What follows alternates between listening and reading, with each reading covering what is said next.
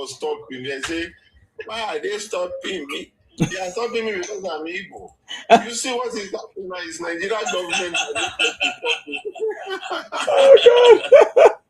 It will finish me. You see, this kind of people, anything that happens to them, they will say it's Seaman that's doing it. They will say it's still why. They will say it's Mama Buki that is doing this thing to them. You know? They will never agree that it is their way. That is why something is happening to them. How can Pakistan that is only eating chapati and they're telling you don't come to my country. Can you imagine Pakistan telling you not to enter their country? This is not ridiculous. But how did they even know them? How did they even know that they are Igbos? What about India? Not to come. These people are still rushing going there. The first one went, they buy them. The second one went, they buy them. The third person went, they fought. You can see how deranged these people can be, how mentally deranged they can be. 4 generations, down to the same level, and they are fine there, you are still going there. I pity you, I pity you. That's why they have to go to regional government. We don't carry his baggage. You Igbo. See. I just see. I'm telling us about how wonderful Igbo now will be. I cannot wait. But that's why I say that the only option that we have to go. These people, they will destroy us. And they will never. And the funny thing is, they will never take accountability. They will blame you for that misfortune. Yeah, that is your way of life, sir. I'm interested in that story TY is saying. TY, are you serious or you are just joking? That Pakistan people say Igbo should not come to their place. Sir Martins. I could not reach there with the children with a bag. The person say, where are you coming from? He said, I am coming from Nigeria. Are you Igbo? He said, yes, sir. So Pakistan man, yes, sir. They say, if you are Igbo, you can come to this country.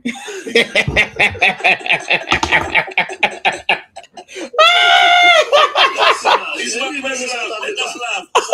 South Africa said, don't know them. With flat head. Not press laugh. They say they get flat head. Oh, that's what the Pakistan just said. Igbo man, you stay in this corner. You stay. You don't move. Don't move. They say, look at us, no? Look at us. We are coming to the country to come and do business, and they are stopping us because we are Igbo. I thought that because I saw another video from one Igbo man. He said all of them arrived in Mauritius. They said they went for visiting, but they did not allow them. They kept them there for so many hours, and they did not allow them. Then the person started saying, make a video and say, look at what Nigeria has turned into. They are now stopping us from going even just for tourism. I said, it's not Nigeria, it's Igbo. What is happening to them now? Everywhere. If they enter one place, you don't know. You know when we started this thing that time. So somebody was telling me, don't be saying it's Igbo. Don't say Igbo. You know, I thank God that everybody now come out and they started saying him. Because if we don't mention their name and shame them and let the world know, I'm telling you, the little respect we have left as a Nigerian, these people will scatter it for us. Exactly. Now, if we enter one place and they say, where are you from? Pakistan government, please, I am saying to you, my name is TY. I'm saying to you now, please, anytime you see somebody come to your place and say it's Yoruba person, please tell him to say Toro. Is that you? Can I ask this question? Tell him back, it's not Yoruba, please, so even if very Yoruba, I am speaking from this place now. My name is TY. Pakistan government, listen to me, please. I'm begging you. Go and research Yoruba words, the strong one. and tell them to mention it. If they cannot mention it as the one you recorded, please send them back. They are not Yoruba because they are very Yoruba name now to use it to go and commit crime. Please don't do that. Anywhere in the world you are hearing me on Agbaragba Isima platform. My name is TY. Agbaragba. Please, so make sure that you find out when somebody says his name is a Yoruba person. Please do that for us. We beg you, because these people are impersonating us now, and they are using our name. South Africa, if you are hearing, tell them go back to go back.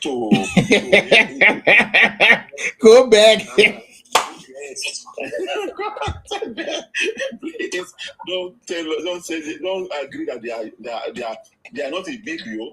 The Igbo are not a BBO. They are not Can I have this question?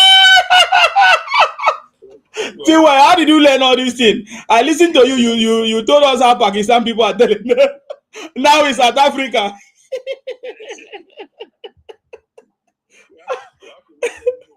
Sir Martins, you want to ask question? Allow us to laugh more. Which one is question? Oh, Sir Martin, you did not hear what TY said? He said the South African people will tell you, go back. I can't even say it. Go back. Go back.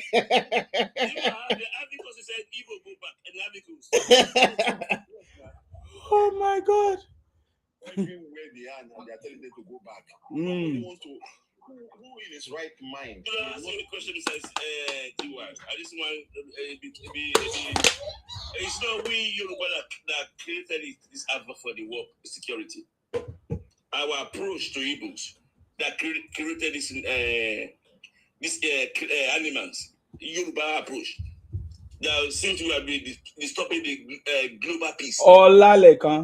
I salute you. I believe if our approach is different from what we did, they won't be behaving like the way they are behaving today. I think we created them. And they are actually stopping the global peace. They are stopping it because the way we handle it, I don't believe we handle it properly. I'm not coming from Yoruba point of view. We don't handle it properly. The way we are doing it, that's why they are behaving like this. We created them. We welcome them back. We didn't punish them. We pampered them. Even we throw money on them. How can you be giving someone money, a check after war? WAR, say take a check for taking a harm against your country. They never apologize, they never ask for forgiveness. So what is your question? I thought you said you wanted to ask question to TY. What is your question? Because that is why. My question is this, Mr. TY, is that it's not your fault that we created this insecurity in the global, particular Africa. It's not our fault. Is it our fault? I mean, Yoruba fault. Okay. The role we played. I want to. That we threaten insecurity in Africa because of our approach that caused all these things we are saying today. That's what I'm saying. It's not your bad fault. Thank you. It is not anybody's fault to allow Igbo to come and prosper in their land. In their land or in your land? Which one? Sorry. I mean when I say their land, I mean everybody. Okay, every state that they have gone to. Okay, every place. Okay. Every place they have been to. Yes. It's not the fault of anybody who allowed them to come and prosper. It is not the fault of anybody. It is just because it is the fault of Ajayi Crowder. Amen.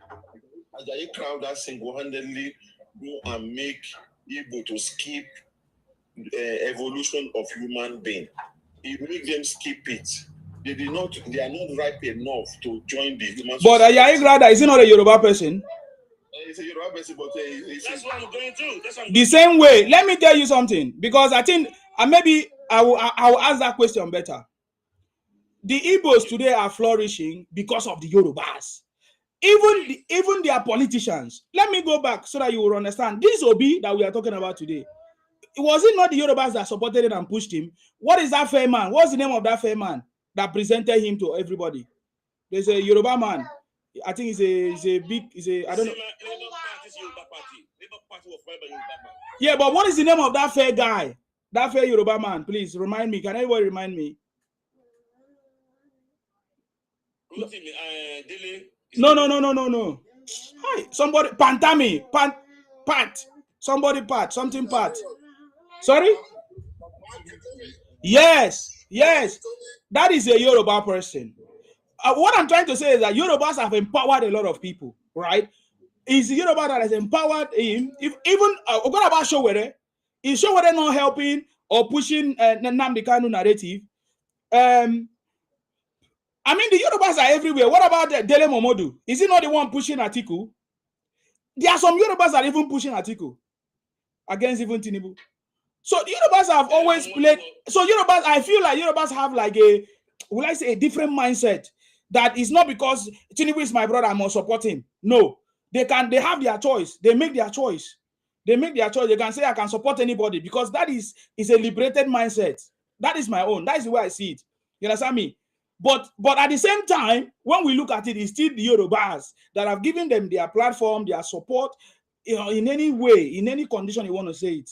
They are the Yorubas that made it possible. Because if the Yorubas did not support Obi could have not won Lagos, according to the story. Obi could have not won. I think there's a state that Obi won in Yoruba land. All those things is because of the support of the Yorubas. And Obi is anything today because of the Yorubas. We listened to the famous call that Obi made. That famous call was to a Yoruba pastor, right? It was to a Yoruba, but what's his name? I've forgotten his name again. Oyedepo, yes. And that is, if that call really made, yes, that call really made Obi to be popular too in Yorubas and all the churches of the Yorubas. Yes. Yes, the Yes Daddy call. So the Yorubas have played a very vital role. And for me, I feel that is why the Yorubas is progressing, because they cannot miss out. No, I think we destroyed them. We destroyed them.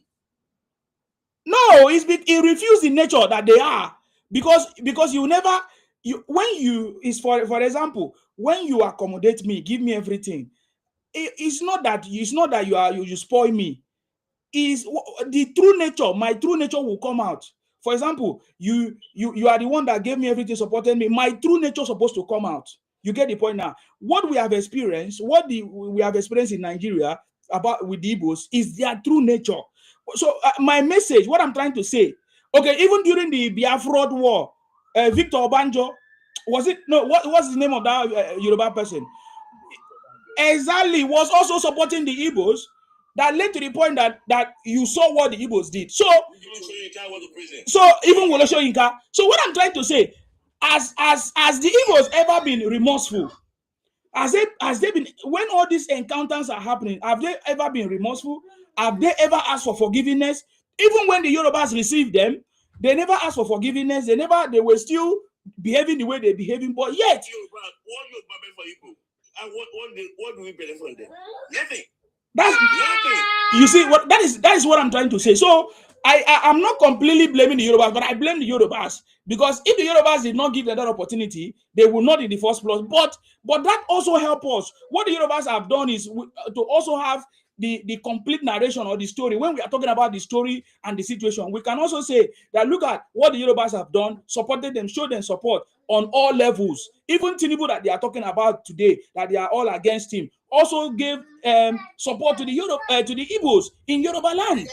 So the one that introduced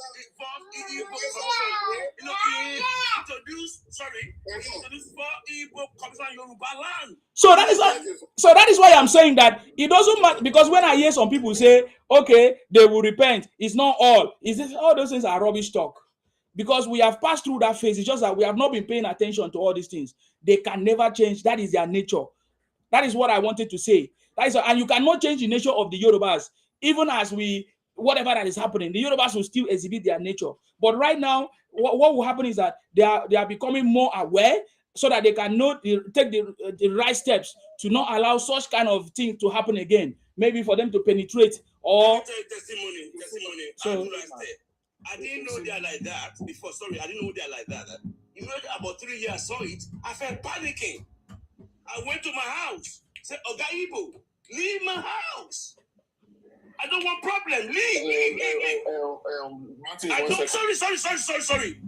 I don't want to come and attack me. No, sorry. I don't want to come and attack me that fell today. But I leave now. I've not understood your behavior. I didn't know you. I called as a human being before. You can never see me talking like this 3-4 years ago. I've never seen it. The moment I saw it, that these people are highly exploited and evil. I don't want to go to the pains for self-preservation. Ogaibo, I beg you, Waka. I want to protect myself. I've seen you now. So, and every Nigerian has right to protect himself. Fight. Okay. I don't want to go to pains. Yeah. Thank you. Thank you very much, Sir Martins. Tiwa, you were trying to say something? Trying to say that, like you said before, Igbo will never change because the nature of any living thing will remain the nature. Yoruba, I doubt if Yoruba will change 100%. I know changes are coming, but I don't think Yoruba are going to change totally the way I'm looking at. Look at people like Farotimi. He's still there fighting for Igbo. Look at Showore is still there fighting for Igbo. People can never change, and Igbo will not change. Anybody that is thinking Igbo will change will not change. If if living things change, the lion that eats that pastor in Ibadan, when that man went to the zoo to go and to want to do Daniel with the lion would have think about the people feeding him all this time. I don't eat that guy, but he still look at the guy and eat him. So you can see the nature of any living thing will always remain the same. So anybody that is thinking Igbo will change, that person will wait in eternity. Igbo will not change. They will continue to be evil. They will continue to be claiming what is not their own. They will continue to be making noise. They will continue to attack other people in their places. They will call them lazy.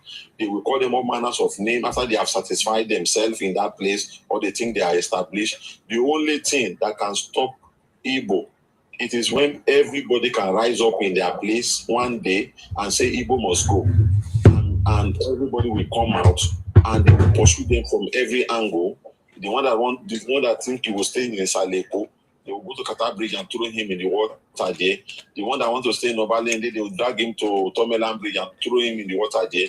And the one that want to stay in Babish, they will pursue him, he will run into Babish there. The one that want to stay in Lekki, he will go to Lekki Beach, Legushi Beach, they will throw him there. And by the time they see that every angle that they are, that they don't have chance to breathe again, they will go to their place. Maybe when they stay in their place, we cage them there for another 3,000 years. When they are there and they are eating each other, Igbo eat Igbo, and they have nothing to do than doing lizard business to themselves, selling lizard, selling marriage for themselves and destroy themselves, that they will have a land of chaotic land. Maybe the one that will survive will now find a way to change their way or create another. Because if they give people a country, 50 countries will come out of that small Biafra land. I am telling you. 50 countries, people will say they want to stay on their own. The Ghana that is there too will say they want to stay on their own. They cannot stay with these people anymore because they don't have where to run to. They will create plenty country in that place because they can't live with each other. And you need to know one nature of Igbo.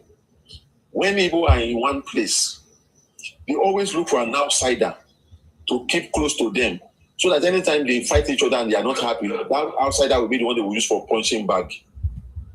They will always look for somebody to pour their anger on. They are the one who went to places and unalive people. After the unalive people finish, they say they want to go. From their demands, they say, even when we go, we still want to be citizens of Nigeria. We say we want to go. Even when we go, please, we still want to be part of Nigeria, but we are going to still have another country. Look at the way people want to operate. Mm-hmm. They want to go. At the same time, we still be part of Nigeria. Imagine. They want to have dual citizenship. As if this land that we suffer. When they were doing amalgamation of Nigeria in 1914, which Igbo is presented in that place? No one. We have 2 Yorubas, 3 Northerners, Urban of Calabar, and the rest are British. So where did Igbo come to this picture? There was nothing called Igbo at that time. That urban kingdom comprises all the land that is in that area. including that southeast.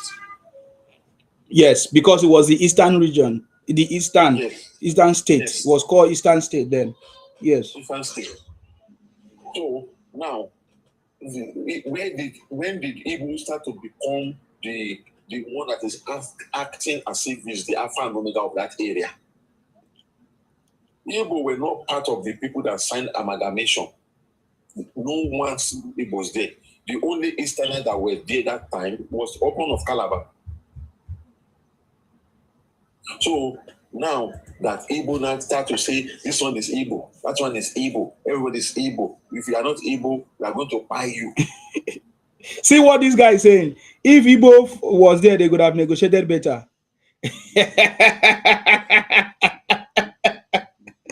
You see, that is their life. That is their life. They were not there. Nobody recognized them because the Igbos that were around that time, they were naked and jumping around in the bushes. They were not part of them. Their father was singing. That's what they were doing in the bush that time. Singing, saying, they're clicking. They don't even have language. They were clicking their mouths to talk. So how can Igbo be there when you are clicking, when you don't know, you don't have language, you don't know how to speak? So who will bring you to that kind of a place? Are you gonna be saying Anya Anya when they say Nigerian must be amalgamated and the northern and the southern protectorate? As come you say Anya. Is that what you are gonna be saying there? That you say if you are there you will negotiate. As at that time you don't even have language that you are speaking.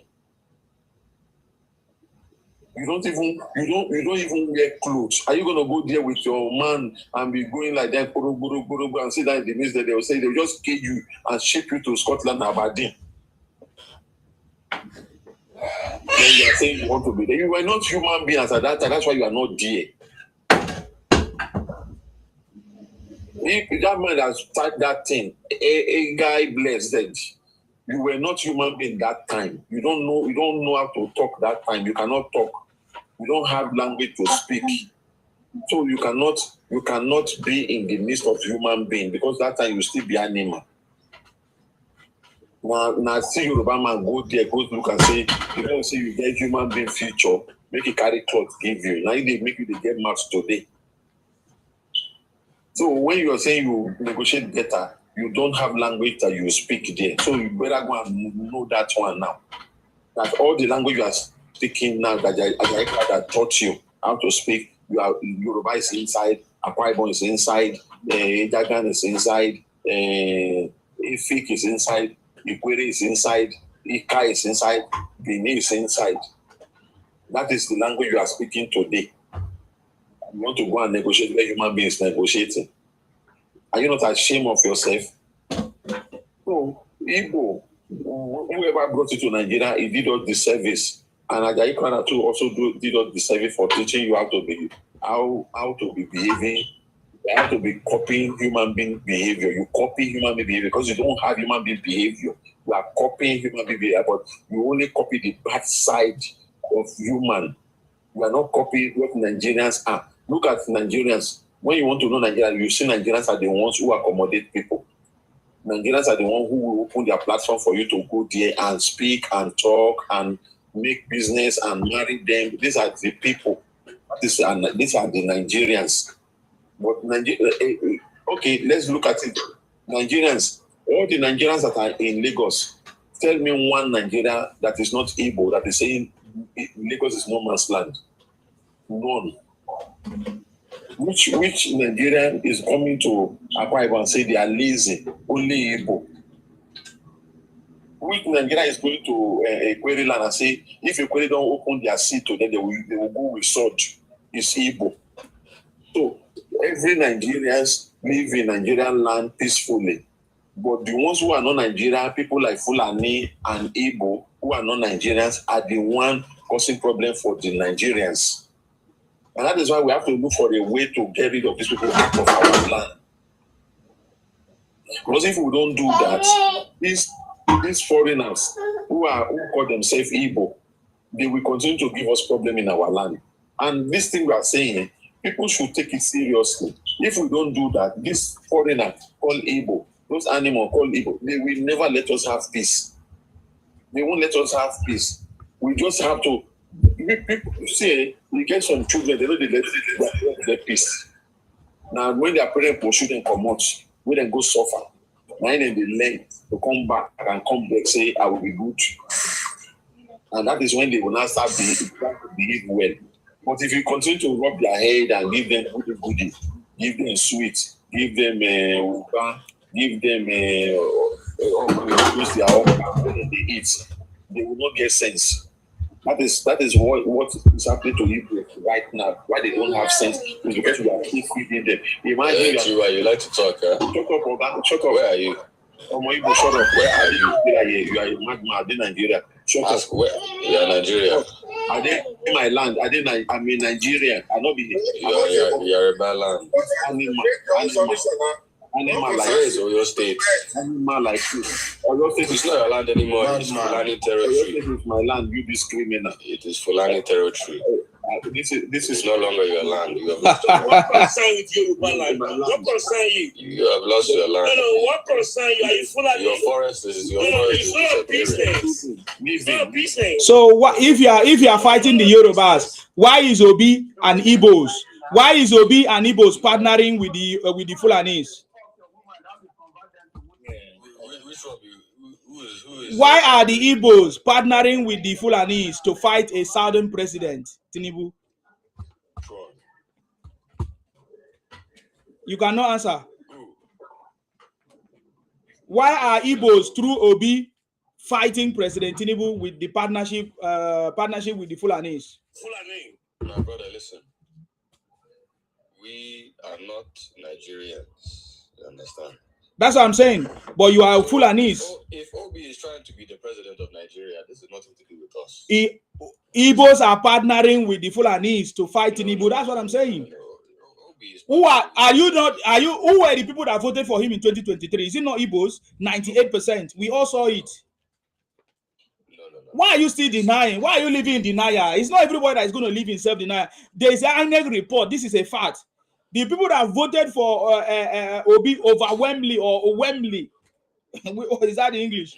98% of them are Igbos. The score shows that the vote that he scored 98% in Igbo land in the 5 states. These are Igbos. And again, he's coming out to run for another election. This time around, he's partnering with the Fulanis. But you guys are fighting the Fulanis. How come Igbos are now, when it comes to partnering with the Fulanis to win election, you guys are not fighting? What is going on? Why are you people partnering with the Fulanis to fight Tinubu? That's the question. Okay, don't run. Nonsense criminal. Igbo and Fulani act enemy. Igbo and Fulani act enemy. Igbo and Fulani are the people causing problem for Nigeria. Igbo and Fulani. Hold on. But they are. let me finish. Hold on. TY was still talking. Sorry about that. Go ahead. Sorry, Jerry. You see, waiting at the top, they pain them. That's why they rush come. You know, how they rush come. Exactly. Maybe their husband. As soon as I was talking, all of them they rush come, they full everywhere. They don't panic to come up to stop me from saying what I'm saying. We will continue to say it. You people are not Nigerian because in every area of Nigeria, every area of Nigeria, you are the only one that goes to other people's territory. You will be fighting them. Nigerians don't fight. From 1966 to 1970, you don't see any other Nigeria that is fighting another Nigeria. What? You have not heard of another Nigeria fighting another Nigeria. It is you and your newly befriended girlfriend, Fulani.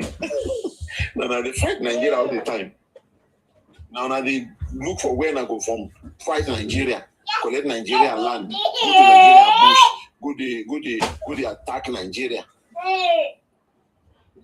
All of you will be going around, you'll be looking for Nigeria that you are going to buy, Nigeria that you are going to own alive. You'll be going around looking for Nigeria village you are going to occupy. This is your module of operandi. 2 of you, and you are alien to Nigeria. 2 of you are alien to Nigeria. And they always say that when the bastard of a house grow, you will be disturbing the house. We have fed you. You think you are now grown. Now you want to come and be disturbing Nigerians' life. Look at you. If you go to the north, you are the one doing all of these things. S-Men, banditry, IPOB. I mean, you and Fulani. IPOB, S-Men, IPOB, bandits, Boko Haram, all of these things. You are the two of you are the one doing this thing to Nigerians. And Nigerians is looking there, crying for nothing.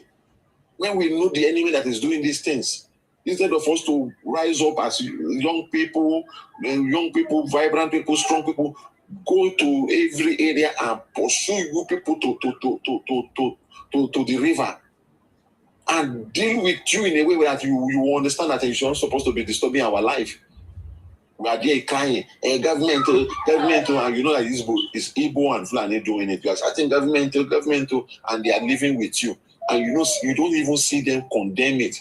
Buhari, what's it called? Obi is saying, if I became president, I will go and free Nnamdi Kanu. Nnamdi Kanu that is established that 30,000 people were died during his reign of terror. During Nnamdi Kanu reign of terror in Nigeria, it was established. And when government tell you 30,000 people buy, just know that the people will buy they go now times 10. Times 10. Like Nnamdi Kanu buy, and this is who Obi say is going to release him, so that he can come and buy more Igbo, so that he can come and buy more Nigerians. This kind of this Igbo people, they are the biggest problem we have in Nigeria. Go to Nigerian hospitals. Go and see for yourself. Go to Nigerian hospital. Almost 60% of Nigerian that is in hospital in Nigeria, there is kidney problem they have.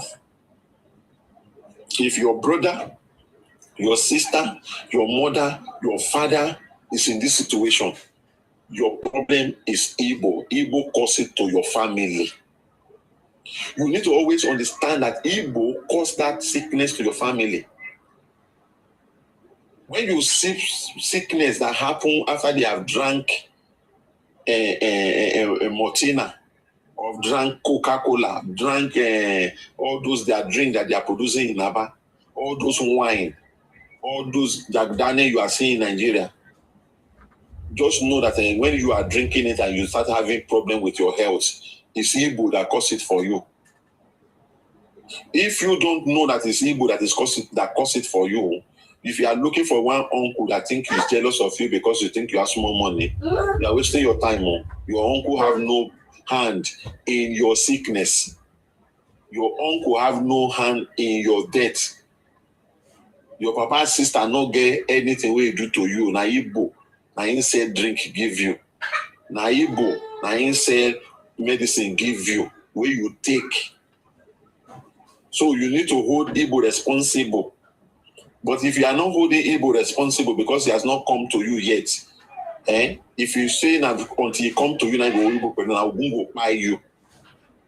Ogun go buy you. If you cannot hold Igbo responsible for all the sicknesses you are seeing in Nigeria due to the fact that they drink something they use their money to go and buy, due to the fact that they use the medicine they use their money to go and buy to cure themselves, and you are still there thinking it's not Igbo, then when it now happen to you and you're not saying Igbo, you no go survive that thing. Now Ogun go kill you, you no go survive that thing. Because now you are singing and you can prevent it. You are keeping mute. You want to be civilized. You want to be educated. You want to be the one that will see as the good person. When you see that there's enemy in your midst and you are not saying anything, when it will happen to you and you go cry out, now we will kill you. Since the way you don't want to learn sense. So we are telling you people now that you need to rise up against this thing that these people are doing. One of their sister who was NAFDAC child lady, what did they do to that woman? They buy the woman, they buy the husband when he was disturbing that their fake business. They buy the woman and they buy the husband. This is how bad these people are. You need to be able to stand your ground with these people. You need to be able to tell them to their face. Don't romance these things. If we don't speak about this thing and challenge these people, they will continue. Look at how we have been challenging them, and we have been talking about them and been calling them and shaming them. The government has been working more to make sure that they get rid of these things. The government are working so much to make sure that this medicine and this drink and those fake things that they are selling to people reduce. But if we have kept quiet, we don't say anything, these people will have flourished more and more. Anything they see, Igbo man will wait. They will not know what to do. They wait for you to start a business. As soon as you start the business, Igbo man will look for how he's going to do the poisonous part of it. Close down your business, continue selling his poison to other people, and shouting money na water. This is how Igbo people are operating. They don't have sense to start any business. They wait for you to start your business, your legitimate business, and they will come, they will destroy the business by bringing their own fake one. How can you be waiting for people to start good things, then you will not use bad things to spoil it? What kind of human being behave like that to another human being? We are folding our hand, we are watching all of these things. When other people are talking, you say, yeah, they are bigots, they are tribalists. They are this thing. It's good to be tribalist because we that are speaking, we are protecting our own tribe. That's why we are saying it. If you close your eyes and close your mouth and you want to be nice person, you want to be seen as a good person, you want to see as an educated, civilized person, and Igbo is selling fake drink, fake medication, fake electrical products, and your house burned down, or your health destroyed, and you become a pauper, and you leave your children behind, after you might have buy from Igbo poisonous products, and you leave your children behind.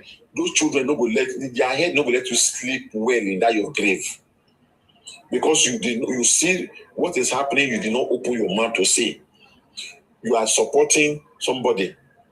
You are trying to say what because it has never happened to you. You say everything they are doing now, not be all of them. And it is all of them. It is high time everybody come out and be challenging this thing. Name this thing, shame them, so that they can stop this thing. If we don't name them and shame them, this thing will not stop. If it's possible, boycott their business. Don't buy from them if you love yourself. Go to Nigerian hospital and go and see people on dialysis. Dialysis was so much that the government cut it down from 50,000 to 11,000. Do you have 50,000 to be given to one family or your family member every day? 3 days. Is it 3 days? I thought it's every day. Every 3 days, 50,000 every 3 days, 50,000. Because some dialysis you do them every day. Some dialysis you do them once a week. So it depends on the stage. And kidney failure starts from stage 1, stage 2, stage 3, stage 4 to stage 5. When you get to that stage 4, just know you don't have hope anymore. If you get to stage 5, you are going.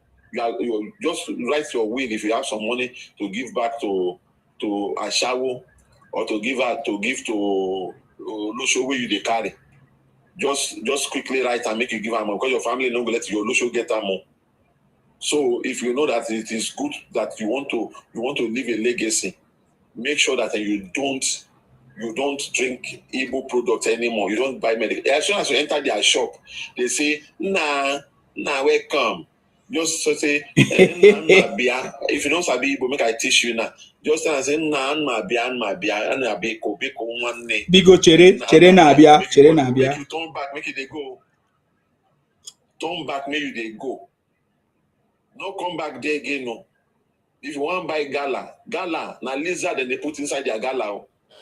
Na rat wey dey chop shit for toilet, na dem go dey hunt, they take the put for their gala. If you see Igbo man dey sell gala for bus stop or for traffic, no buy you. You don't chop rat. No say rat get their own disease, leprosy disease. Rat get them, you go chop gala, you go get leprosy. So no buy gala for their hand for this time. If hungry one buy you, reach your house, go chop.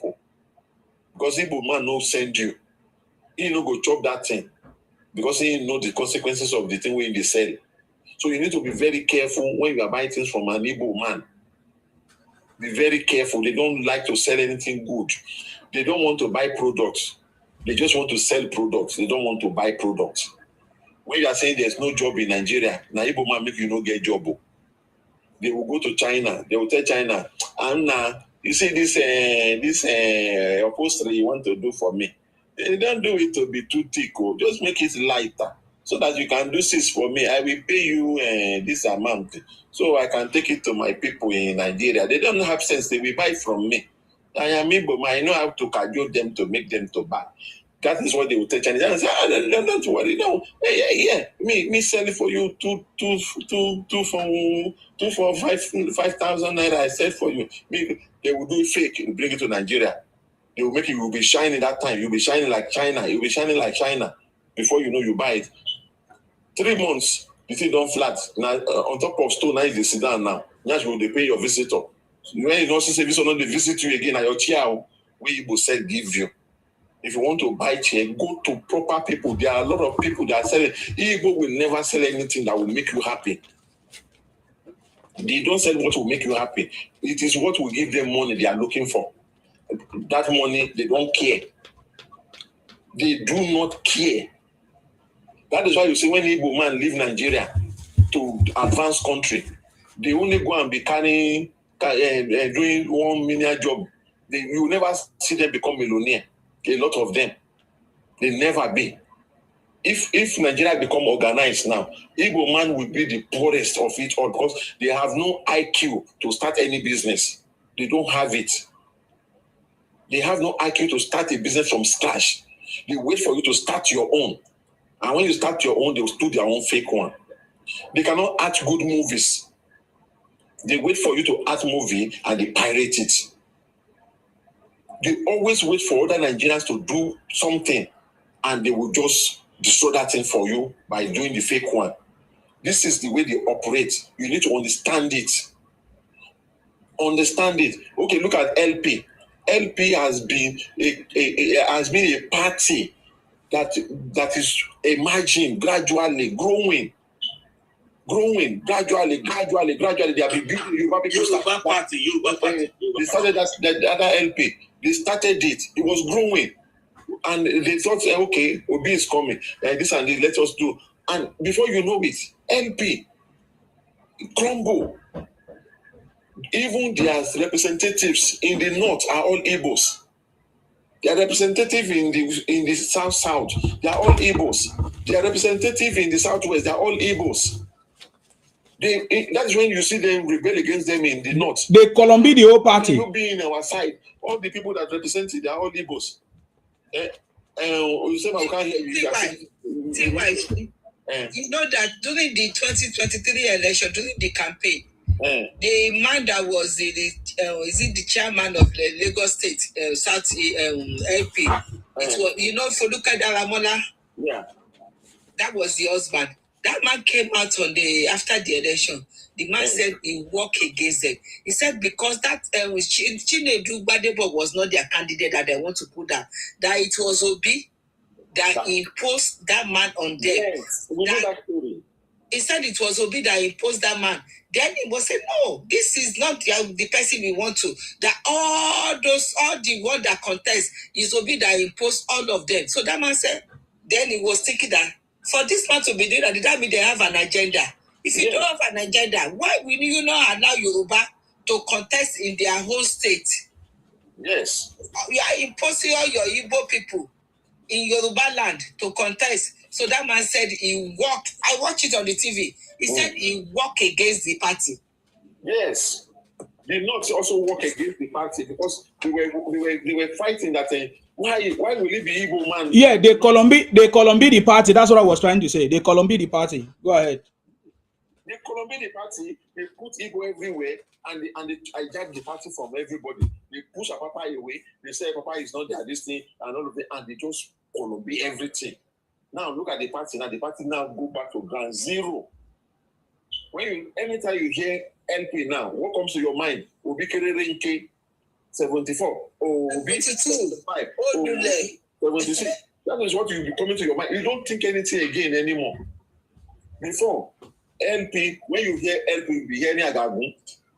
You'll be thinking about you if you are from Ondo State, you'll be thinking about all the roads that man built, all the things infrastructure the man did in Ondo State. You'll be thinking about Oshiomhole. You'll be thinking of Oshiomhole, you'll be thinking about people. But now when you thinking of this man from Ondo, Mimiko, sorry, Mimiko, and you think about Mimiko. Now you're thinking about Obi, and what are you thinking? Obi 72, Obi 75. That's what you are thinking of now. You don't have any something positive in your brain is not there anymore when you think about LP. How can you be allowing somebody to come and be destroying your land? Now, if you are thinking about South Africa, now what do you think about South Africa? What comes to your mind? Powder. If you think about South Africa, it's powder that you think about. Before when you are thinking about South Africa, you'll be thinking about Johannesburg. You'll be thinking about Johannesburg, Pretoria. You'll be thinking about Cape Town. But now, when you talk about this thing, you think about xenophobia. You'll be thinking about this. Who caused it? Igbo. So why are you people still allowing Igbo to be making their life miserable and destroying things, and they are not speaking up? They are not speaking up. Speak up. If you want to really speak up, go to Nigerian hospital and go and see for yourself.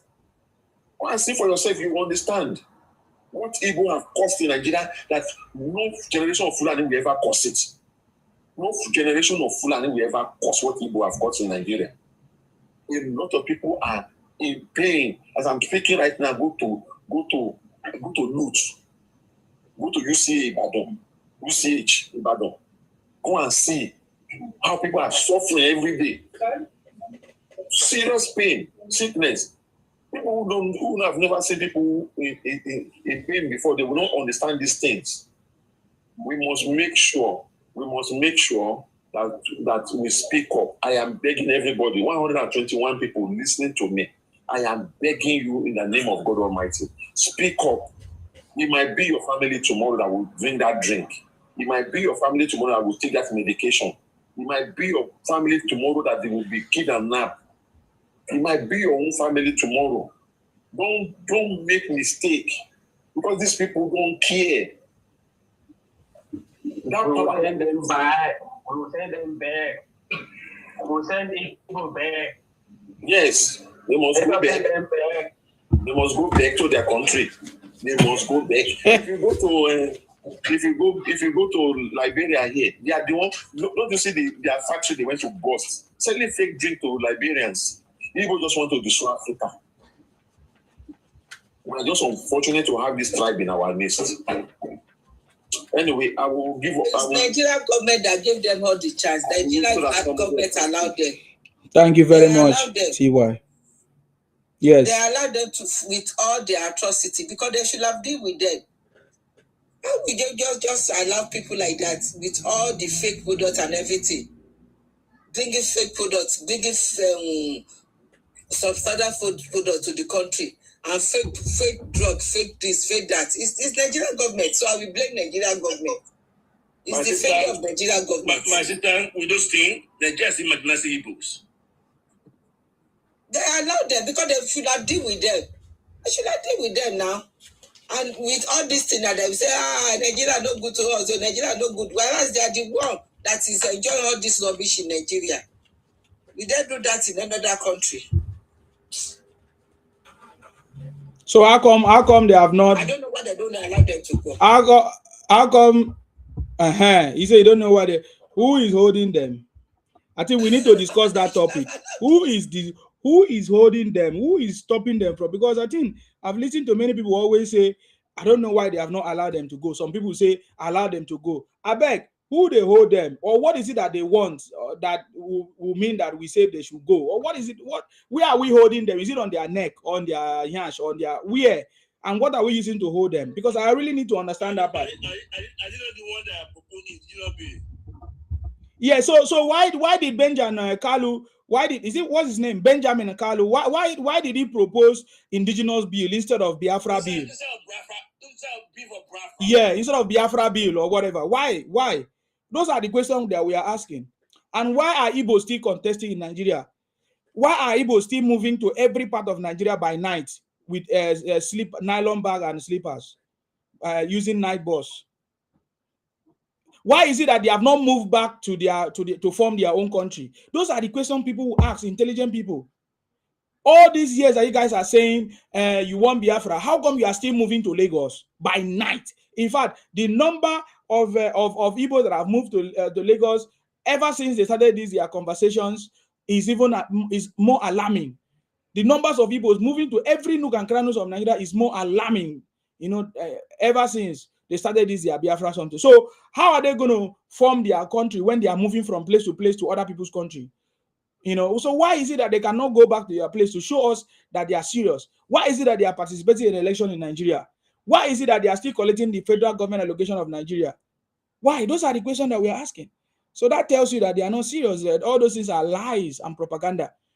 And nobody, no one person is going to talk rubbish to dismantle Nigeria because of just one tribe out of over 250. It's not possible. What we need to do is that the government have not been serious. The government have been so lenient on them. Will I say pardoning them? They are not acting. They have pardoned Igbos. They have, I don't know the contract, the agreement they have with them. They have pitied them, pardoned them, allowed them to commit all kinds of crimes and run propaganda, even spoil the name Nigeria and our passport without doing nothing. It means that the government is what the Igbos say they are.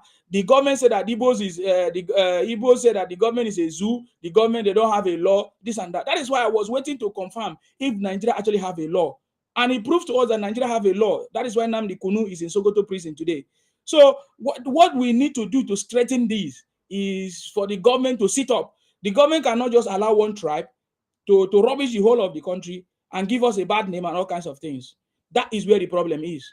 You understand me? And they were able to do what they did last time, the Biafra something, is because it was all Igbos that was in charge. And that's what we are saying. So we have learned from that lesson. We cannot give any sensitive position to Igbo man, including presidency, because they are not even being remorseful. They have not even repented up to today. That's a fact. And then when we look at all the federal allocations that they are giving to the Igbo region, the Southeast region, there is nothing to show for it. When you see the development in all parts of the country, it reflects the kind of people that they are. If you see the Yorubas, go to the Yoruba land, you see who they are. They have developed their space. Go to South, so much of development. But when you go to Igbo land, there's nothing to show. When even the North is more developed than the Southeast. Did you see Abuja? Do you see what Wike is doing in Abuja? Yes. Hey, Wike have turned Abuja to mini America. That's what we are saying, ma. My God. When you see somebody, how many? Just three years of Wike, but Igbos have been running their Apuga party for 20 years, and they have not built their region. They have not built their state. So it reflects who they are. And I don't know why Nigerians are afraid to speak up and call them out by their names. I don't know. So we cannot allow one tribe to give Nigeria a bad name, to keep on demarketing our country, and we all keep quiet. It is time for us to speak up. And we cannot be the one to tell them, say, okay, make una go, this and that. Those are nonsense talk. They should be punished. There should be consequences. But because we have never have a government that is serious. That's the truth. You get the point now. That's the truth. So when our government is serious, they will do what they need to do. Apuga, yes, they have Apuga for 20 years or more. The Igbo party, he couldn't solve the Igbo problem. Then what a shame. When somebody they cannot build. That's what I'm saying. They cannot build. When somebody come to you and say Igbos were traders, if we were traders, it means you could have had ports, you could have had historical, maybe seaport or routes. Historically, if Igbos were truly traders, no, Igbos were not.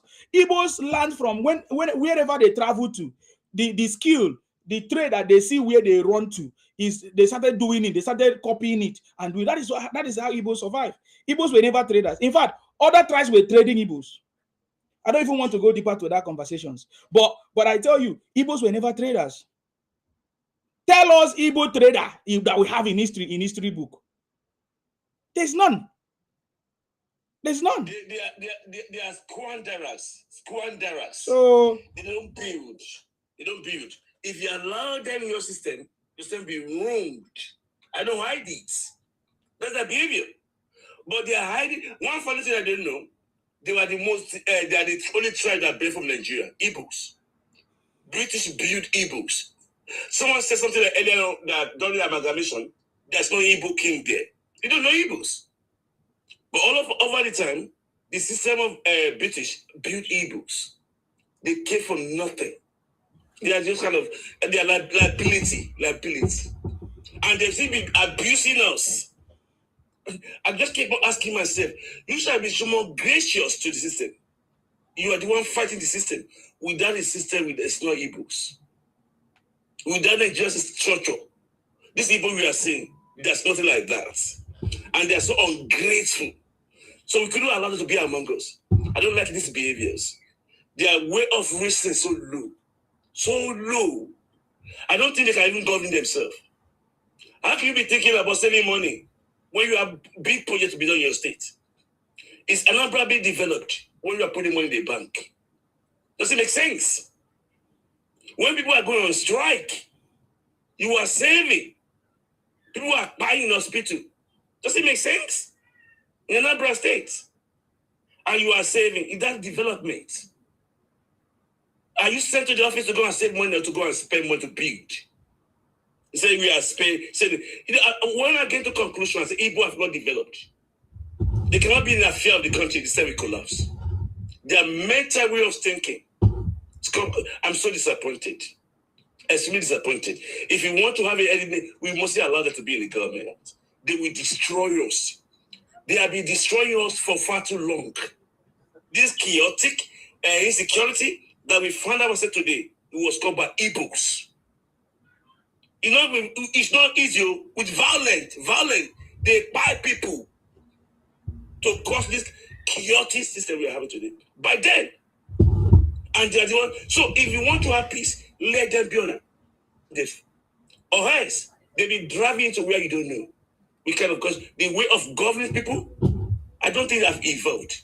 They need to go and learn about administrative jobs, administrative skills. They cannot go. They are very, very dominating. So without us allowing them to go or to regional government, we are not going anywhere. I'm sorry. Thank you. Thank you very much, Sir Martin. You see God, and who was your name again? Amy Frank. Yes, you are correct. I'm not Igbo, I can never be, and I don't want to be. That's very correct. But we are just trying to, all your nonsense that you have been doing, we are just trying to debunk all those lies and propaganda. And it's because people have been keeping quiet. Me, I'm not keeping quiet. By now, people should be telling the stories as if they know, not to be assuming anything about the Igbos. By now, we must have studied the Igbos and know who they are, and so that we can deal with them and make policies that is going to make sure that we protect our and defend our land from the invaders and the expansionists. That is the truth. From the people who are using powder, fake businesses to cover up their criminality behind. We all know what you're doing. So because Nigeria is the one buying your product, the Yorubas are the one buying your product. It means the Yorubas are the one consuming your powder. The Yorubas are the one consuming your meat that you have been creating. It means you want to turn them to junkies. It's a very dangerous thing. And the Yorubas are still playing. That's the point. You understand me? I feel that the Yorubas are still playing. Ola Lekon, I salute you if you are ready to speak. But you see what I'm saying? So Nigerians today should be speaking up vehemently and strong with evidence and facts that this is what these people have become over the period of time, and there's nothing. I salute you. God bless you. The first son of you do. Yes. Parawa one. That's it. Nigeria. Definitely. Igbo man for computer village. When they just say they don't allow us where we go, we won't go. But they give us our Biafra. When they go call out for call and they say, this is Biafra where they talk. If you don't come out for this computer village where they so, they don't carry you go Enugu or carry you go Anambra. You know, if you come here again, no, this computer village where they see so.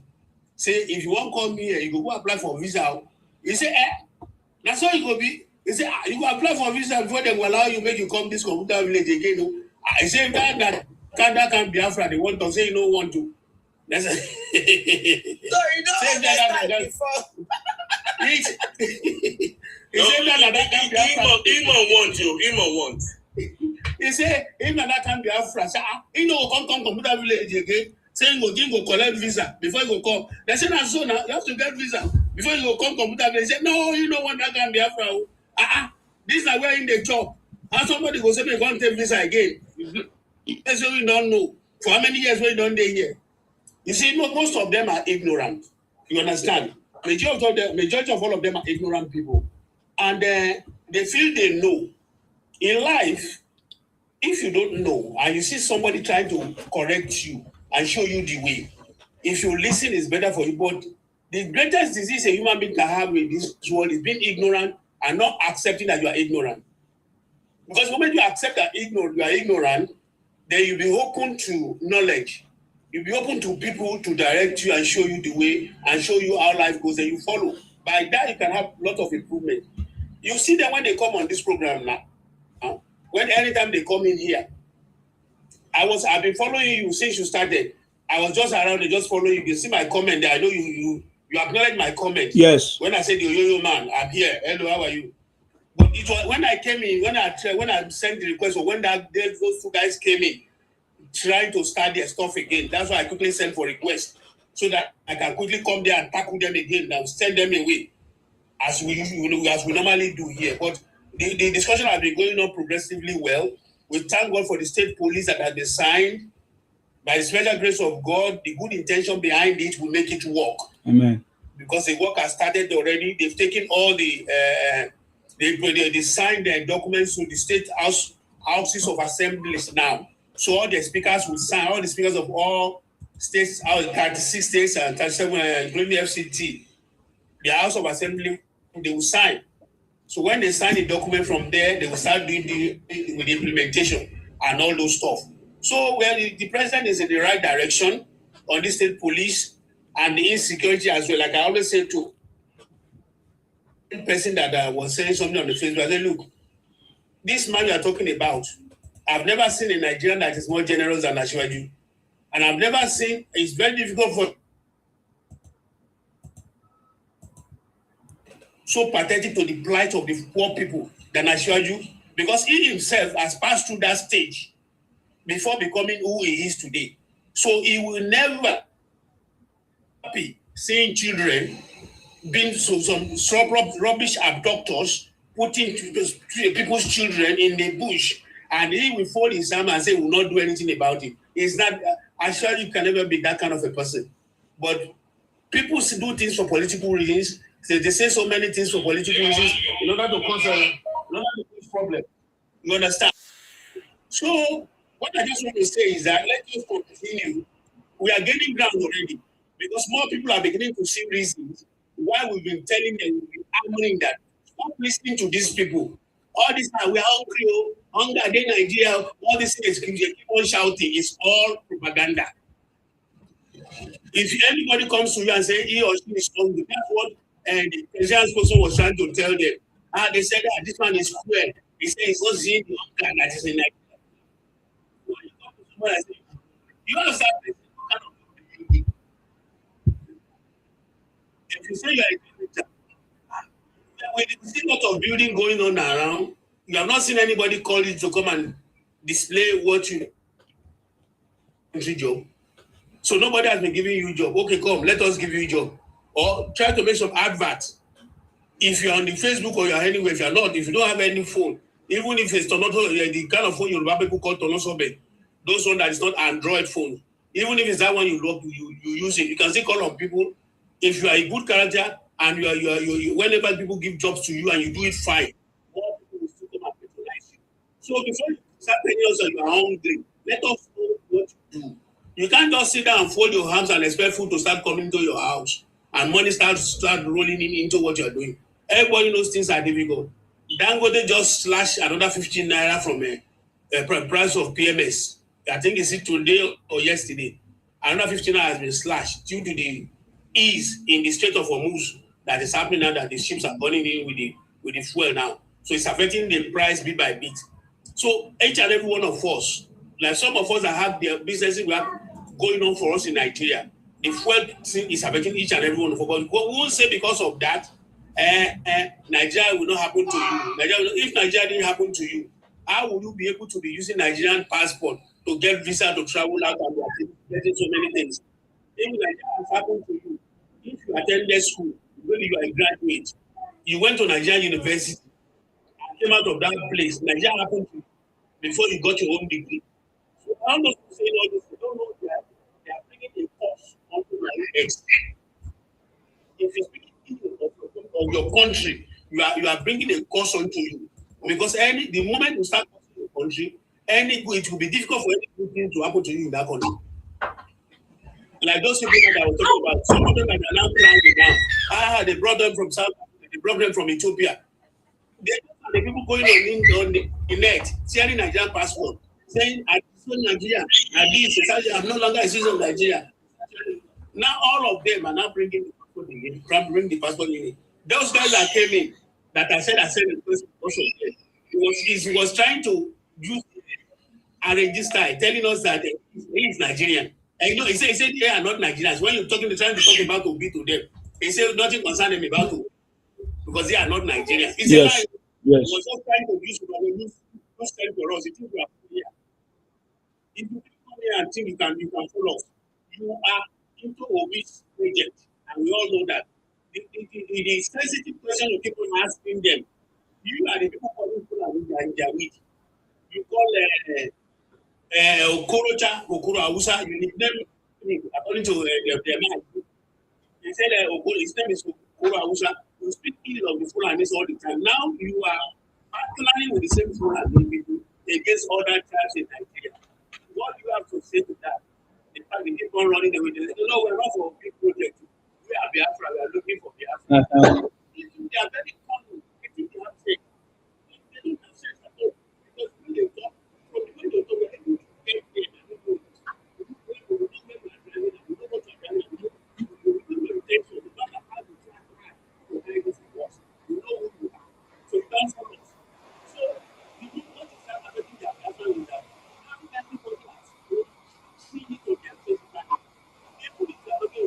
Restrict yourself to your 5 states. Now they don't make what I think. If they're going to have Biafra, if they're going to be these 5 states, it's going to be for us. So they are not realizing that 5 states of Biafra cannot give them anything. That's why they're trying to keep plan. Trying to come back to Nigeria now. They're not asking you to come back. If you have to come back, you have to adjust yourself. Bring yourself to the table. Conjoin with other tribes and not be for selfish. progress and prosperity. That is what we want from them. Anything short of that, no way to go. No way for them. But as far as 2027 is concerned, by the special grace of God, Tinubu has cracked the code. And they have taken us away from the third world status. That's it. So that's why we are sticking by him. On his mandate, we continue to stand. That's it. No shaking, my brother. Thank you. Thank you very much, sir. Yes. Let me look for that my clapping something and clap for you. You deserve it. More than deserve. Thank you very much, sir, for that. For that your contribution. That was so powerful. President Tinubu have cracked the code to take Nigeria out of the third world status.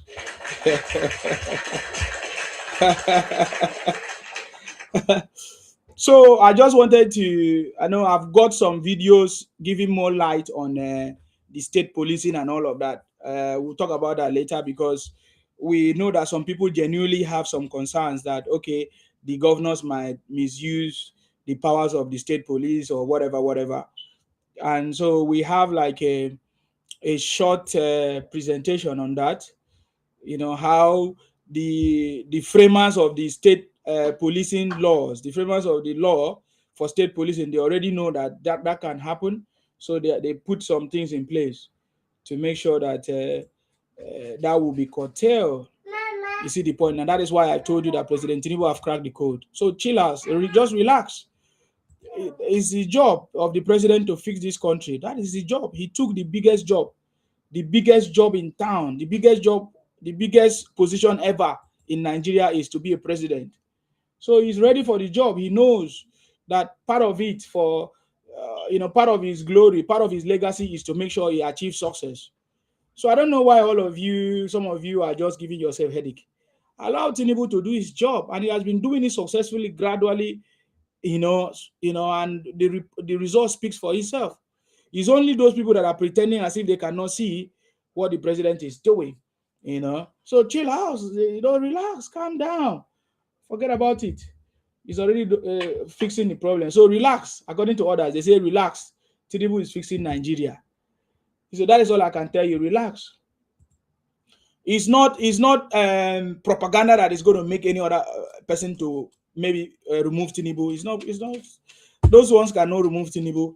Those lies, those rhetorics, for example, rhetorics from Obi or any other person. Look at even his friend, his best friend. What's his name again? Profile that used to send questions for him when he was interviewing him. Even upon that, sample questions were sent to Obi before that interview. You saw how it will be delivered. I tell you, it doesn't matter who you are, whether they gave you Expo. When you were a dollar, you were a dollar. Obi is a dollar. He did not even, I don't know what people say he took his whatever, it was a third class from UNN. Now lie. He didn't even, whether it was a pass or something. Because others were graduating 4 years and Obi graduated over 6 years time. Obi is a dollar. It doesn't matter, even if you write everything for him, he will not still know how to present it. That is how bad Obi is. And we don't blame him because he's a trader. The problem is that the problem is that he tried to present himself as if he's better than any other person, as if he's a saint. He doesn't know that Obi is still thinking as a trader when he was a governor. Because the job of the governor is not to save money. You get the point now? Because if the government want to save money, why should they forward the money to Obi to be the one to save it? If the federal government want to save money, Obi cannot be the channel to save money. Because Obi is talking about saving money, a culture of saving money. No. You get the point now? It's because Obi does not know what to do. He doesn't have a clue of what to do, of any tangible or legacy project to do. You get the point now? That is why Obi was busy building his own personal businesses, taking the money. They don't even build this Enugu State and Anambra State government house. No. That's what I'm saying. Obi was paying rent. Can you imagine that kind of a thing? And then for 8 years, and you have money, and you go and save the money. You don't build. This is government house. This is the seat of power of the state that can never change. You must have somebody in power, right? So when another government comes, leaves, they can even be renovating. But Obi was paying rent. No, tell me how the wise decision that Obi took for Anambra people in terms of saving money. No. Putting Anambra money that is meant for projects for the state is criminality. Obi is a fraud. It's a criminal act to take the money of the state that is meant for the development of the state, to put it in a bank that you have interest in, shareholding it. You have a share. You see how they call it? You're a shareholder. I saw when some people tweeted and said when Obi was 30, that was when he became a chairman of a bank. No. How is it not from the funds of the stolen wealth of the country of Nigeria, and he deposited it in banks? That is how bank works. You understand me? Because at the age of 20, what job was he doing? Can you prove to us what job he was doing? So all those things are lies. If you say Obi started a business, where did he get the money to start the business? Those are monies from our government, from Nigeria. So when people say that Nigeria is not working, but people have made it in Nigeria, people like Obi became a billionaire in Nigeria, people like Obi Kubana and others, or Igbos who have become billionaires, because you guys say that you are the biggest billionaire in Nigeria.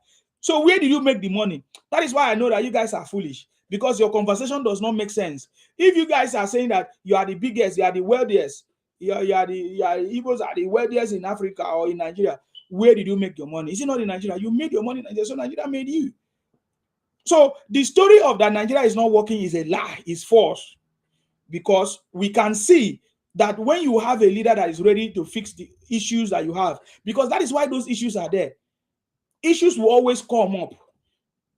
Your leader must be ready to fix any issue that comes up. And that is why every 4 years or every whatever, we have a change of leadership to fix issues and problems. If this one cannot do it well, another person will do it properly. So where else did Obi make his money? Obi came to UK with the money from Nigeria. So I don't understand what you guys are talking about. You show your stupidity. So anybody that is saying that Nigeria is not working is a criminal, is a thief. because Nigeria is not working. Nigeria is working, is not working. All those nonsense talk is a stupid talk from the pit of hell, especially from the Ibotic people. Look at Wike. Look at what Wike has done now to Abuja. Abuja has completely changed. In fact, to the point that, are you aware, Sir Martin? Okay, Sir Martin is gone. Are you aware that Wike changed put a new gate? There's a new. They say there's a new entrance gate now that Wike has put in Abuja. I don't know. I've not been there, but I'm seeing video. They say Wike has changed everything. Put a new gate for Abuja.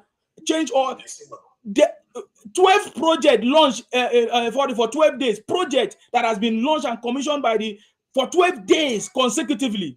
That tells you what Wike is doing. That is anybody that is saying that Nigeria is not working is a criminal, and we must make sure deal with that person.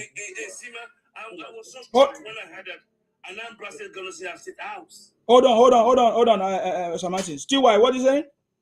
I say that entrance. You know when they show Abuja, you know that Nigeria logo. Yes. Nigeria map that they will put in that place. That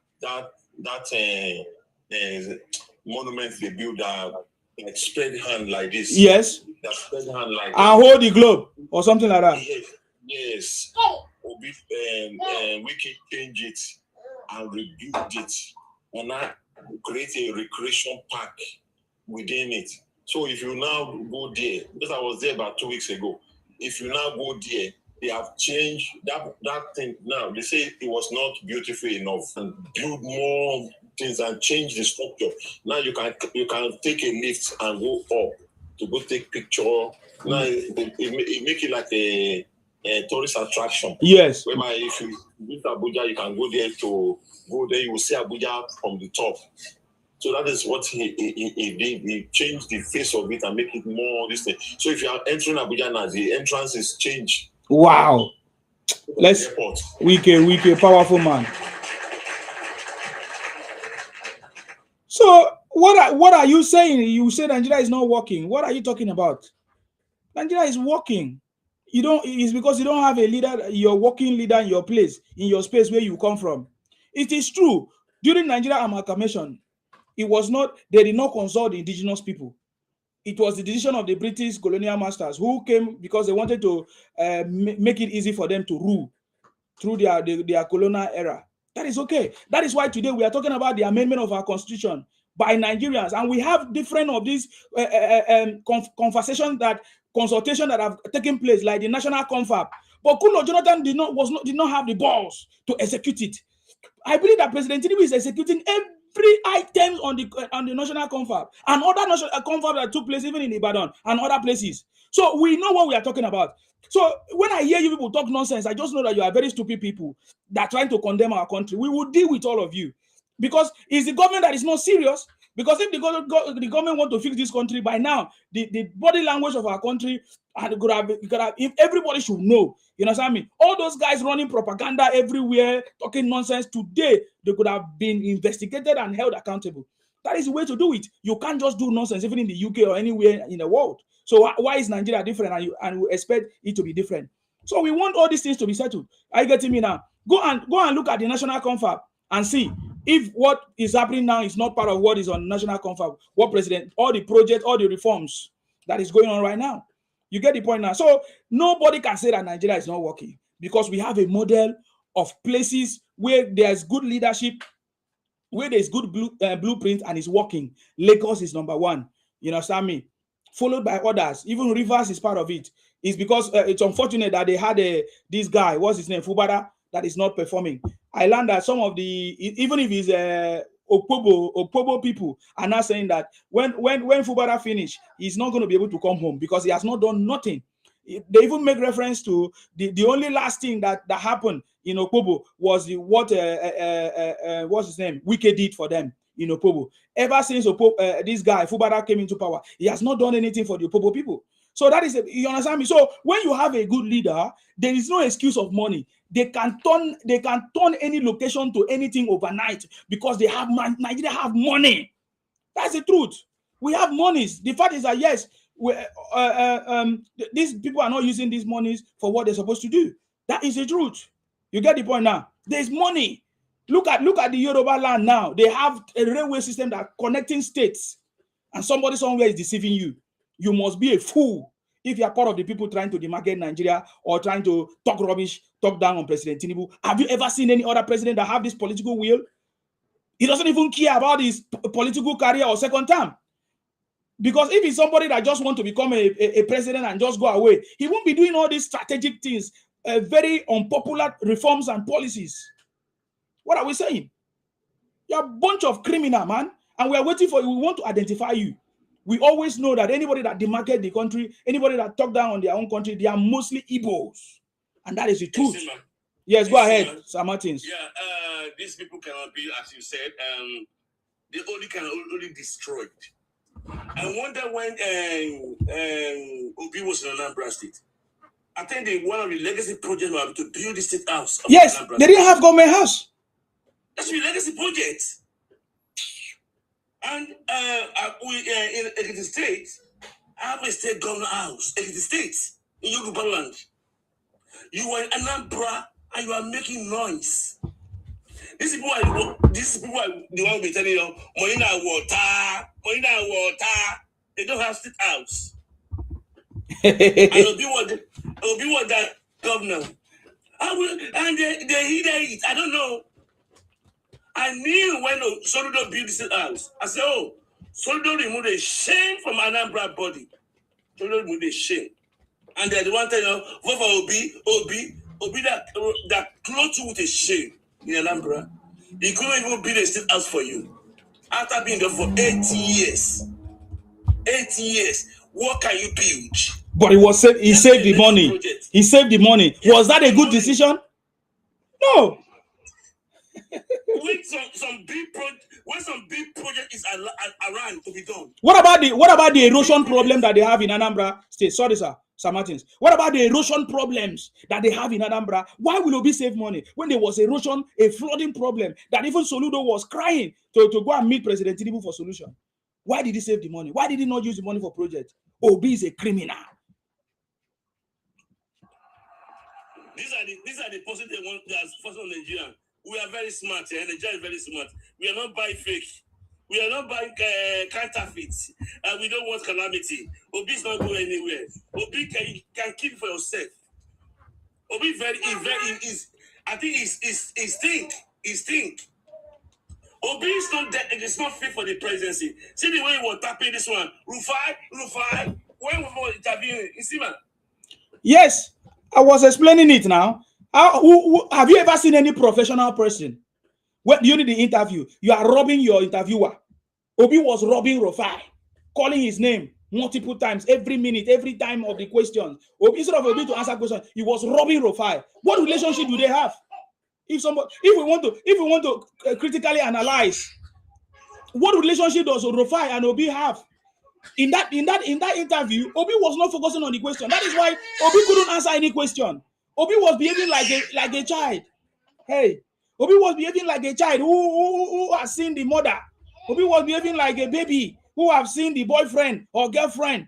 That was how Obi was behaving. Every time, Rufai, you see, let Nigerians trust me. Let them just trust me because I said it.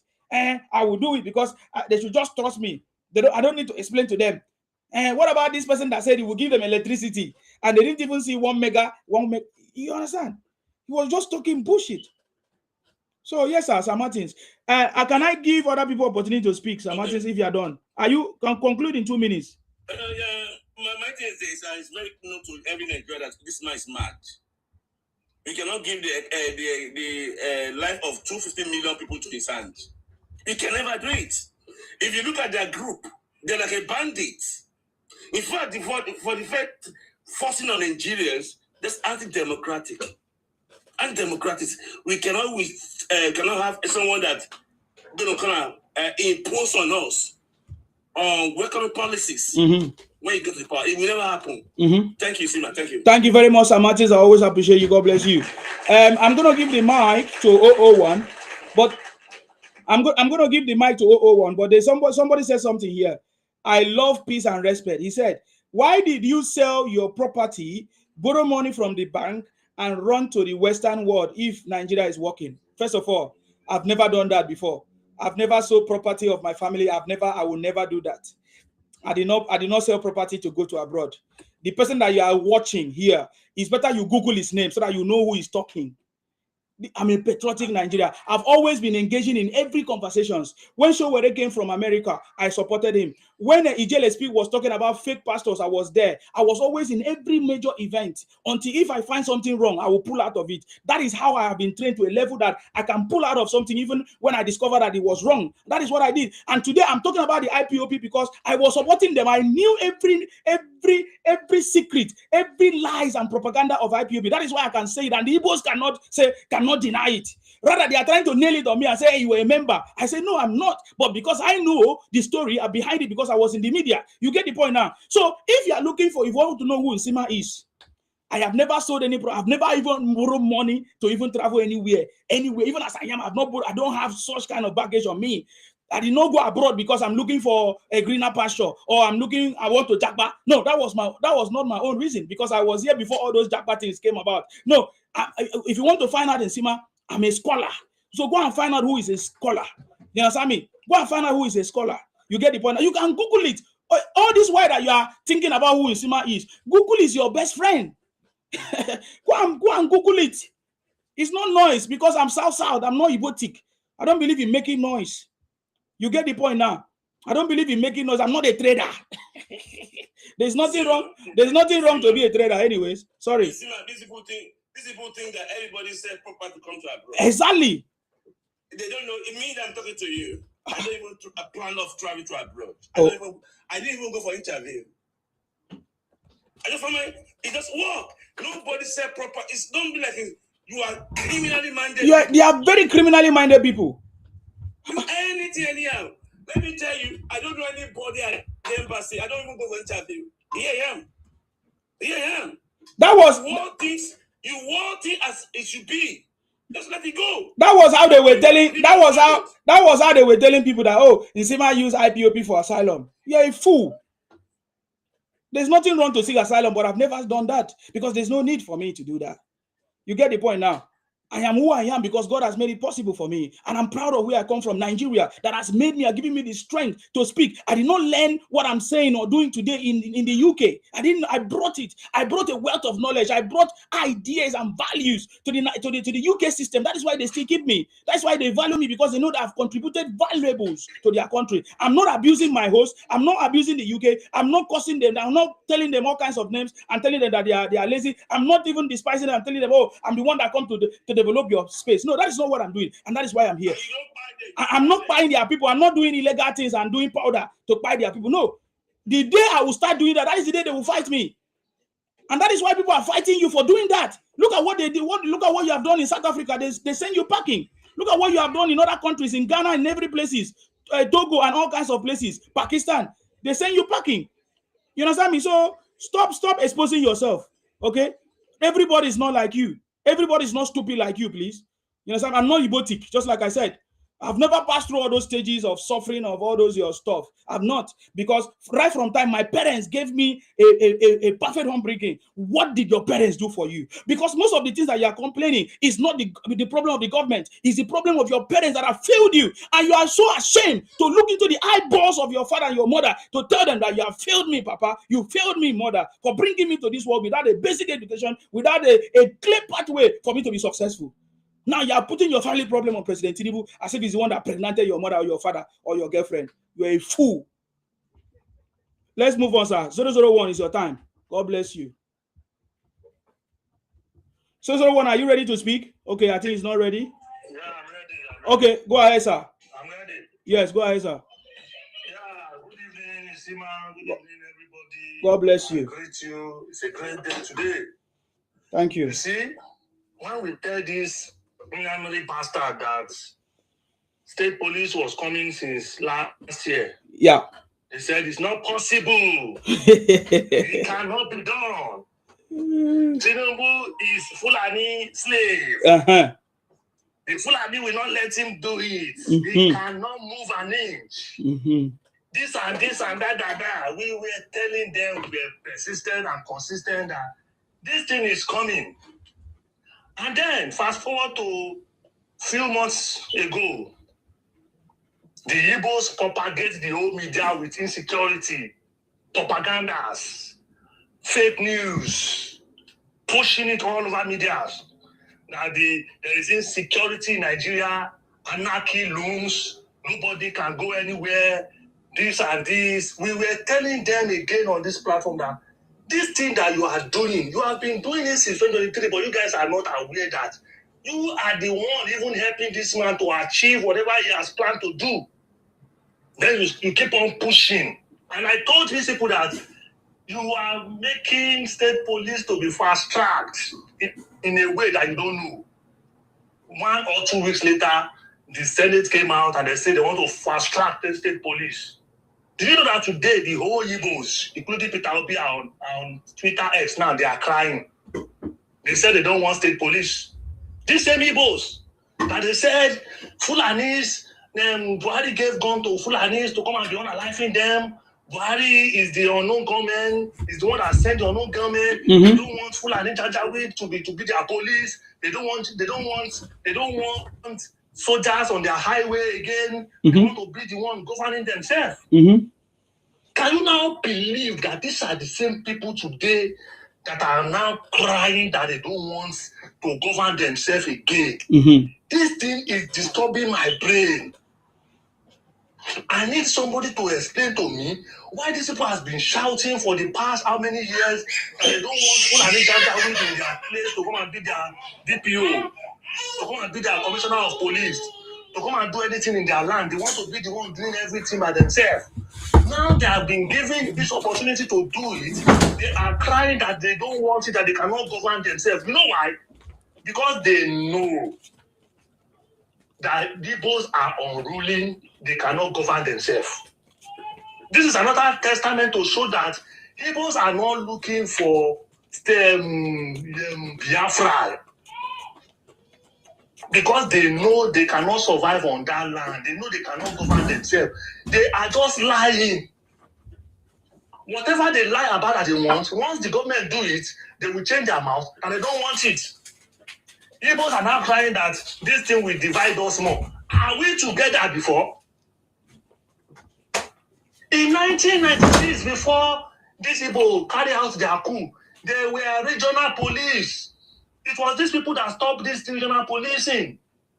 They stopped it. They make everything to become unitary. And they are now been crying and lying to us all this while that they want a decentralized police, whereas they are enjoying the unitary one. Sorry, sir. What do they mean by it will divide us more? What do they mean? What is it that? I don't know. They say that online now. They are saying that if Yoruba is governing, is policing Yoruba, Hausa is policing Hausa, Igbo is policing Hausa, say they will be arresting Igbo in their land. That means you know that you are a criminal on people's land. I'm happy that they know that, sir. Go ahead. Then that is not a problem. Their complaint is not a problem. Go ahead. I am enjoying their cry. You know, we are just thinking we are exposing Igbo criminality. That is what we are out to do. Yes. About Tinubu is done deal is going to win. My job is to be exposing Igbo criminality, Igbo hypocrisy, because we know that a lot of people in Nigeria, they are naive. They don't know the Igbo. I have to let people this is our job. We always say this thing, that our job is to expose the Igbos and their criminality. We have to expose them, how they think, because people don't follow them. They don't follow their tactics and how they think. We have to be following them and be exposing them. Even Peter Obi, the way he has been exposing himself. That's why I'm praying that if he's not going to media now, I want us to fund, to raise money and begin to bring up media for Peter Obi to go and be going to channels and be exposing himself. We need to get that guy engaged because the guy, you know, that 23 bubble did not let people listen to him too much. Yes. Now we begin to listen to this guy. We now know that this guy is brilliant. We will definitely hear more. Don't worry. Did I not say it? I said, I did mention last time that whatever Obi is doing today is going to help for President Tinubu. His campaign for president. Whatever Obi is doing. I said it. He's campaigning for President Tinubu. Had it been an opposition, I would be crying that we have that kind of Peter Obi character in my own part of opposition, because it will be destroying the job.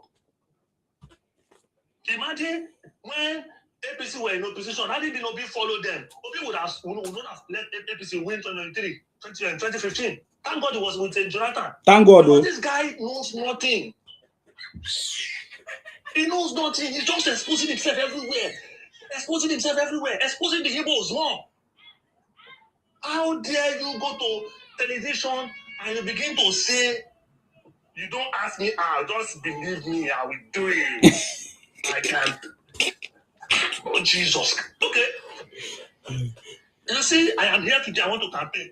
I will be giving all of you 2 million every day. Believe me, don't argue, don't ask me how, make me president. Any foolish person can say that. Now, Peter Obi is now telling us he gets his best advice from a madman. This is making it a reality that this man has something that is disturbing him, that they need to go and evaluate his brain. The man is going through some kind of problem. We don't really... It's like people don't pay attention. That man needs help. You are now robbing Rufai because you see that Rufai get breast. Yes. Rufai get breast, you know. It's possible he was robbing his breast because I don't know. Robbing it. Yes, was robbing Rufai. Hi. As if it's a boyfriend-girlfriend relationship. But it was supposed to be an interview to educate people because they have been complaining that Tinubu is not granting interview, right? It wasn't enough time for him to grant interview and explain to us how he's going to do it differently. How come all the answers were like, oh, don't worry, I don't know, I don't want to tell them. What nonsense? I don't know. And the Supreme Leader has told us that Peter Obi is a gege. He's gege boy. And now, Rufai look like a boy woman that has it. I don't understand.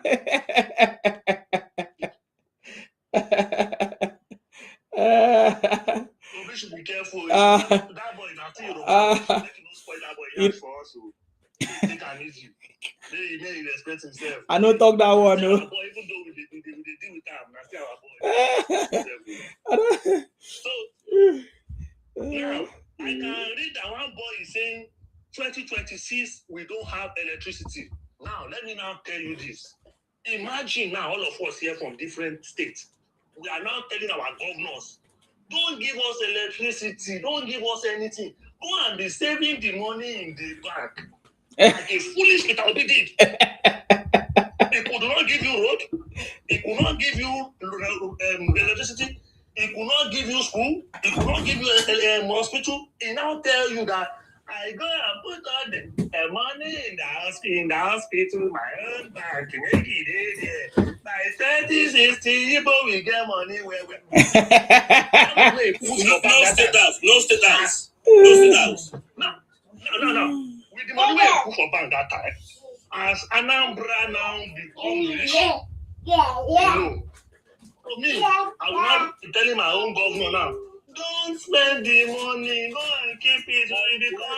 You see the model, nobody can copy the model of a stupid man. How could you? Your state now is one of the poorest in Nigeria. Sunlight, we can't hear you. Wait for your turn, please. Hello, sir. Are you rounding up? Yeah, go ahead. I'm rounding up. Now, your governor and your state, Soludo came out, he said the whole of Southeast, the whole of Igbos together, they are contributing less than 8% to Nigerian GDP. These are the bunch of criminals we are living country with. And we are going to deal with the Igbos in the way that they will regret ever coming to Nigeria, because they are originally not from Nigeria. But they will ever regret, and they will be causing the people that brought them to Nigeria. That why did they take them to that place? Because now we have seen and we have known well their agenda. This is not the generation of the people.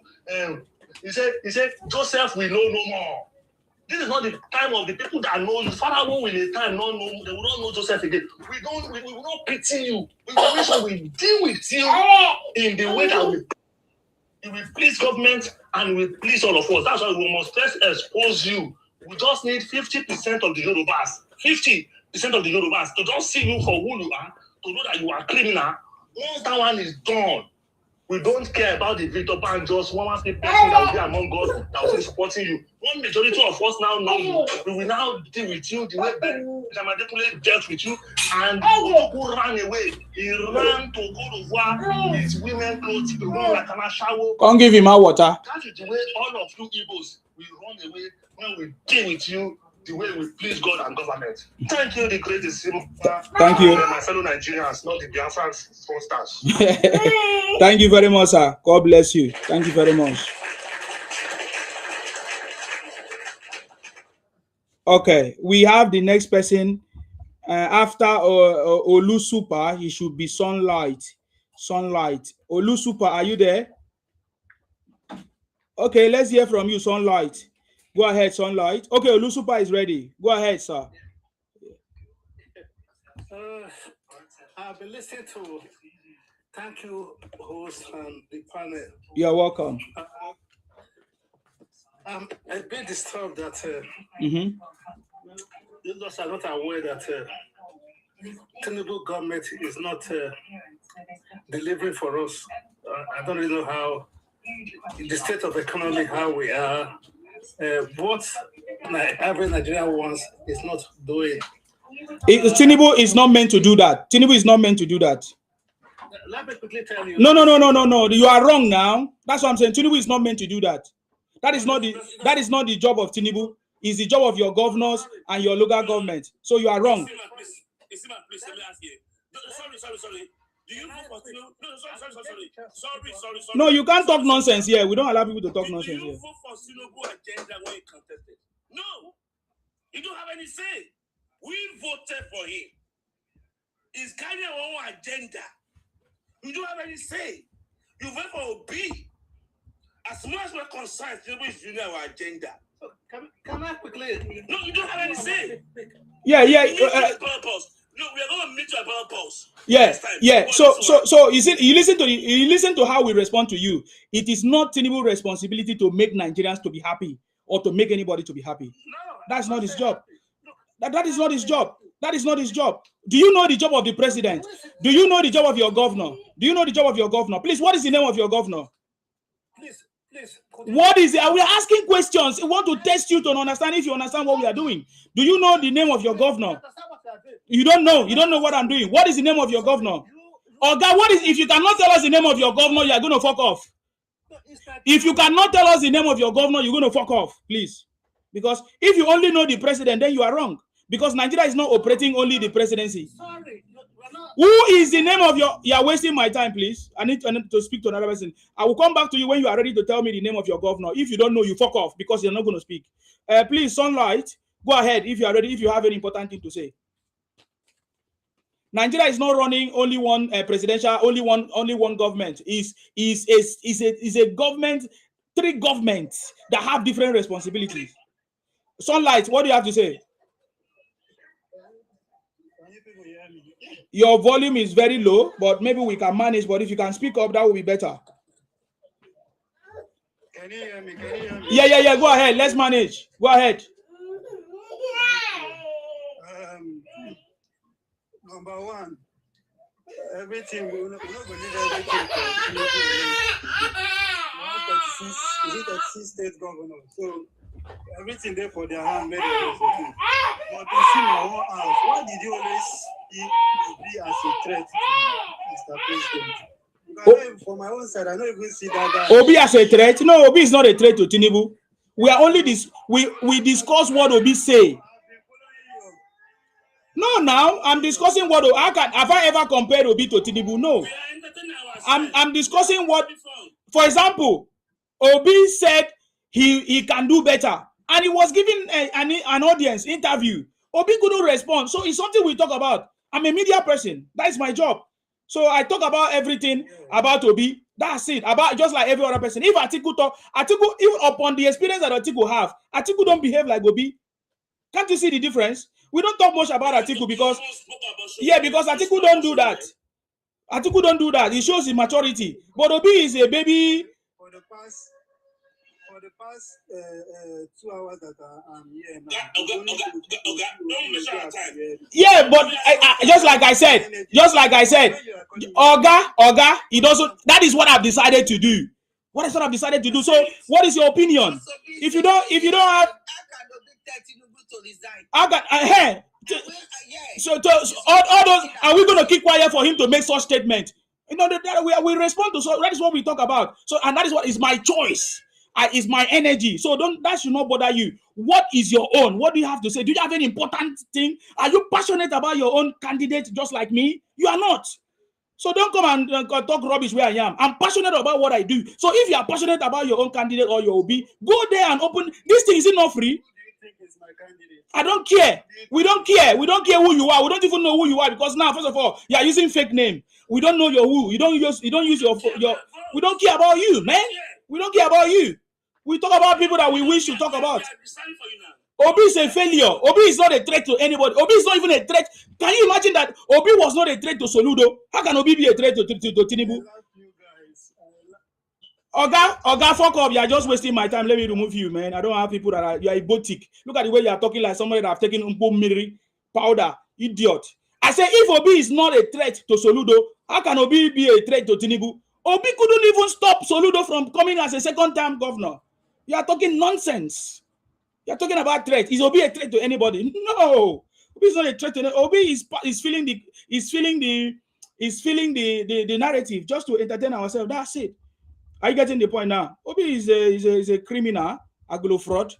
Is it because Igbos don't know that, or Igbos don't want to hold him accountable, or Igbos are covering up their brothers who are criminals? Okay, sir. Go ahead.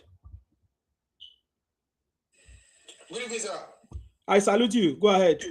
Well done, sir. Well done. Thank you. Thank you for the great job you are doing. God bless you, my You're welcome. God bless you. You see, this Mr. Sunlight, stop all this your delusional hope that Obi is a threat. Obi can never be a threat.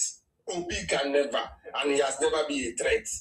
The reason why everybody is now exposing Obi is because he projects himself to be an angel. He projects himself to be an angel. That is the fact. If Atiku attacked the presidency, people will begin to dig how $16 billion was disappeared in our power sector. How Halliburton scandal was unraveled. So far as Obi has projected himself to be an angel, people will definitely dig in. Before, Nigerians were, a lot of Nigerian youths, were so lazy to dig what transpired under Obi as a governor of Anambra. But today, a lot of Nigerian youth are now digging Obi because when you lie too much, people will begin to find out, say, okay, well, let me even go check how far this guy take me. Under Obi, a former deputy governor of Anambra State, under Obi, was kidding and napping. Under Obi in Anambra State, and the man was spying. When they kidnapped him in Anambra, under Obi, he was, I think it happened in 2009, and they buy the man under Obi. Did he resign? Soludo, the current governor of Anambra State, his father was kidnapped under Obi. A 73-year-old man was kidnapped under Obi. Did Obi resign? It takes fools to always believe that whatever Obi say, he has been doing it. Obi came on social media and said, "Oh, why should you buy cars for build houses for judges?" Under Obi shared motors for judges in Anambra. The videos are still there.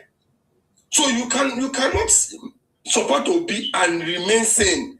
It takes your brain need to stop functioning for you to be a strong supporter of Obi. That's the fact. That's the fact. Obi is not or how can someone who governs the second smallest state in the whole of Nigeria, the second smallest state, and he couldn't turn the state around? A state that one local government in Nigeria is bigger than the whole of that state. Bogu local government in Niger State alone is bigger than the whole of Anambra State. 2 local governments in Oyo State is bigger than the whole of Anambra State.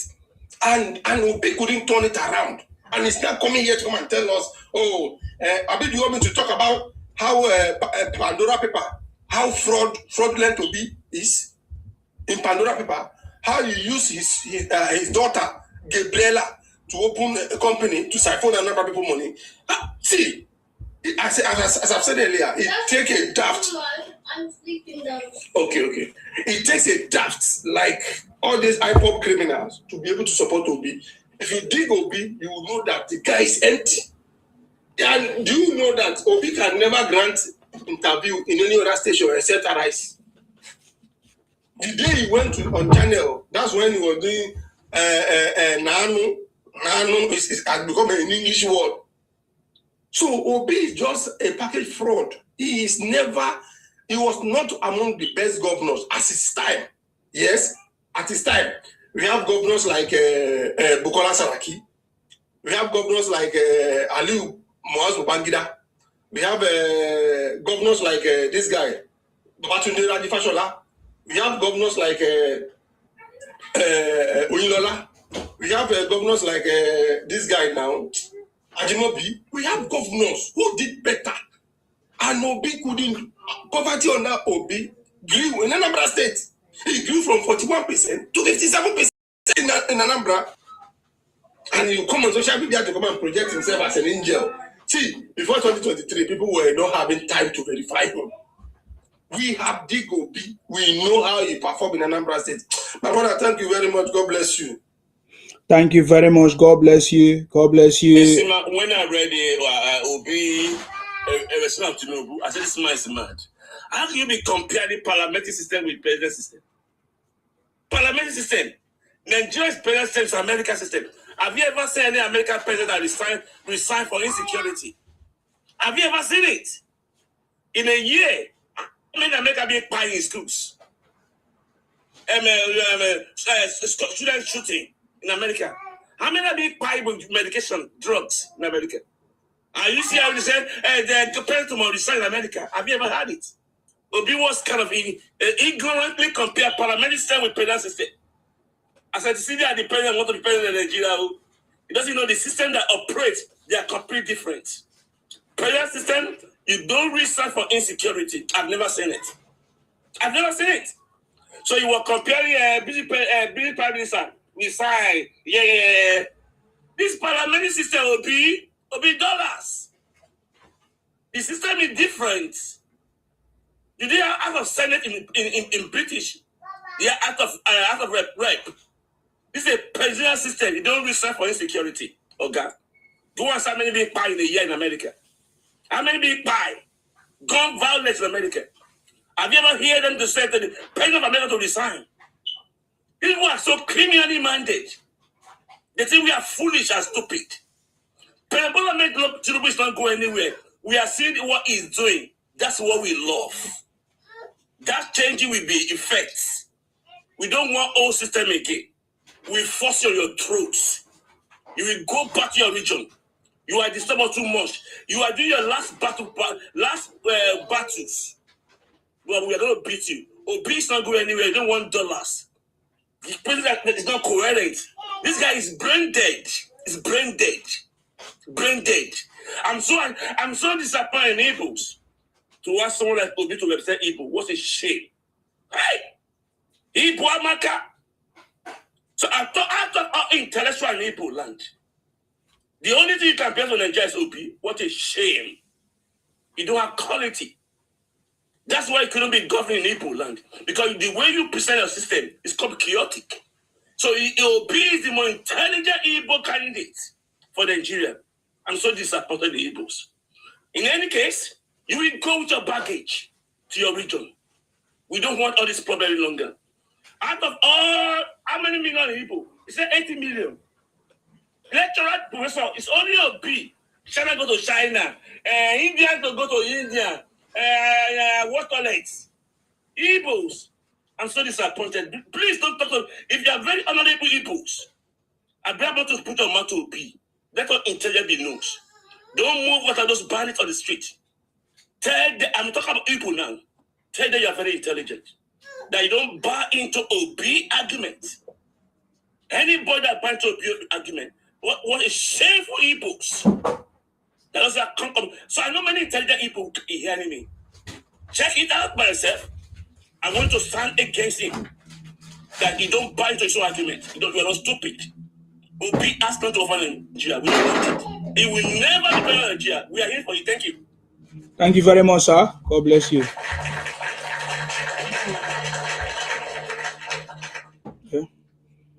Okay. Thank you for that. God bless you. That idiot that came here, I know that person. That idiot that came here to talk nonsense. And we're asking him, who is your governor? He doesn't know. Listen, man, you know what is so funny? Yes. That it's always make me to laugh. Obi will be comparing Nigeria to Bangladesh. Obi will be saying when I go to Bangladesh, when this did you see how in Bangladesh the one train, after the train is full, they will start on top of the train. Yes. The train. Yes. Is that what you want Nigeria to be doing? He's talking nonsense. He's just talking nonsense. He has no pain at all. He even said that he went to Egypt. But then why didn't he use it to solve the problem of Anambra? Yes, go ahead. You know, I think there's a proverb in Yoruba language. When they say, "Ti akekere ba gori eni, ti alaba gori eni kekere na." When big thing happen to somebody, little smell, yes, one smell. How will you compare? I don't know. Sometimes in life, funny things have to happen. How can you compare somebody who cannot control ordinary erosion to a man who tamed the whole Atlantic Ocean? A man who tamed the whole Atlantic Ocean. You know how big Atlantic Ocean is. The federal government of Nigeria was spending 5 billion naira annually to tame that land, not to take over the whole of Victoria Island. This guy came up with that idea, and since today, he turned liability into asset for us now. This ungrateful Davido that is talking rubbish now, he's got 2 billion. He's just built 2 billion naira worth of house in that Atlantic City. And that Atlantic City, it was Tinubu who tamed that land for Davido to be able to bring his money to buy a land there, which is unborn generation will forever be grateful in inheriting from him. May God give him long life and prosperity in his life, and may he continue to prosper in his chosen profession. But I know one day he will come to realize what he is doing if he doesn't call himself to order now. Because that man made that Atlantic City to happen by taming the Atlantic Ocean for him. You've been able to build 2 billion naira or dollar worth of a house on that Atlantic City now, which is a very, very big asset for you. Even if you don't sing again, that one asset for you in life, even if it's that one asset that you have, you are going to use it. Your born generation will benefit from that legacy. I'll stop here because I'm at work now. I'm around. I'm still with you. No, wahala, sir. Thank you very much for coming. I think I will make it a topic so that we'll treat it once and for all. We will have a lot of things we'll talk about. Let us treat Obi. I was waiting for campaign period. Who is Obi a threat to? Is Obi a threat to anybody in Nigeria? Any political position? No. Obi political career ended 2022 since he decided, to kick against President Tinubu, is a southern president, a president from the south. He decided to join the north to fight against a presidential candidate from the south. That was the death of President. As I call it, that was the death of Obi political career, 2022. And I told him, I remember those days when I told Obi to collapse his 4 months presidential ambition and join the man where Sabi road, follow who no road. That was how we started. So I don't understand who Obi is a threat to. He couldn't win any election in Edo. He couldn't win any election in his state, Anambra. He couldn't even sustain his party. A man that cannot keep a working party, cannot fix any problem, cannot be a threat to anybody. Obi can only be a threat to himself and his family and his Ibotic people. He's not even a threat to the Igbos, because even Dave Umayan and others are saying he just wants senatorial seat again in Enugu this last weekend. Obi is not a threat to anybody. That's what I'm saying. How can he be a threat? So I don't know. This last weekend, he just lost senatorial seat in his southeast. Talking nonsense. And Bright, it's your time to speak. Go ahead. That's why Obi's calling for stepping down, resign. You know it's not fledged. Yeah, He wants Bright. an easy option. Who is Bright? Are you there? Unmute yourself.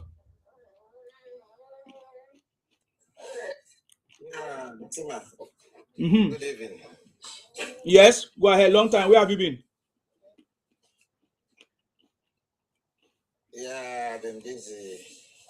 All right, let's hear your point. Trying to fix it. See, to be frank, the reason why I don't bring myself or try to stress things that has to do with the nation is because I know that Tinubu already won the election. So why come to stress myself? The man will win landslide. We know that one, sir, but we are talking about different things like state policing. All those we are not talking about elections, sir. We are talking about state policing, the comment of some people and all of that. Yeah, so we are not worried about elections, sir. I'm coming. I'm going somewhere. I want to start from where there is something the last speaker pointed at. That's why I started from this side. So, 2023, we supported him. There is one thing in this life. No matter what you do, at night, in the afternoon, in the morning, whatever thing you be in the morning, be the same thing at night.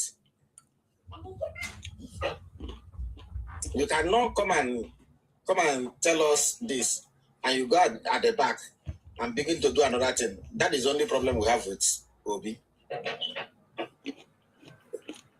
Do you understand? Because it's a kind of hypocrisy. Let me tell you, if Tinubu did not take the bull by the horn, the bill is still waiting for Nigerians to pay. There is no way Nigeria will enter into a good track without first of all paying this thing we are paying now. Nigeria economy can never rise without going through this thing now is going down, without going through this stress. I was actually telling someone that I'm actually right that there is a president who could stand his ground, stand the pressure, and say, no, let's pay this price once and for all, so that the economy will rise once again. Wherever, any day you see, anywhere you see Naira against dollar today, you know, say, that is the amount everybody is buying it. It's no longer the way it used to be before. You'll be seeing that dollar is 480 something Naira on the news, and people are buying it that amount. But when you go to buy, they'll give you 650. They'll give you 600. If you don't want to buy, go. But today, yes, dollar is high, but everybody is buying it at the same amount. That is number one this thing there. Today, fuel is costly, yeah, but there has never been a day you come out in Nigeria and you say there is scarcity of fuel. That one has been conquered too. Tell me who has been a president in Nigeria. Tell me any region where we never experience scarcity of fuel. That people have to run around looking for where they will get fuel. But this time around, it has never happened anywhere again. That one has been conquered. Nsima, do you know when they started talking about suggesting this state police of 18?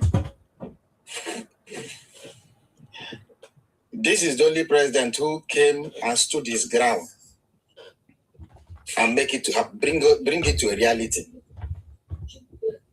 All those strong hurdles that other presidents, other regimes were very, very scared to pick head on.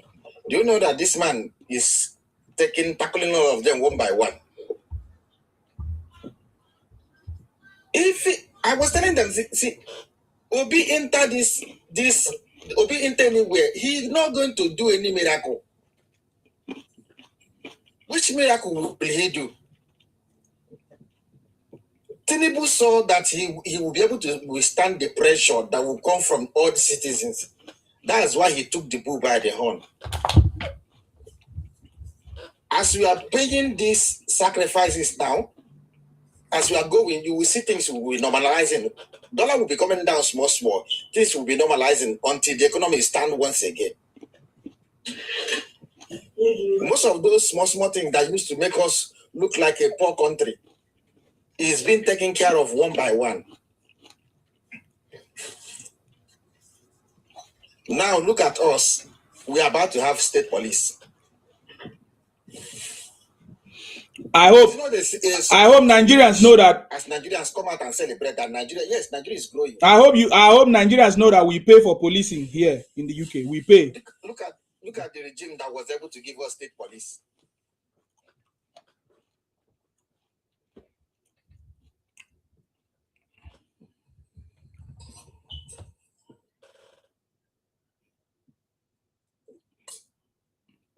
I was saying that I hope Nigerians know that we pay for police here. I hope they know.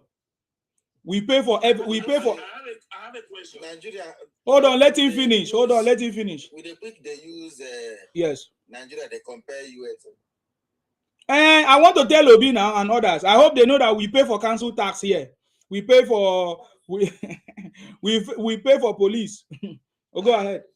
You know, Nigerians used to be quick to use.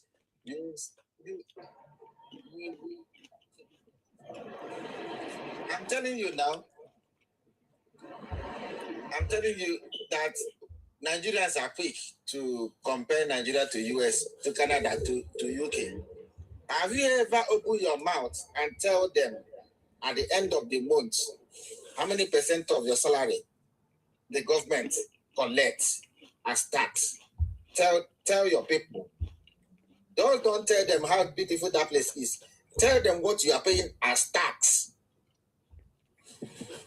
so that they will know it at the back of their mind. You will not come and start telling them this place is fine, this place is fine. Whereas you will not tell them the real truth, which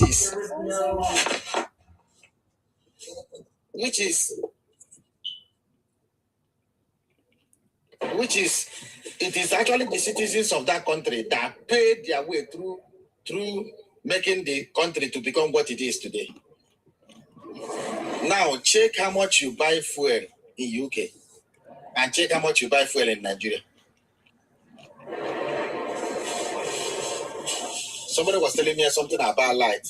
That light is now everywhere in my state, but this because of prepared meter is now costly. I now ask him, what exactly do you people want? Before you were complaining of light, now government has given you light. You are now complaining again about meter. Government gave you light, gave you meter. Oh God, what else are you looking for? I have one. Yes, Peter Obi is considered a major political threat too. Who did that one? Nothing will not go see. Who is that one? I have a question, sir. I don't come out. Go ahead. I'm according to you, sir. You see, after 2031, the next regime that will come will now come and start.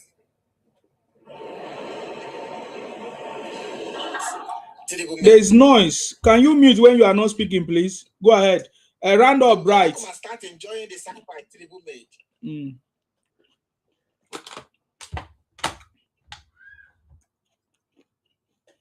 So,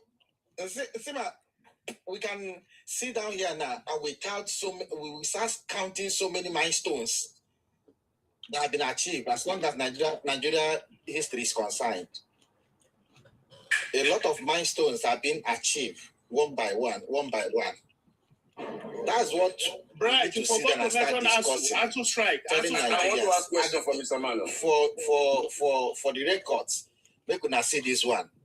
This one has been achieved. We could not see this one. This one has been achieved. And tell them the truth that this economy of a thing, that if Tinubu, yeah.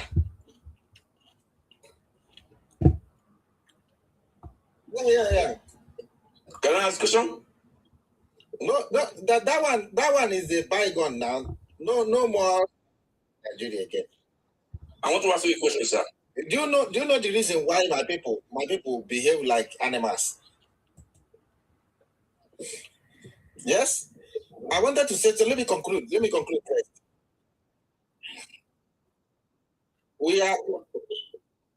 I'm coming, just give me 1 minute now. We were having a discussion, and I was telling my people, they were trying to raise a propaganda against the government. I told the guy, since they start this student loan, have you ever encouraged anybody from your side to go and apply for that loan? They said no. I say, you are not supposed to come anywhere else and comment on this thing.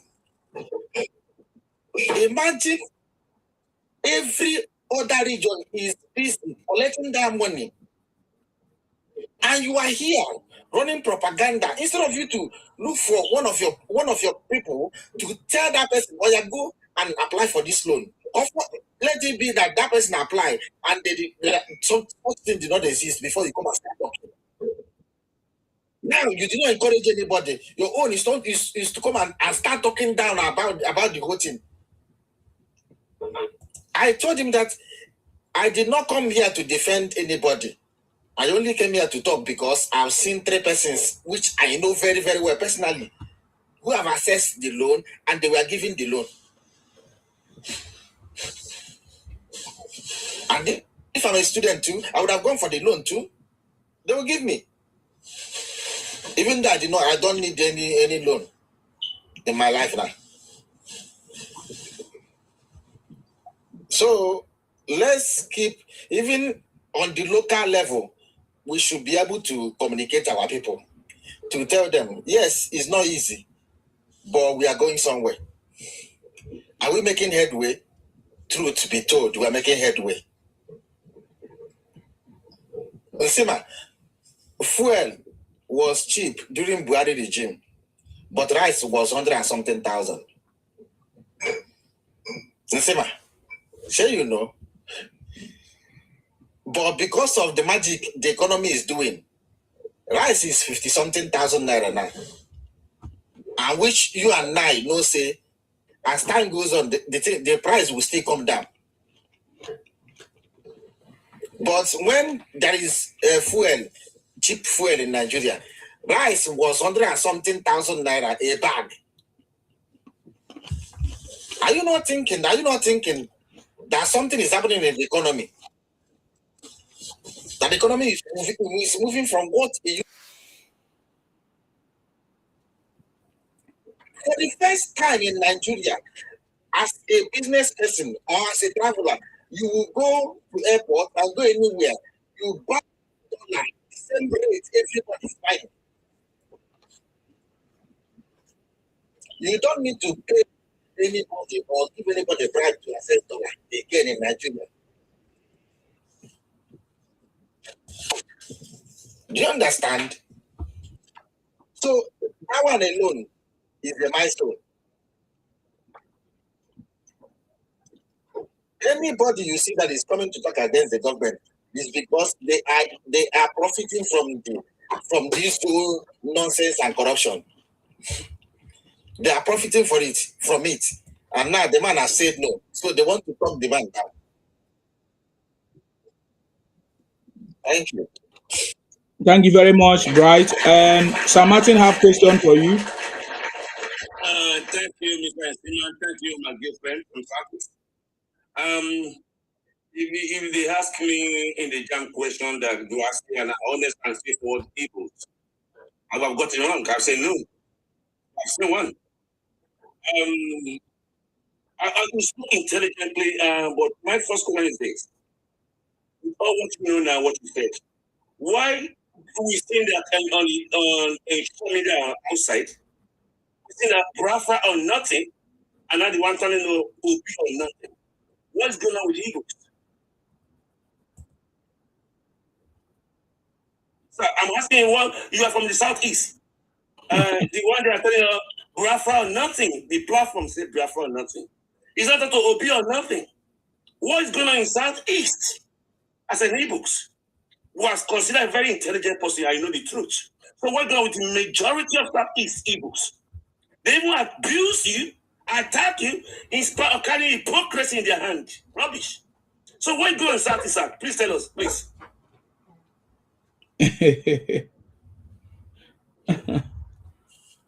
No, for the first time, you see things are being done differently in South. There is a very big fight going on in Southeast now. A very big fight. You see these useless people. They call IPOB people. They will now rebrand themselves. And they will come and tell you, okay, since the Biafra, you are not looking for Biafra now, or yeah, let's go to Biafra or Obi. You are who is talking that nonsense. You are who is doing Obi. They did not talk one thing to condemn it. Now, when it happened in Niger State, Obi will fly and go there. Fly private jet and go there. When it happens in Oyo, Obi will fly and go there. But the one that happened in your state, you will not come out and condemn it. Mm-hmm. They give you because say once you will release the terrorists, the condemned terrorists. You say you will. You want for you. And campaign for. We're hypocrites. We're hypocrites. You don't go and start talking about what happened in Oyo when you talk about the one that happened in your state. So right now, I'm telling you, my brother, there is a fight going on there. A lot of us. There's a lot of us who think we are many who have said that we will no longer be in the same status quo that Southeast used to be. One where everybody go and take care of mine. That man is achieving a lot of things. And look at his mindset. He doesn't think the way these people are thinking. So what they decide to do now is IPOB. Or are we going for them? Are we going for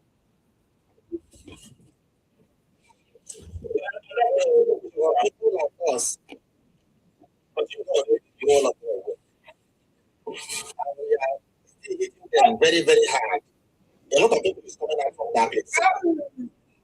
You see, for the first time, you will see that a lot of people. Let me ask this question. You know, when we are going to regional government, you see that a lot of Igbos will go on the way of the truth and forwardness, which is Bola.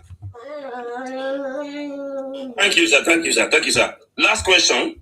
We know we are going to regional governments, and from what you have said, I think you are very intelligent. We understood what is going on. Will you be able to stay in Southeast when you go to regional government, or you run away? It's gradually happening now. No. When you go to regional government, will you be able to stay there? You run. The thing they don't know is that, like joke.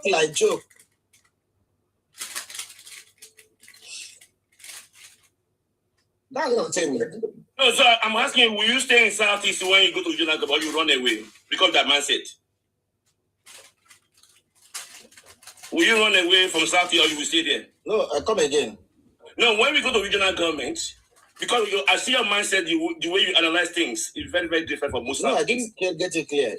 No, I see your mindset, your the way you analyze issues, very intelligent. So when you go to Southeast, when you go to regional government, are you going to run away or are you going to stay there? Because you are very contradiction. You don't collate with them. Yeah. You will run away or you stay there. you going to stay in Southeast? You see, do you hear me, sir? I can hear you, sir. Don't worry. We need to move on. We need to. Why stay with his people now? What? Yeah, is I'm not going to run away from them now. I'm not going to run away from my place.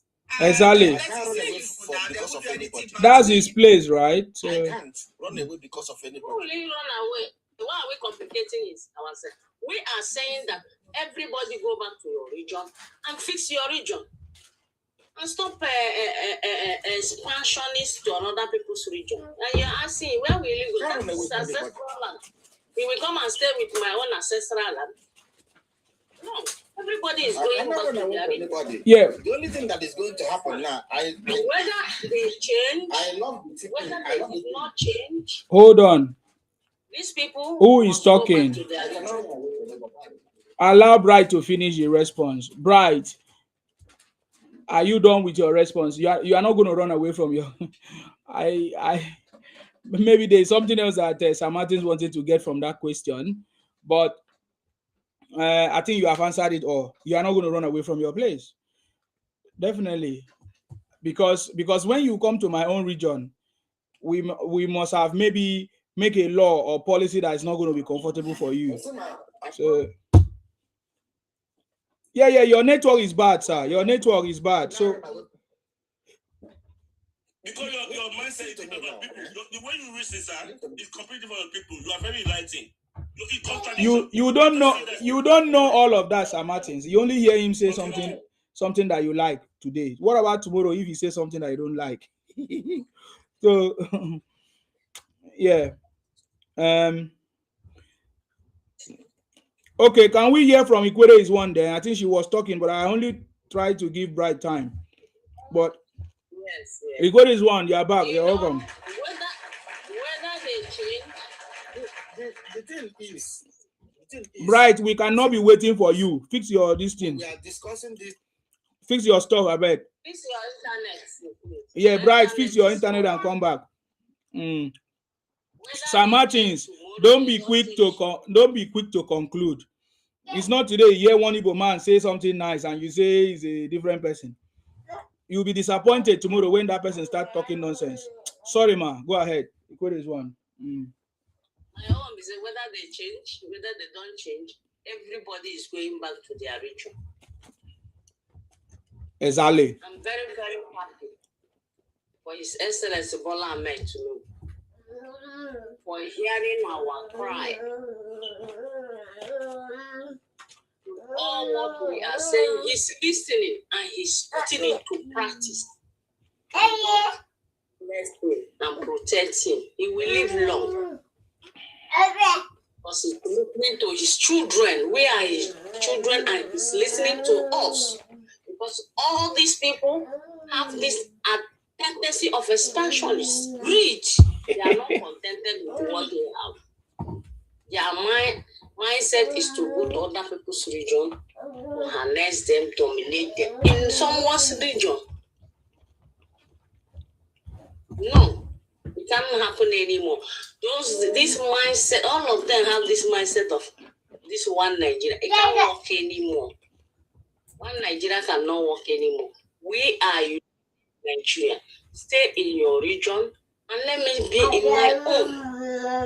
Come to my region and do your business and go back. So even though you are staying in my place, you will have this, even your children will have this mindset that this place does not belong to you. So if they like, let them start preaching. I know that all of them are changing what I'm not hearing where they are shouting, Biafra or nothing, or everybody, all the whole internet. I'm seeing now some of them now, supporting Tinubu. That is not my business. If they like, let them change, let them repent. I want everybody. That is why I'm here. Because you cannot tell me that every time these people will be insulting people in his land. In which audacity they have open camera to insult people, and their leaders, their elders will never caution them. Look at how they are carrying or your news anyhow. But look at what police bring out in their place where they are butchering woman being. How many of them carry that video? But every time they open the media, Oyo is gone, Oyo is gone, Oyo is gone. But they are butchering human being. Nobody in that village. Where are they? Can't we understand? Those people, that village, nobody is there. Where are those people? All of them have run to southwest. Can't we be afraid of how they migrate to our place with their criminality, with their atrocity, with their cannibalism? Do you know we're supposed to be afraid of that? Don't we have to be speaking now? So our Father, His Excellency, we hear our voice, we hear our cry, and put everybody to his place. Go and be productive in your region. Don't be coming to where the people have developed and you come there to say you develop it. What do you develop? That is why I'm in this media, to support His Excellency Bola Ahmed Tinubu, to make sure we go regional government. Everybody go back to their region. There is no, all this insecurity, all this problem they are causing, they don't want to, because they know that Tinubu is taking us to that government. They are doing everything to stop it. Let us be wise. They are doing everything to stop it. Because they know their criminality or their atrocity will not work anymore. They will push it back to their region, and they know it will not work there because all of them know what they know. It's we who don't know them, allow them to be doing in their place. They know what they know. So they cannot cheat themselves. Yeah. You understand? So that is why I'm here to support His Excellency Bola Ahmed Tinubu. It's already win. We are not campaigning for it. We are only speaking the atrocity and how we want our country to be. Thank you, the great Sima. Thank you very much, Ma. God bless you. Equity is one. Equity is one. Thank you very much. Bright, are you back? We didn't hear you, but I think I have somebody else here. Debunker of lies. Debunker of lies. I want to tell you something. Thank you very much, Mr. Sima. Greetings from everybody here. Equity is one. It has been a while. Equity is one. It has been a while in Sima Parawa. I salute you. I salute you. We get the ball. 10 seconds. 10 seconds. Your network is not good. Okay, go ahead.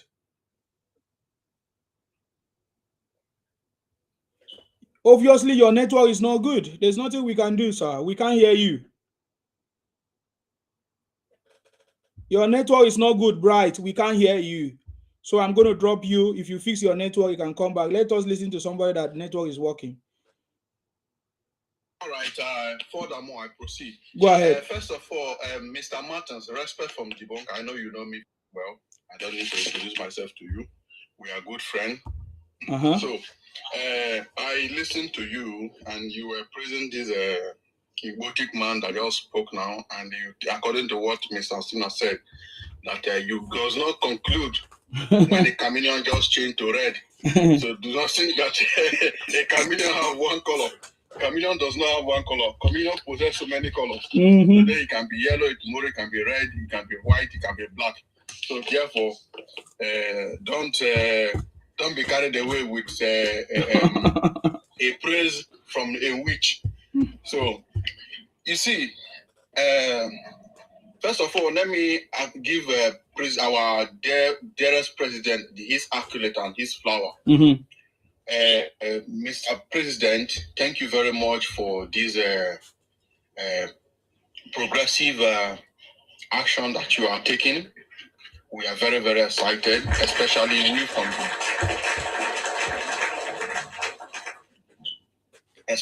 we from the South region, and we from the we that even share boundary with the Eastern arm.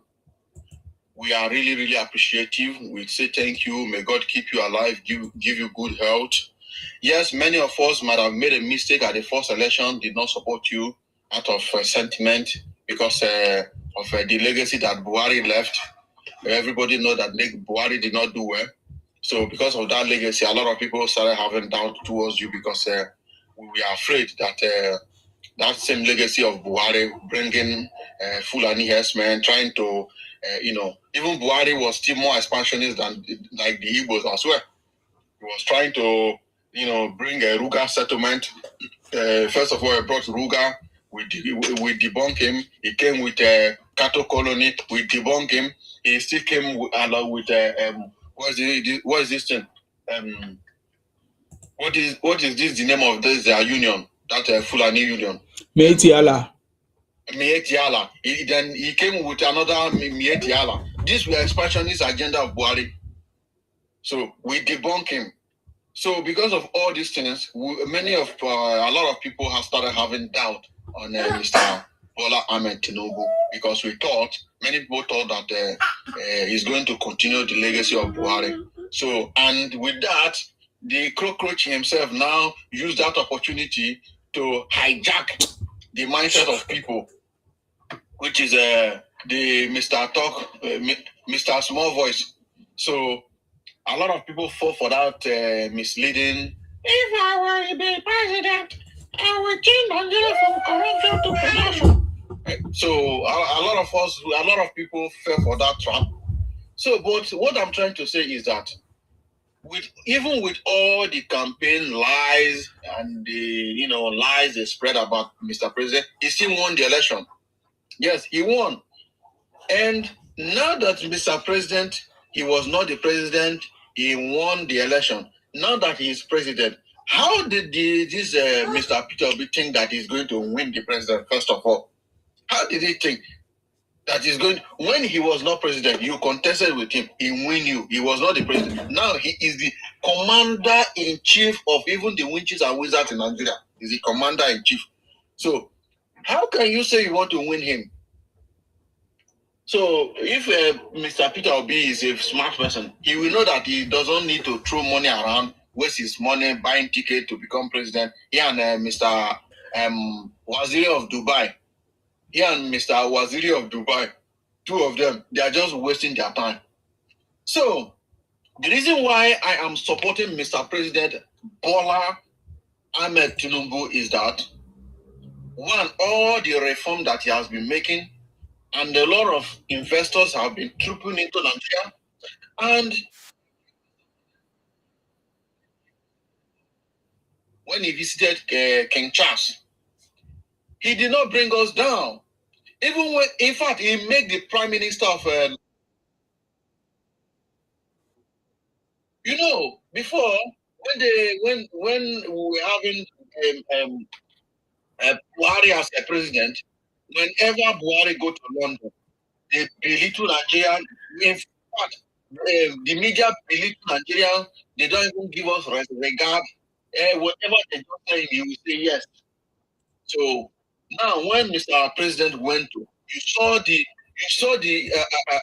welcoming, the warm welcoming given to him, because at the first time, Mr. President is a very smart man. He boycott England and then make alliance with France. That is a very smart move. Now, England now begin to get panic that, hey, God, we have lost this country. And what did he do? He strengthened ties with France. He strengthened more ties with France, which is called mutual respect, friends of benefit, friends of equal partner. Not like friends with friends and master. No. What the Nigerian friendship with Britain used to be friends and master. But during this our honorable president, he now become friends of equal benefit, mutual respect. So there is one question, one word that the Prime Minister said to Mr. President. He said, yes, we are trying, UK, United Kingdom is trying to see, support Nigeria in a so amount of billion naira. Nigeria, our president kindly declined that promise. He declined it. He told him that we are not in haste, that we have laid down a lot of reform that is going to bring direct investment into the country. And you let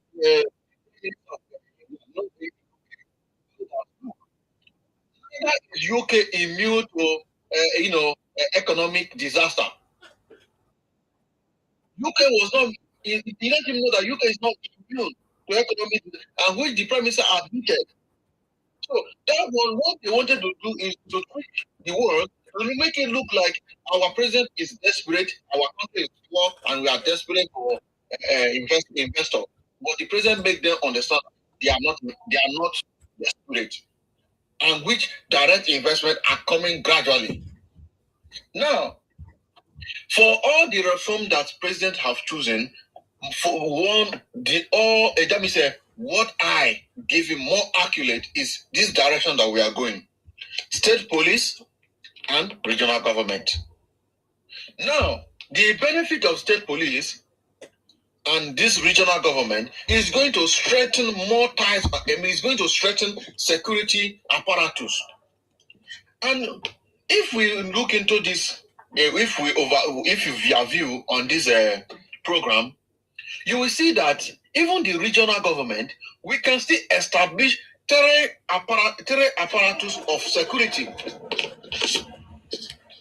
which is going to be regional security system, which is going to be for that.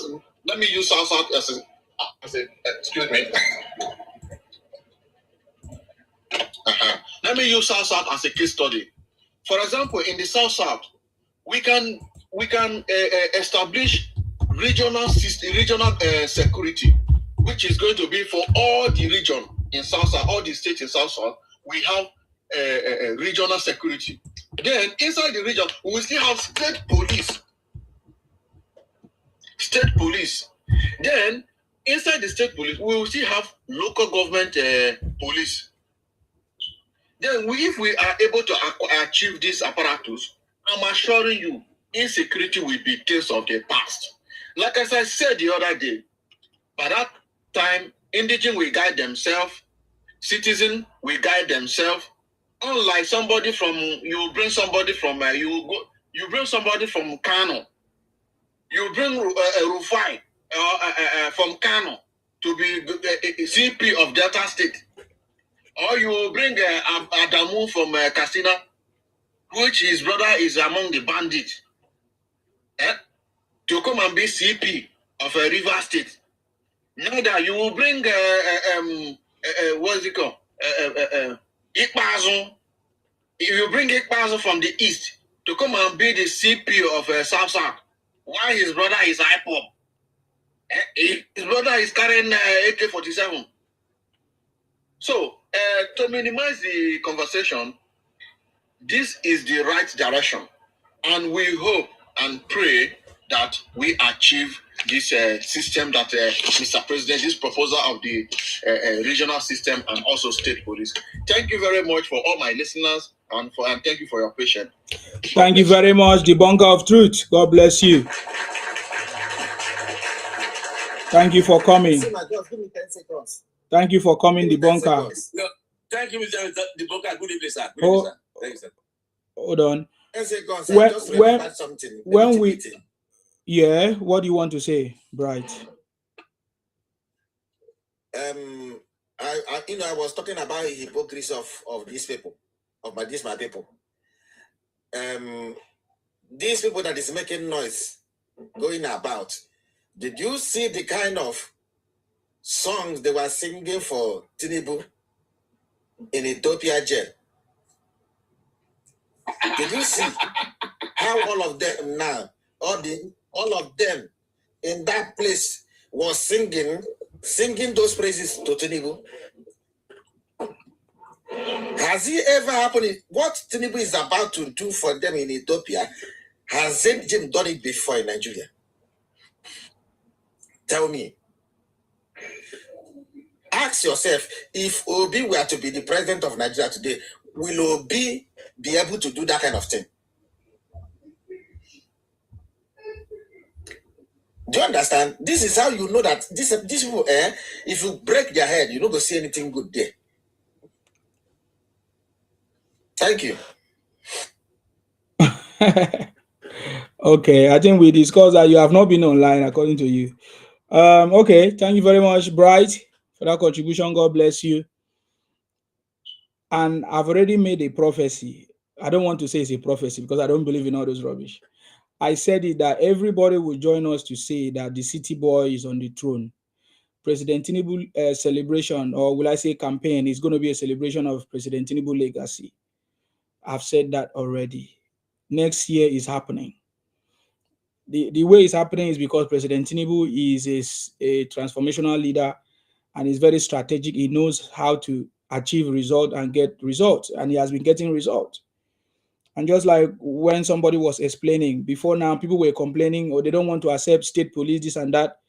When all the events happen at the same time, nobody can oppose state policing. Anybody that is opposing state policing is a criminal. And when we have state police, it means we have community police. It's as simple as that. And any form of policing. You understand? Because there's a power for the governor to set up any form of protection that he feels is needed. You say something I see, man. I keep on telling people that when I told them that we are going to regional government, he said, "How is it going to be happen?" I said to them, the system we are adjust itself. According to what you say now, the necessity we call for it. We cry for it. Nature know how to arrange its system. And it's usually by Tinubu. It will arrange itself. You will get it by yourself. It's the reality of things. So now I'm going to achieve it. It's going to be achieved. The way we are being by, how do we call for state police now? Everybody will eat breakfast. And we call for it and everybody go. He's going to adjust himself. That's what I believe. Okay, Yoruba, thank you very much, Samati, for that. Thank you. Yoruba Heritage. Yoruba Heritage, are you ready to speak? No? Okay.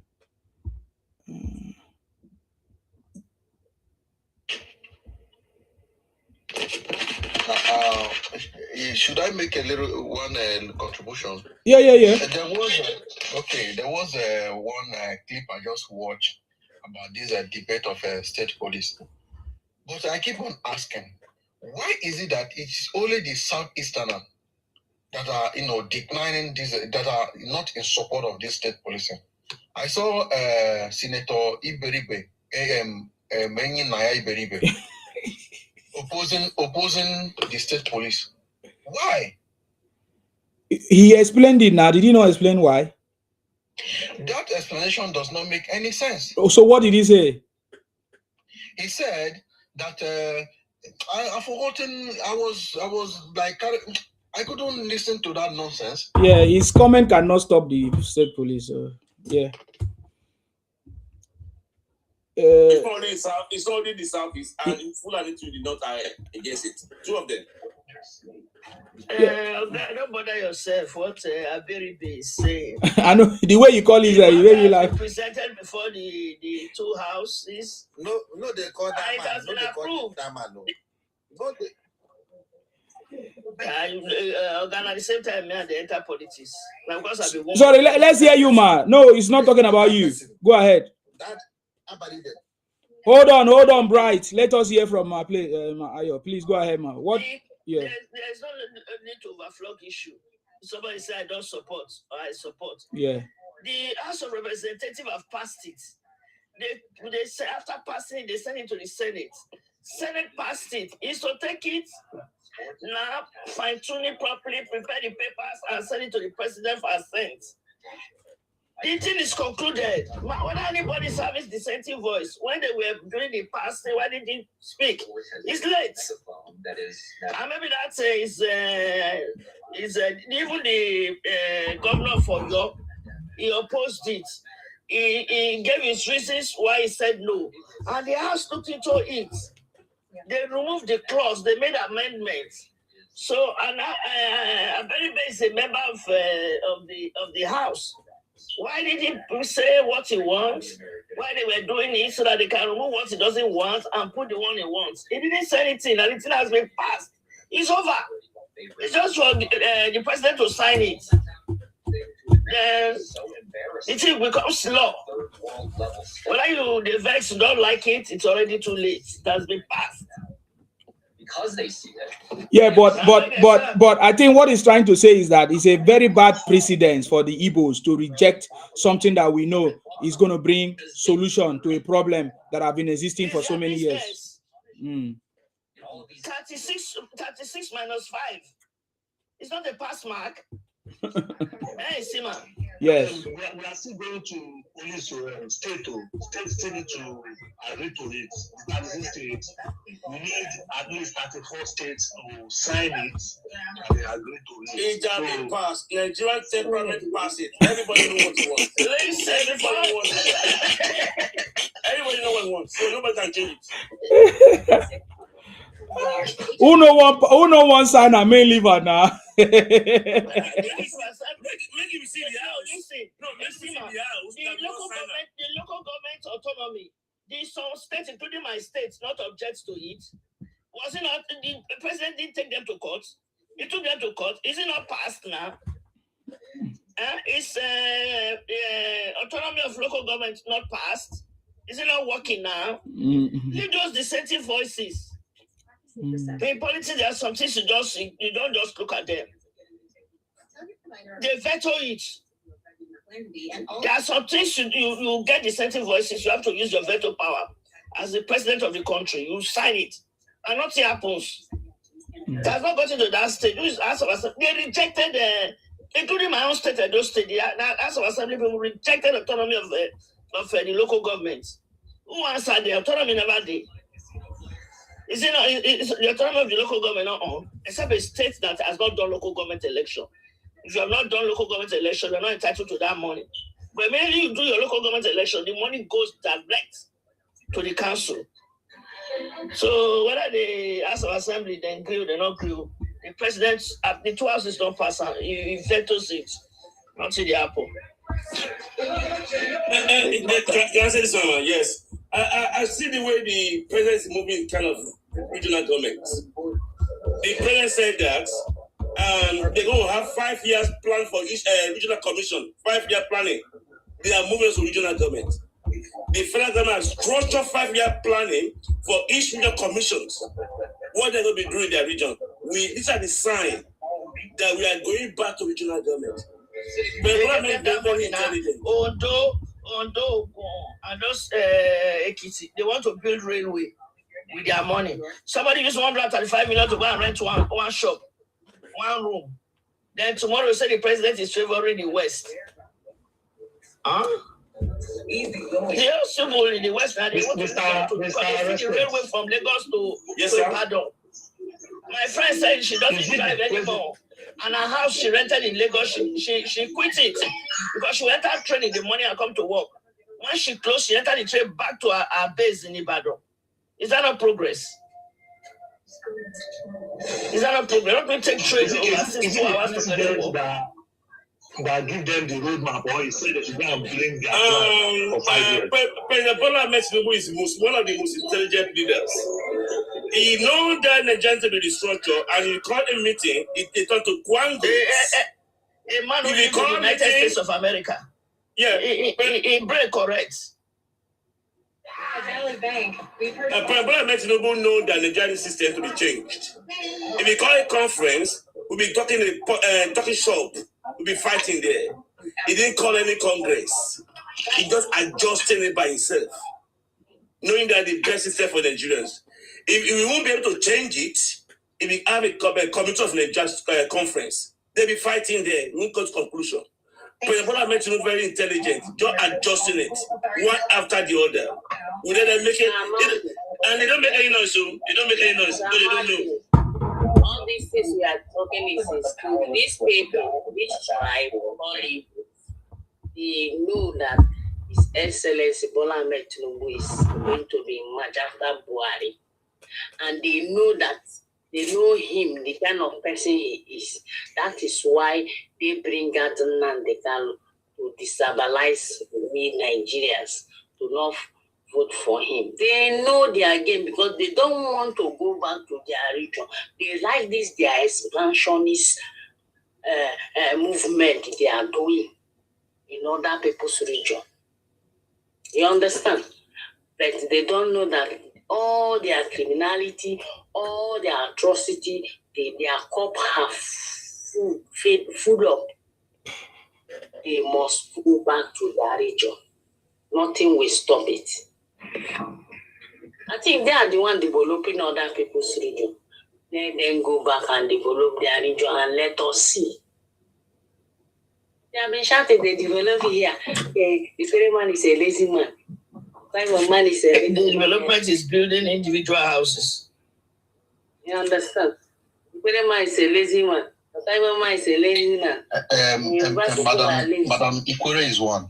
Do you know that these Igbos started migrating to Asaba, Delta State, like let me say 5 years ago?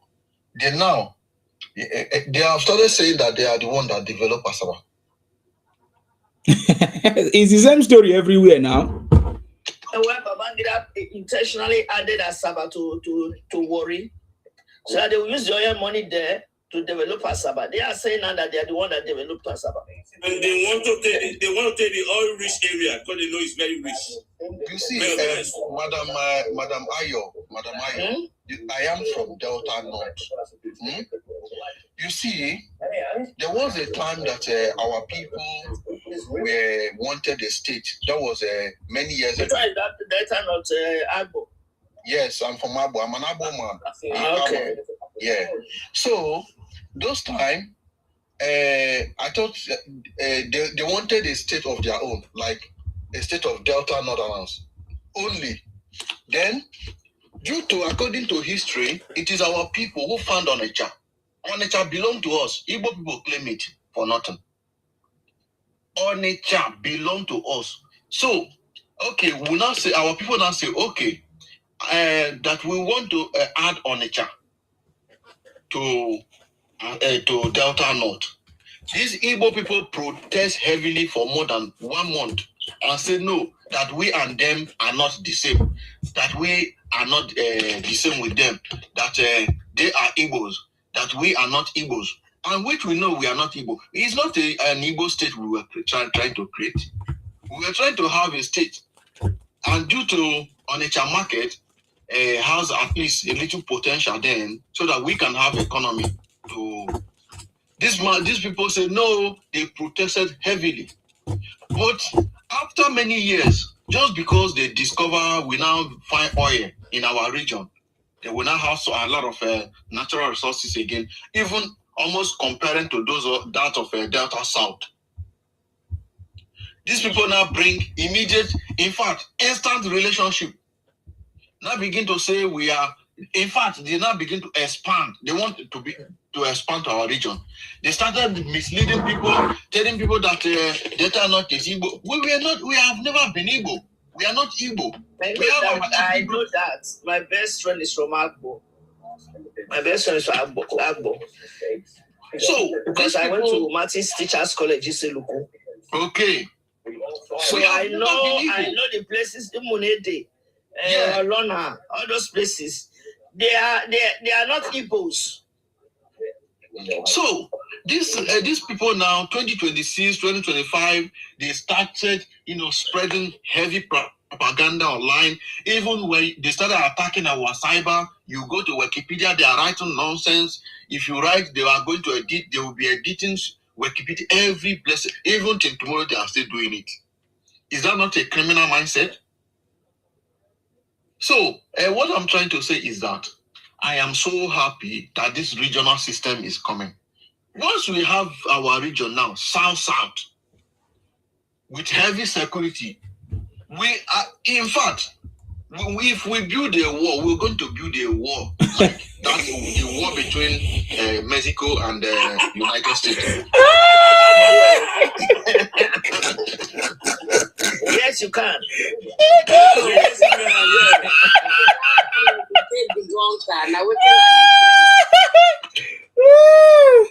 So the walls of Jericho fell down flat. We are going to build a wall between Mexico and the United States, and which the Mexico will remain in Mexico, and the United States will remain in Mexico.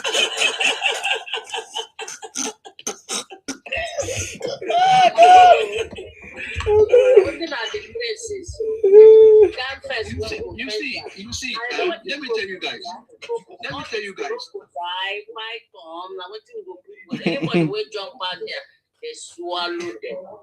You see, let me tell you guys, it has been a long time that these people have been eyeing our region. Even to a point, they sing about our region. We didn't even notice. They sing about it. We didn't. Let me sing the song. They sang with our region. You see, what's this artist's name again? Njideke or Njideke. That Igbo guy that sang Akanchawa. If you heard that song, you say the song across the bridge there will be no more sorrow. When you cross across the bridge, there will be no more sickness. Across the bridge, there will be no more poverty. And this, what is across the bridge? Which is Delta and Anambra. Once you cross Anambra, enter Delta, you are not in paradise. Therefore, when you cross the Niger Bridge. Once you cross the bridge, that means your poverty is gone. They are criminals. So they have been singing about it. We did not even notice. So once we have this region now, I assure you, according to Buhari, I assure you that we are going to build a very high wall with tension. And if there is any way we can put tribalism inside the wall, I use Otmokpo to select people that sitting with key. Sorry to say that. We use Otmokpo to select the people that they will buy. Once you are from that dot nation, you want to cross to the United States. Yeah. You want to cross to United States, the thing will push you back. So I will we can do it that way. And there must be a technology for that. Then we're still going to introduce identity card. Before you cross to our region, you will show your identity card. Igbo detector. Yeah, exactly. Yeah, if they can have that ID card, it is used in South Africa. They will use it for them. You see, pass. They need pass. Igbo detection will not even be difficult to detect. Once you have somebody that have bicycle head seat, you know that it's an Igbo person. Once you see a person that is head flat. Debonga, I have a caller on the phone. Hold on. He's been calling. Let me just listen to him. Sir Patrick, what do you have to say? Yeah, that's Onitsha guy, the guy who was talking about Onitsha. Yes, you want to add something to that? Go ahead. Yeah, that's what we wanted anyway. But, the Igbo people go die in that market. There's no way they will leave that place. You rather kill all of them. Go ahead, sir. I'm listening to your phone. Talk through your phone. Go ahead. Yeah, actually, to be frank, that's what we wanted, to join the Delta. But it's unfortunate we couldn't get it. Okay, so let's just leave that alone. Unfortunately, we're Igbo now because of that geographical nonsense. Okay, it's okay. Now you're talking about Rufai and you're talking about Rufai and what's his name again? Obi. Obi knows he's a failure now, and he's trying to cry on Rufai's shoulder, and he's going to stress Rufai out because he gave Rufai money to help him out, to running propaganda for him.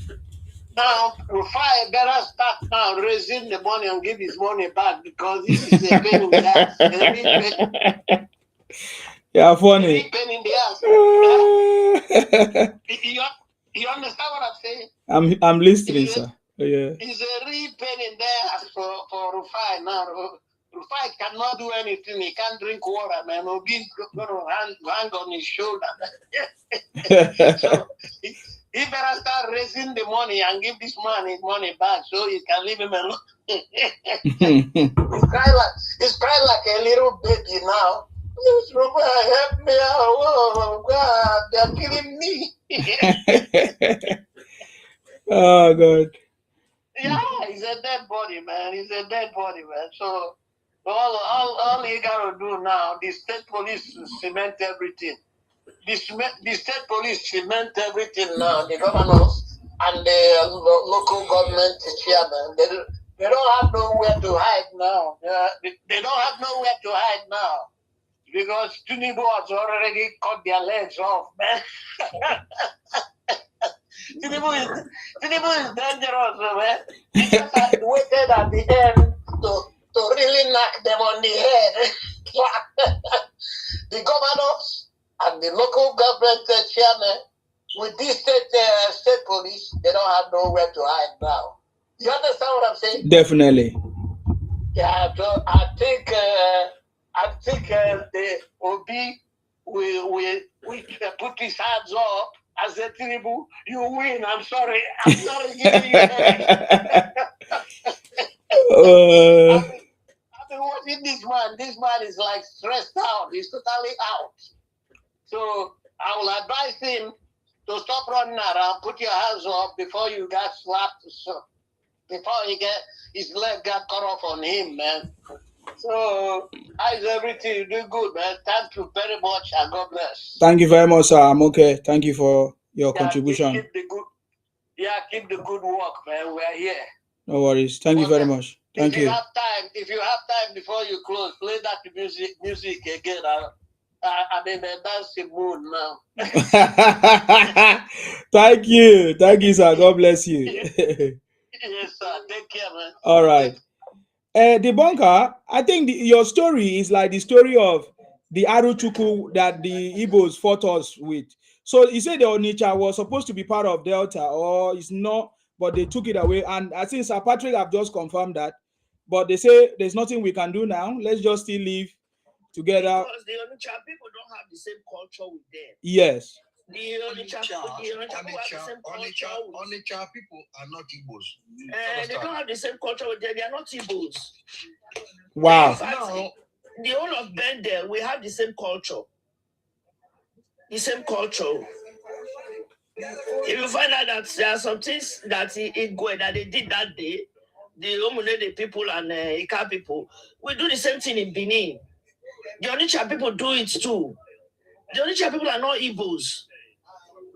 They just because of that market there, they took over Onitsha from we call them Bendel Igbos, but they're not Igbos. You understand what I'm saying? We have the same culture, the same way we go. Thrones are established. They don't have kingship. The Igbos don't have kingship. They don't. They have chiefs in segmented areas. Small clans and their chiefs are this. That's what they have. We in our side, we have kings, we have Oba. You understand? We have it. They don't have it. So they just because of that river Niger was what took Onitsha to the other side. They're not supposed to be there.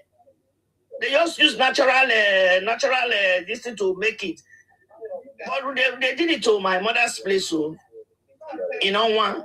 They took my mother's place to Ondo State. And my mother's place, they have cocoa a lot. But what happened was that in that small community, they had men and women like Professor Alile Williams, some top bank managers, some top directors and all in companies. They were able to meet Babangida. They now brought us back to Edo State. If the people have known in all these areas in the car, Ndokwa people and all those who knew that is what the Igbos were going to do, I think maybe they would have fought to extend their boundaries to Onitsha. They just thought that all of us were one. What they are doing now, they didn't do it before. Nobody would have allowed them to stay anywhere. It's their expressionist behavior that they are moving to people's territories and breeding children and taking over people's territories. Nobody knew they would do it. We would have not accommodated them. Ma'am, you see, you talk about this. Inside the bunker, you say one thing. This so-called Bender Igbo. You see, this identity that the Igbos were trying to push on our people, they did it through Nnamdi Azikiwe's West African pilot. That was where they started spreading these lies. Yes. So, you know, Igbos are everywhere. They are the one traveling, running from one place to another. Our people don't travel. We are not Futajalum. We are not nomadic in nature. They are we are not nomad like them. So, they were the one in Kano. They were the one in the west. They were the one in the north. They were the one in the middle belt. So, when they get there, they will tell them, Delta people, Edo people are Igbos. And everybody believe. But now that we have social media, we have been debunking them. Even when Usima started this program, he never knew. If Usima can remember, I was the one who tell you how to debunk the Igbo, who tell you that these people are impersonators. They will come, they will say, I am from Akwa Ibom. Once they see that there is no Akwa Ibom person here, I am from Akwa Ibom, but I am a proud Igbo. That is how they say it. So, if you can remember Usima, yes, that was how we identified them. Yeah. Yeah. So, and when they find out that that was not working, they started creating account with other people, ethnic groups' name. So, thank you very much. We thank God for social media. And a lot of people know about these hidden informations. And we are spreading it. We keep on spreading it. Thank you very much.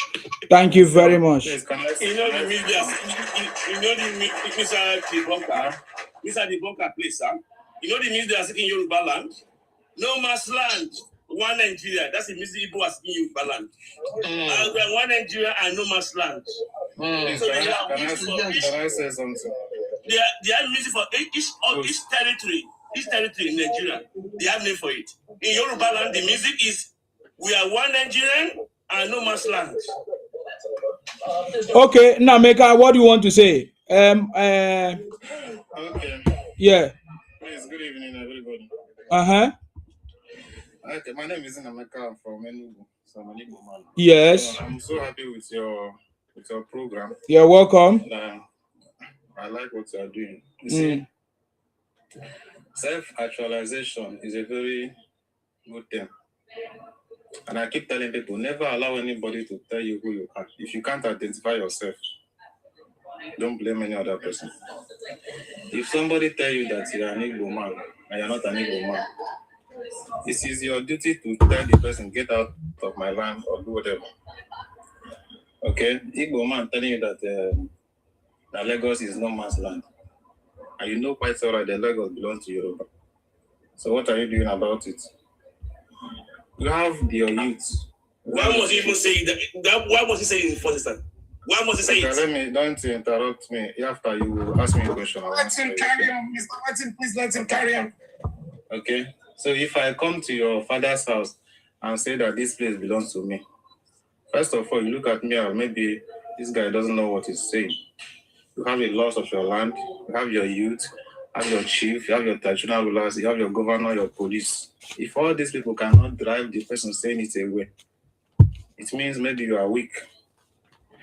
So you don't expect an Igbo man, and we are in one Nigeria. Read about the differences we have. Okay? Anybody can travel to any parts of any Nigeria and stay. And Why? Thank God for what Tinubu is doing. Thank God for what Tinubu is doing. State police is a welcome development. People will have their own opinion. Some people say, I don't like it. People like it. But you have a majority. And once the majority have voted you, that's it. And I want to tell you as a man, sometimes don't allow what people say, which you know doesn't hold water, to leave with your statement. Just like you come out, go to Kogi State and say, Kogi is Igbo land. When I know that you have a tower figure like that, tomorrow a tower will leave important businesses that we attend and start discussing it. So what am I saying in that sense? Let us pray that I've signed state police. Now it is the duty of the state police to regulate their region and do what they're supposed to do. If there is anybody who is doing something that is against your region and you cannot defend or pursue that person away, who do we blame then? So I'm not here to support who is Igbo, who is Hausa, who is Yoruba, who owns the land. He said that Agbo is not Igbo. There is no person from Onitsha or Enugu that will come to Agbo and chase you out of Agbo and force you to be an Igbo man if you say you're not an Igbo. So the bottom line is instead of we dragging who is Igbo, who is Hausa, who owns the land, who doesn't own the land. Let us pray that Tinubu will sign out state police, which is a success almost, and return Nigeria to regional government, and all this talk will end. Okay? So if are you telling us to stop what we are doing, or you are advising your people? Because I don't understand. We are only responding to your people. Don't we have right of response? You have right of response. I'm still supporting what you are saying. No, I want that say we must shut up. That's what you're talking about. Because the way you sounding is like you are telling us to shut up. That we don't have right to respond. Okay. What you are saying now. So you are giving criminals that they have right to say that someone lies their land. They can say it. So we must talk. That's what you're telling us. So don't you know that once a wrong narrative becomes constant, it becomes truth. So we want to be quiet. We won't be quiet, guy. Enjoy it. We won't accept that behavior. No, what I'm telling you that what you are saying, it does not affect people in any way. You said something that even annoyed me. You said what you want when someone say, don't mass land. That is why you people are crying. Who is crying? So if it doesn't affect you, why are you here? Why are you coming here to tell us nonsense? Because what you said now, I feel is complete nonsense. You don't have the right to tell us how to react and what to say. Allow me to ask you a question, please. Okay, you know we've allowed you to speak. Can I ask you a question? You said what you said about nobody has right to tell you where you're from. Could you explain the reason why when people push back, a very large section of the Igbo people, they now start crying? I don't want to tell, they're tribalistic, they're this, all the kind of things. I don't want to start going on. Because like Mr. Izima is doing now, saying all those things, when you then say it, your people begin to, they start crying. Why? Could you explain? Okay. Like I said, your land belongs to you. It is your duty to fish out whoever that is doing something wrong in your life. I said it before. But we are in a country called Nigeria where anybody who is in Nigeria have the right to stay. I don't want to. You cannot condemn your brother doing that. You cannot condemn them. No, you cannot. Let me say you something. You cannot condemn them. You stop it. Do you know the right? Let me ask you something. Let me give you an example. Madam, please allow me, please, just 2 minutes. 2 minutes, I want to engage you. 2 minutes. You've said what you said. You don't need to reply. Now, I'll give you an example. Lagos State started pulling illegal building down. From Peter Obi and your people, what were they saying? Oh, they're trying to chase Igbo away. When we are trying to regulate our own state. But your people, they even carried politicians from the southeast to come to Lagos. Is that a good behavior? You're telling us to do something, and when we're trying to do it, this is what your people do. Peter Obi and the entourage of politicians from the east, they drove all from the east, came to Lagos. Is that a good thing? Thank you. All right. First of all, hold on.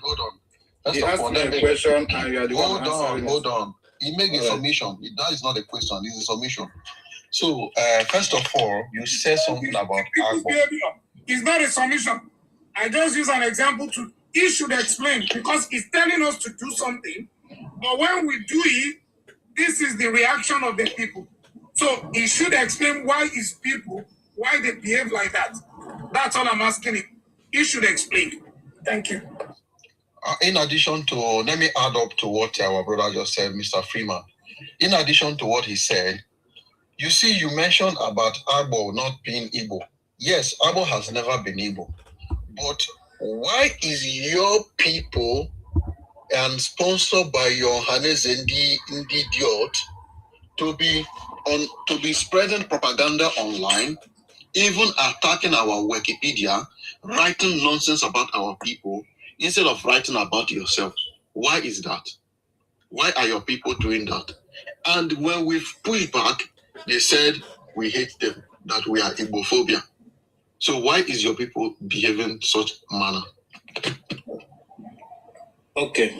Like the person that talked about when they demolish the properties and people react. Yes, if you demolish somebody's property, you have to react.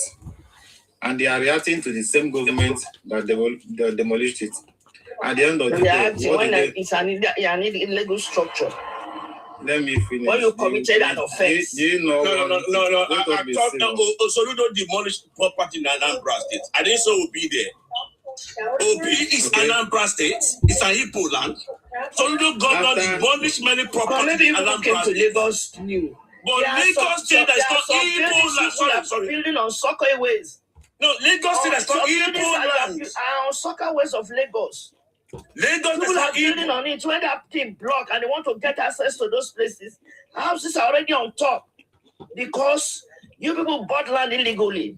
If you are confirmed from the local state government, you know that you bought land in that area at all. IQ is when somebody is, you see, I didn't interrupt anybody. If you ask me a question, I will not allow you. Oga, you are not answering the question. Stop talking nonsense here. You are not answering the question that they ask you. The structures, they're in a legal ground. You cannot be telling people on the platform they're stupid. Be honest with your answer. When we told you to explain something, you think it's true malice? Because of malice, they pull down the structures. Some of those structures are built upon soccer ways. They are built on natural waterways. The one that actually struck me most is that I saw Anambra State governor demolish in Anambra Obi State. Demolish many property. I didn't see Obi going to the Anambra State governor. Igbo land, Obi State, Anambra Obi State. But when it happened in Lagos, I saw Obi coming to Yoruba land, Lagos. When it happened in Anambra, Obi didn't see anything. This it showed to all you are unwelcoming guest. You cannot behave yourself. You are a mistake. So in your land. Hold on, guys. In your land, you kept your dirty shirtman most. Hold on. Nameka, what do you have to say? Because I have other people that are ready to say the truth. If you are not ready to say the truth, we don't have time for you. So I give you time to speak. What do you want to say? Oga, we will interrupt you if you talk nonsense. If you cannot go straight to the point, and this time around I'm going to drop you. Did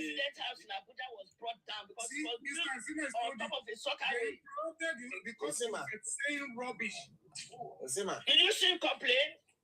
Because he made a mistake. He bought it. And Bright is here. And Bright is here to respond to you as well. So, guys, can you guys hold on? Let him speak. Nameka, what do you have to say? They have asked you questions now. Why are your people behaving like that? So, can you respond to that question instead of trying to educate us on how to run our platform or behave? That cannot work. So, just respond to the question. Okay. If somebody buy a land that is not supposed to buy and the government demolish it, I'm not against it. Okay? So, and the properties that were demolished in Lagos is not 100% Igbo. There are other people that demolish it. The same thing happened in Abuja. I didn't come here to defend Igbo or support any tribe. Okay? That's why I asked you, don't interrupt me. What P2B said there is that the level of economy that was happening, I don't think demolishing property is the best. At the end of the day, what did Lagos State government respond? Did Obi fight them? So nobody said that what Lagos State government, if you want, go and buy land in illegal structure. If you demolish it, you will cry and go back to your house. You won't do anything. It's happening in any state. And nobody is above the law. Okay? And all right, I'll answer my own question as well. Okay. Please remind me your question, obviously. I said that yes, you spoke about Agbo not being Igbo. That so I now told you, yes, we know that we have never been Igbo, but why is your Hanes and Igbo sponsoring propagandists to be, spreading lies and even attacking our Wikipedia, writing nonsense about us? Why are they doing that? You ask Hanes and Igbo now. There is evidence reported by BBC that the Ohanese, they were spending $90,000 at a time for online propaganda. BBC reported it. Investigative journalists. So answer that, please. Area 51. I said it before.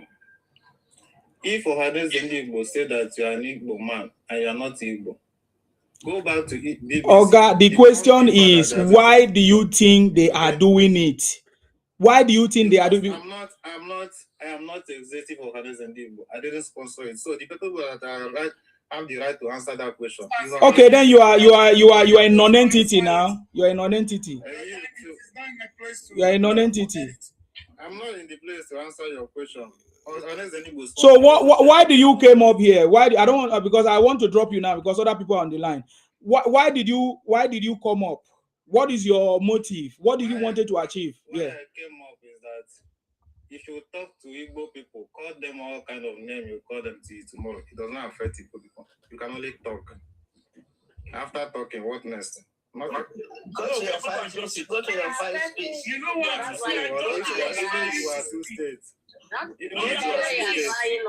Go to your space. You are correcting it. Since you have been saying it, You see, they gave you the decency to speak.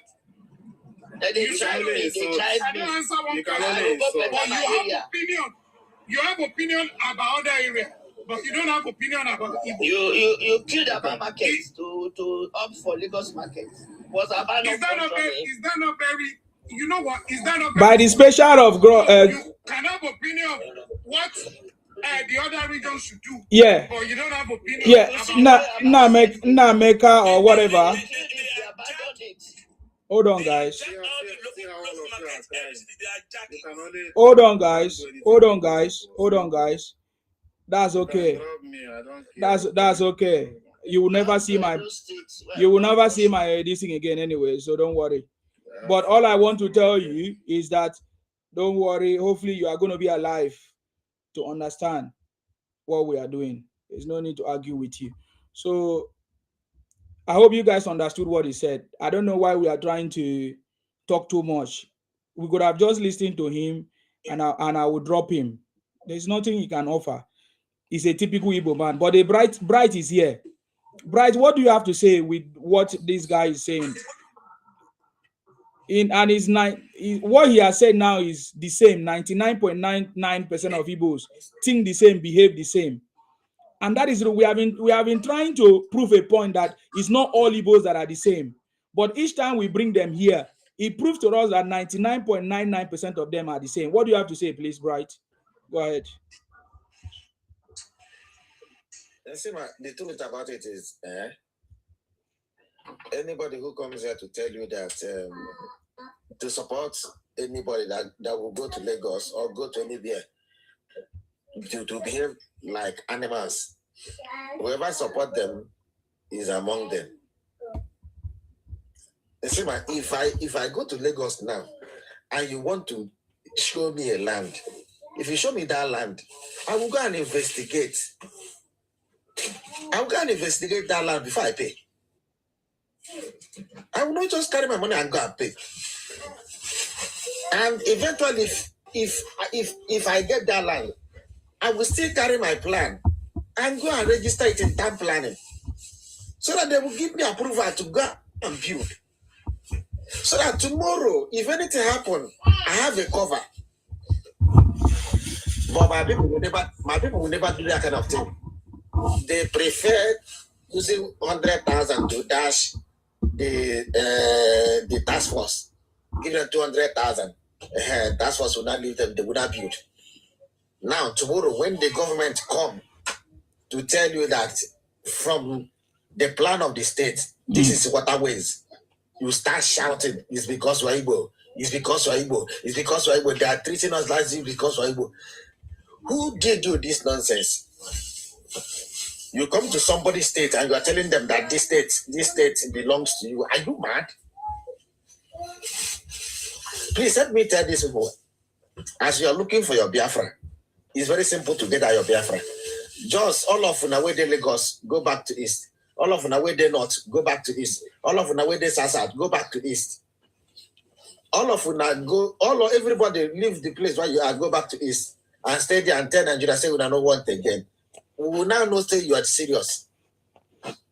Not that you are in other regions making money and you are there making noise, say Biafra kill you there. Okay. Useless set of people. I have time for you, sir.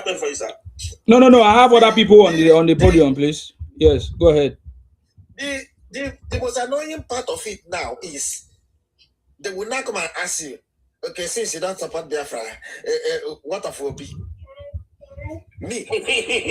Somebody who did not open his mouth. Who did not open his mouth to condemn the atrocity? These people are committing in Southeast. You did not open your mouth to condemn it one day. But we saw you in Niger State. You even donated money in Niger State. We saw you in Oyo. You fly to Oyo. You start talking. But the one that happened in your state, even the convoy of chief of staff of the state government was attacked. 5 persons. Why? This man did not open his mouth to condemn this thing for one day. Dola Akodere husband, Chika Akodere, was spied in Oka. This man has never condemned it till today. You even get guts to tell us, say, if they vote in today, you're going to release a condemn, a non-territorial. Now, dear, why I know say he's a hypocrite. He's a very, very hypocrite. And I'm telling you, seriously. So once they come like this is how they come. They will first of all come and do as if they support you. That's their way. That's the way they. Okay, Sir Martin, you say you have a question for him. What is that? Before you don't get ready, yeah. They start talking Jacob. Thank you, sir. With the look of things now, because I still don't get it. I think that it's wisdom not to go to your enemy's territory to go and beat out. When you say someone is a traitor, why are you going there? So I don't know why Igbo come to Yoruba land, want to say we want to beat house. So they say want to build on the quarter, erosion way. When you know that you say these people are traitor, who do that to Igbos? I don't get the logic. That's why I want to ask you, why are they doing that? So that's my question. Thank you, Sir Martins. Bride, you get the question. You see, 2 years ago, 2 years ago we had a problem. That problem is a king in Anambra State sold 2 plots of land to Northerner, and they came the next day and buy the king.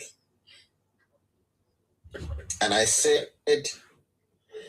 what if Northerners bring the energy back? What will be the fate of people?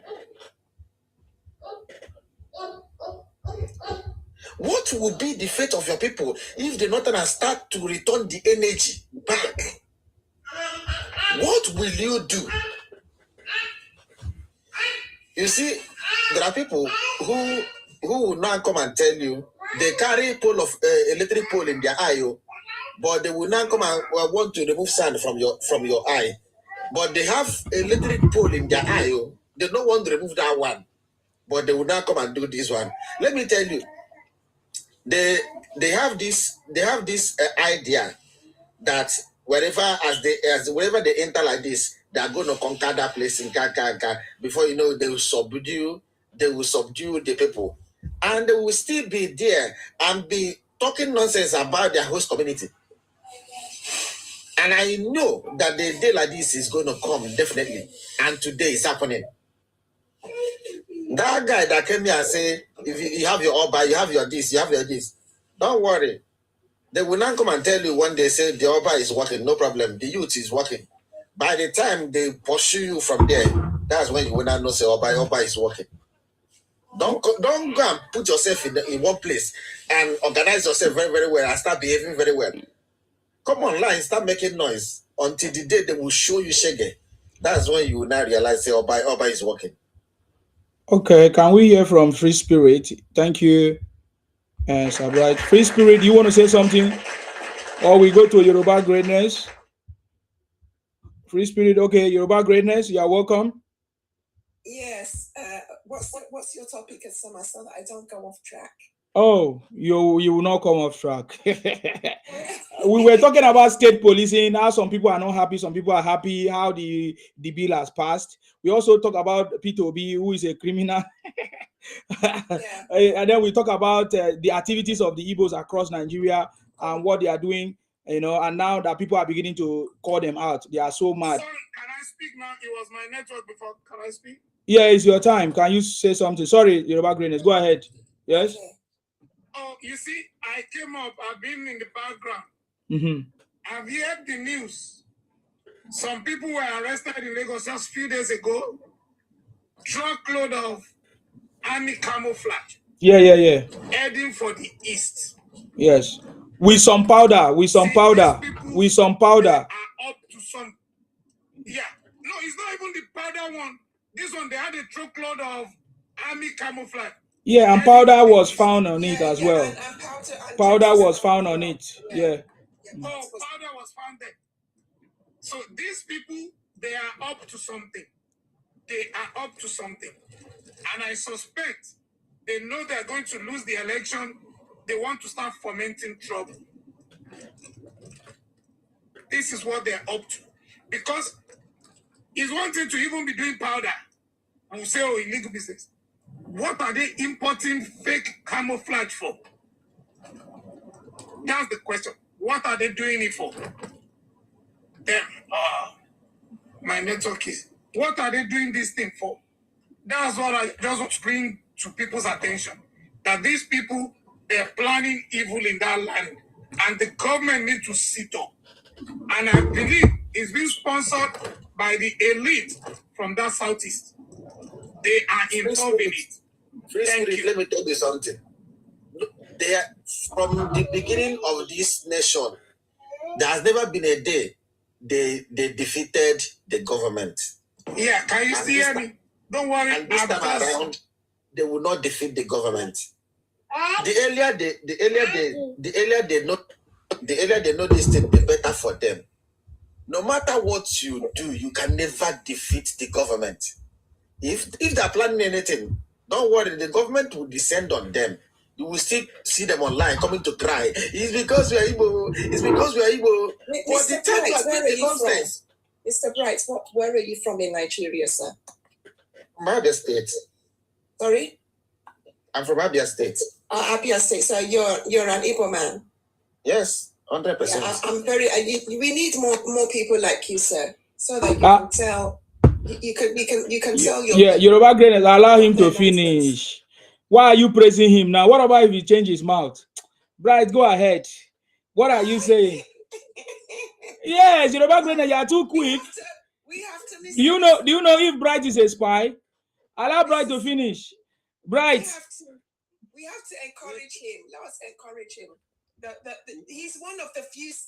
He's one of the few amongst the poisonous snakes. So let us encourage him. Okay, Bright, go ahead. I hear you. Yoruba Greatness.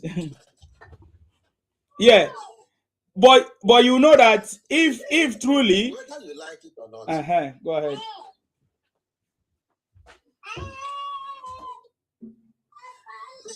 If you like it or not, whether you like it or not,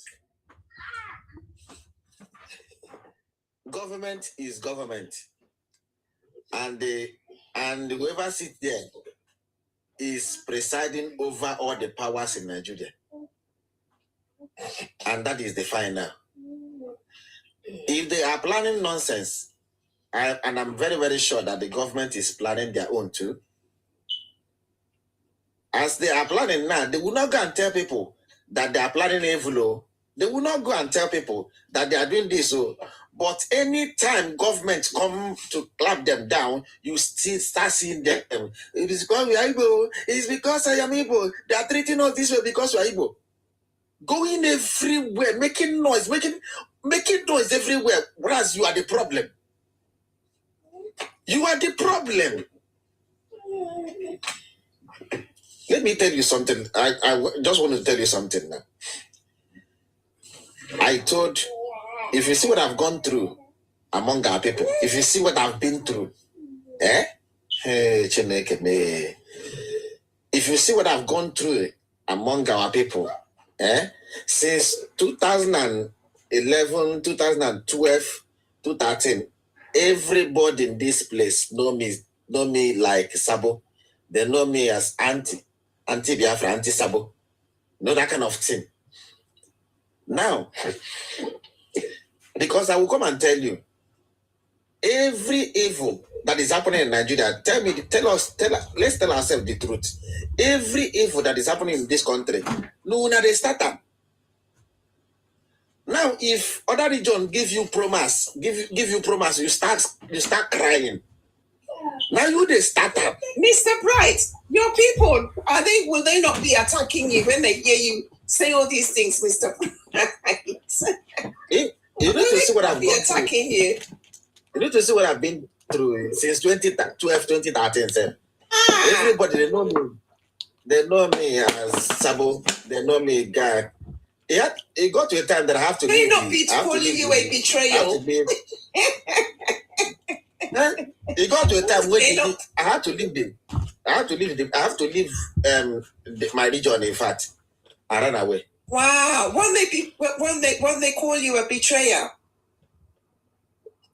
Of course. See, let me tell you. You see, when you are doing this thing, you think you are actually smart. You are not smart, because those things, when that thing you are doing, thinking you are smart, the time the thing will hit you back. That's when you will now start shouting to everybody. Do you know that in this country, those days, Hausa men will come to this city, will come to Abia State, area, and they will come and buy goods from you. After buying, they will now buy in credit and tell you next week Thursday that they will bring money. Do you know that next week Thursday will never finish until you see that Hausa man, he will come and pay you. Once they tell you, see, I'm going to do this, on your back.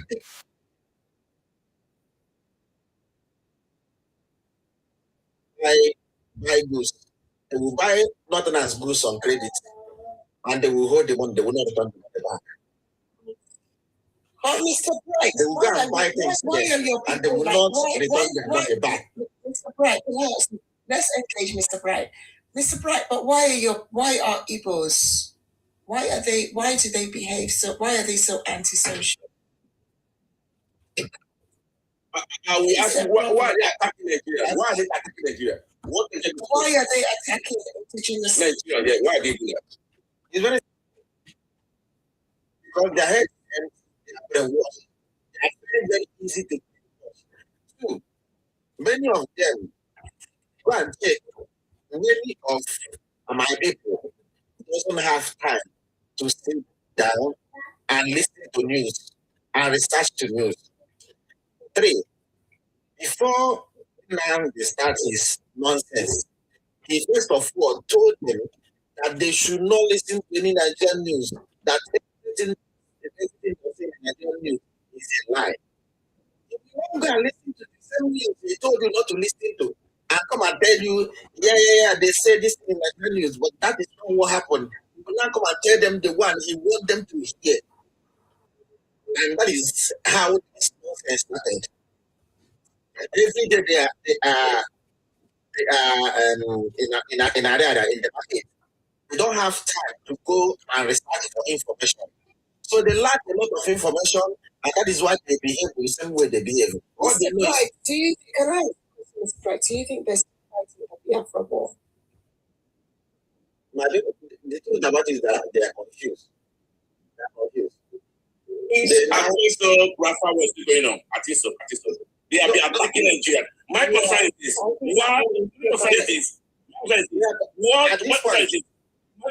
What is your friends with Nigeria to Igbo? For Igbo to be attacking Nigeria ever since? Up till now, Rafa wasn't stopped.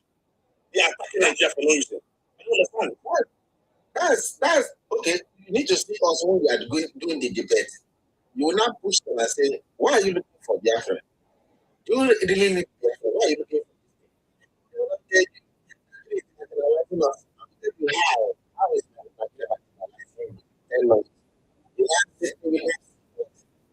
You have seen your area. The whole state. Anyone, is there any place we see cross? What about the one in Abia State? The one they say is dredging the sea to build a seaport. Have you not seen the news?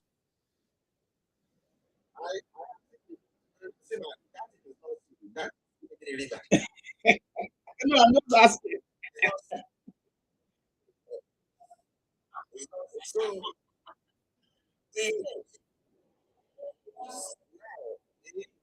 if you go to Port Harcourt, that is One. All my goods comes through One. All my containers, all of them comes through One. Now you begin to ask these people, what are you looking for? From One to the Southeast. We don't have a good airport. I told you, 3 of your people have run that office of aviation. They couldn't do anything for you. It took a funny man as aviation minister and a man as president to give you the only befitting airport you have. Which is Tinubu. They will not tell you that all the attention is in Lagos. How many all the airline is coming to Lagos? They are not going to Tinubu. I say, if you have a plane and you see a region where passengers are not there, will you go there and put your plane? Where they have traffic. They have. If you want everybody to climb, your people, everywhere of them to come and start flying from Enugu, you will see companies will come and start flying from there. But me personally, I can never fly to Enugu. Why? Because your people are on the road. If I want to go and fly to Enugu, what about embassy? They had embassy before now in Enugu. But they move it. Where if they have the regions? Yeah. There was some embassy before. But with those same voice, I go run, come out from there. You see, these people behave like animals. You see, as we are here now, sitting down, talking, everybody is contributing with knowledge. This will never allow you to do that. You can never allow it. Except you are talking the same way they are talking, they will not allow you. And the funniest thing is that you will come and you want to force everybody to believe in you, to believe in what you believe in. Who born you? That's the most annoying part. Why you to force everybody to do what you're doing? Whoever that doesn't believe in what you're doing is a sabo, is a guy, is this one, is this one. All the Nigeria is bad. It's only you that is a good person. They send you South Africa, they pursue you. They send Morocco, don't they pursue you. They send you Ghana, don't they pursue you. They send you Cameroon, don't they pursue you. But you are the righteous person. This government that you are pleasing, is the one now I saw your brothers where they go there, they sing. Because the man has come to rescue them. The man has come to rescue them now. But I've never seen any one of them talking about it in the internet though. I've never seen them talking like this and start discussing what Tinubu is doing for them. They will not come and tell, they will not open their mouth and say it. You can't hear them say it. Because they vow not to accept any good thing. All their prayer every day is that bad thing will be happening in Nigeria, bad thing will be happening in Nigeria. That's their prayer every day. And I'm telling you, Nigeria have come to stay. Who be you? If you Zuzu, Nigeria will wipe you out.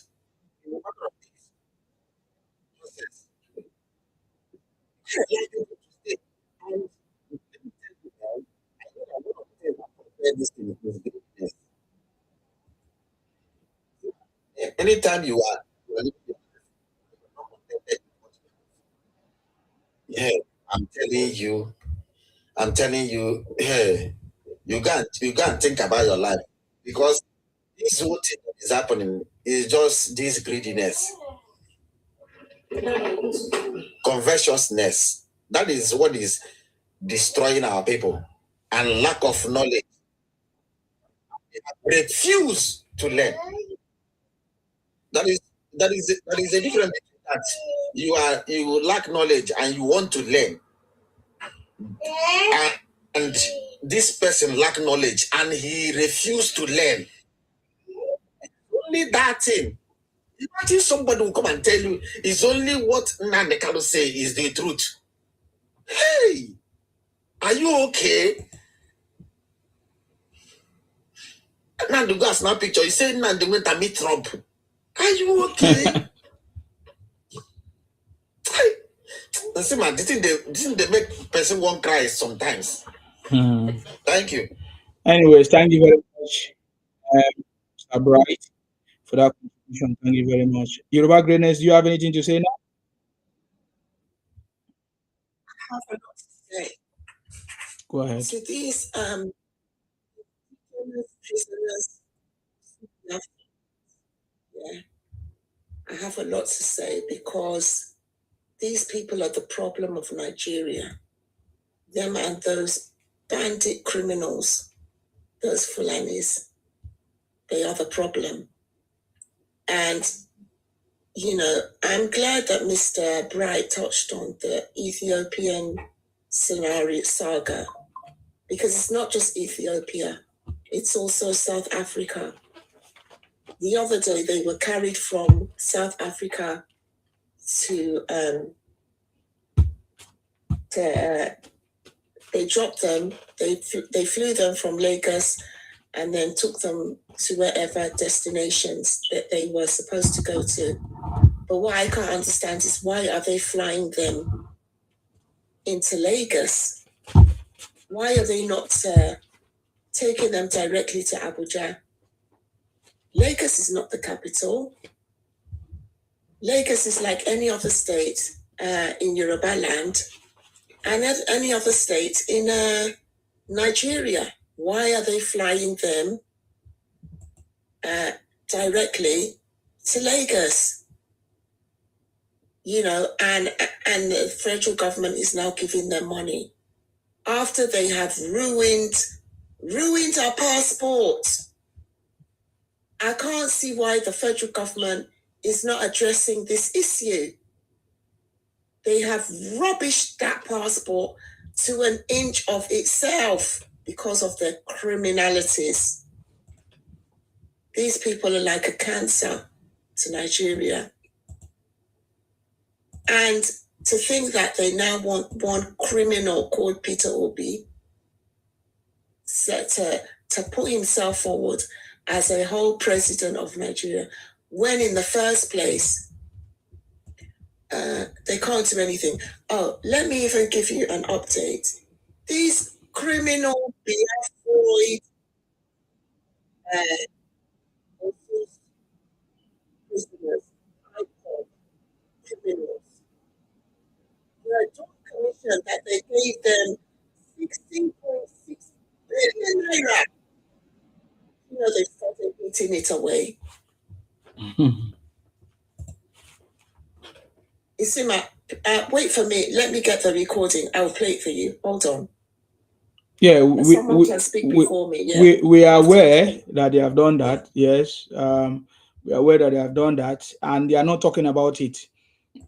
You know, President Tinubu gave them money for the development of their region, and they have not done any one thing. The only thing that they have done is to go and, according to them, rent apartment over 100 and something billion or 100 and something million naira out of the money that was given to them. You see, man. It's a shame. You see these people. What that money that was given to them, they didn't go and pursue the person that corrupted the money. They are not pursuing the person that gave that person to the money to do the project. Said Tinubu must go. The person that stole their money, they ignore him. These people. You see, listen to this. You received 16.6 billion. How much is left in your account? Which is what we are going to do. No. This is what you told them. No, sir. Somebody just told you not to deny million. That's what you wrote. You under oath. I mean, yes, sir. And you're under oath. I'm under oath, and I explain what I mean by No, wait. How much, just say answer my question, don't divert it. How much is left in the bank today? That's what I say. No, please, I didn't ask you any question. It's the empty. Answer, Mr. Chairman. A direct question. Yes. Last time, information that was given to me, you should have at least between 11.5 to 12 billion in its account. You have 13 point something. I said last I was so handsome.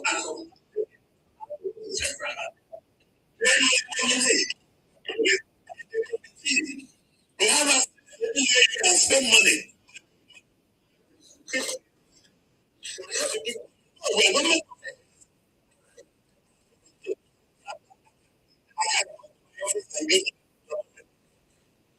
And we have sent the accountant general, the auditor general will come to audit everything.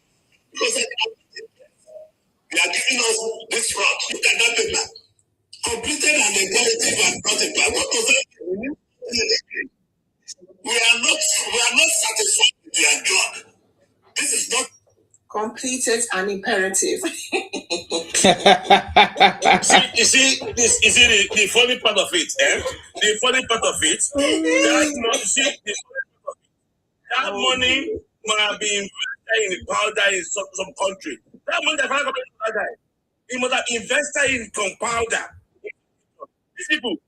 Or they use it to buy land in Yoruba land. Powder. That's money. They invest in the powder money. These people. And the money is supposed to go to projects, it won't go there. They'll be investing in powder money, powder business. If you check it very well, this guy might already invested in powder business in everywhere to cook powder. These people.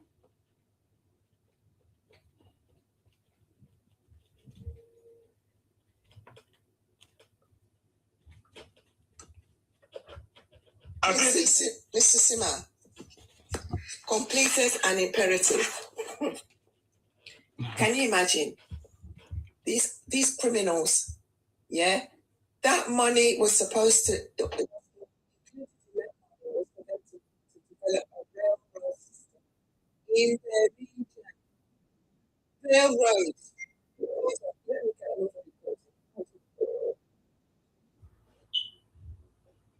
So, Bright, what do you think is stopping them from using the money to develop their own space instead of going to rent a room? What will renting a room do for them when they have a very big headquarters in Enugu already? Do you have any idea why they are trying to rent a room in Abuja?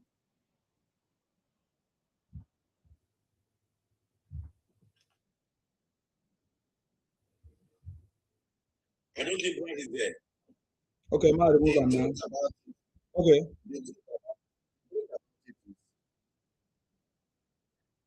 these people, even if you carry this thing, go to their houses,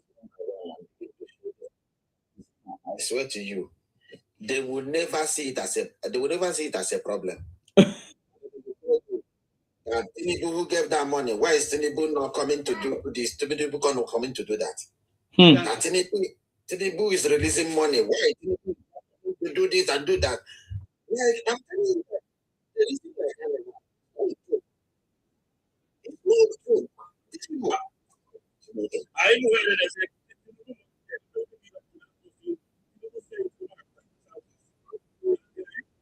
Tinubu photograph they will tell you that that the mandate between that come on, is a mandate between that guy and Tinubu. That's what they will tell you. It's a mandate. That money now, they will just say they get it to Southeast. Now that guy and Tinubu got share the money.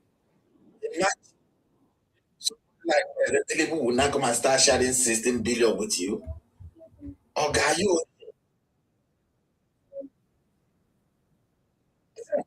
the thing now is you not come close to them. If you come close to them, you'll be tired. You'll be tired. That guy really destroyed these people. And the worst part of it is that they don't want to learn. Mr. Bright, listen to what that money was supposed to be used for. Hear this. Along with its subsidiary, the Southeast Investment Company, fellow Nigerians, greetings and blessings to you. My name is Zach Oji, actor, filmmaker, and media consultant. It is 55 and a half years since the Nigerian Civil War ended in 1970. 55 and a half years, and for the first time since the war ended in the history of this country, a president in the person of President Bola Ahmed Tinubu has set up the Southeast Development Commission, along with its subsidiary, the Southeast Investment Company, with a takeoff capital of 150 billion naira. Today, the Southeast has a Minister of Works for the first time, in the person of His Excellency Engineer David Umahi, former governor of Ebonyi State. President Tinubu has also approved the allocation of $3 billion for the reconstruction and rehabilitation of the long-abandoned Eastern Rail Line corridor to boost transport and economic activity. In the words of President Bola Ahmed Tinubu, the era of infrastructure marginalization. Did you hear that? Did you hear that? That is what that money is supposed to be used for. Yoruba greatness. If I say they speak English. You did not hear what Bryce said. Bryce said, even if this thing that you just played now, even if you played it in their ears, they will never see it as any problem. They will blame Tinubu for giving the money to them, and they will ask why Tinubu not come and do that job for them.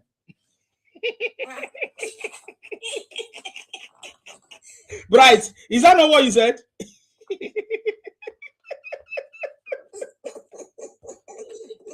Exactly. Wahala dey. You will tell them to hold their governors accountable. They will tell you why is Tinubu not coming to hold them accountable?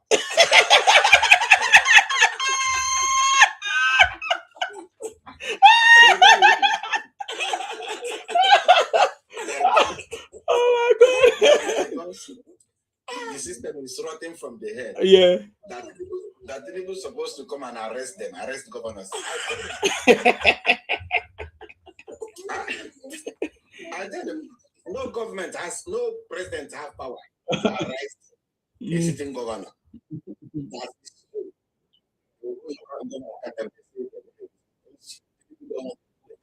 Because Nigeria, it happened to you.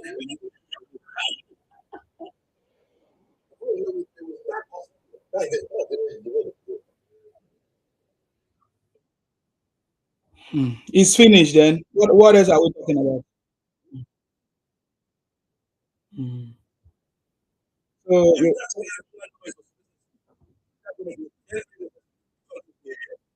Pull your back. Everybody knows so. You go and give them your religion. You don't want to go back. Thank you. Victor, are you ready to Yoruba Greatness, are you done?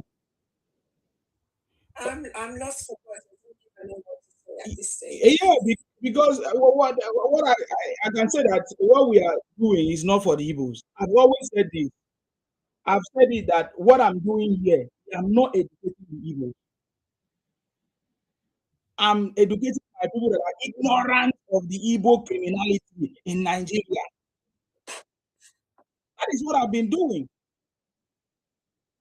And I'm calling them out for the crime that they are committing, for the atrocities that they are doing, calling them out by their name, Igbo. That is what I'm doing. I'm not to educate them because you can never educate people that are traders. So if you have that, Sima, don't you think that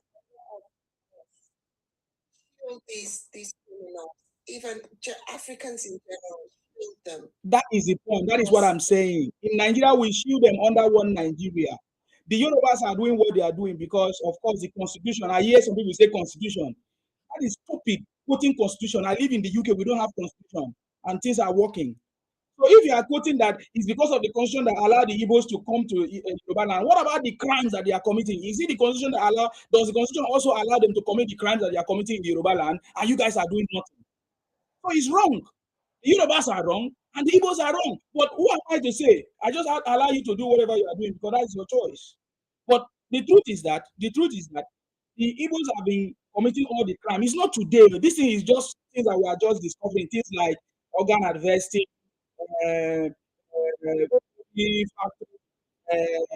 fake drinks. It's not today. That is how they have been surviving. That is how they have been making their money. All this, you never know. Powdering, you never know all this thing. But he's been doing, they have been doing it for years.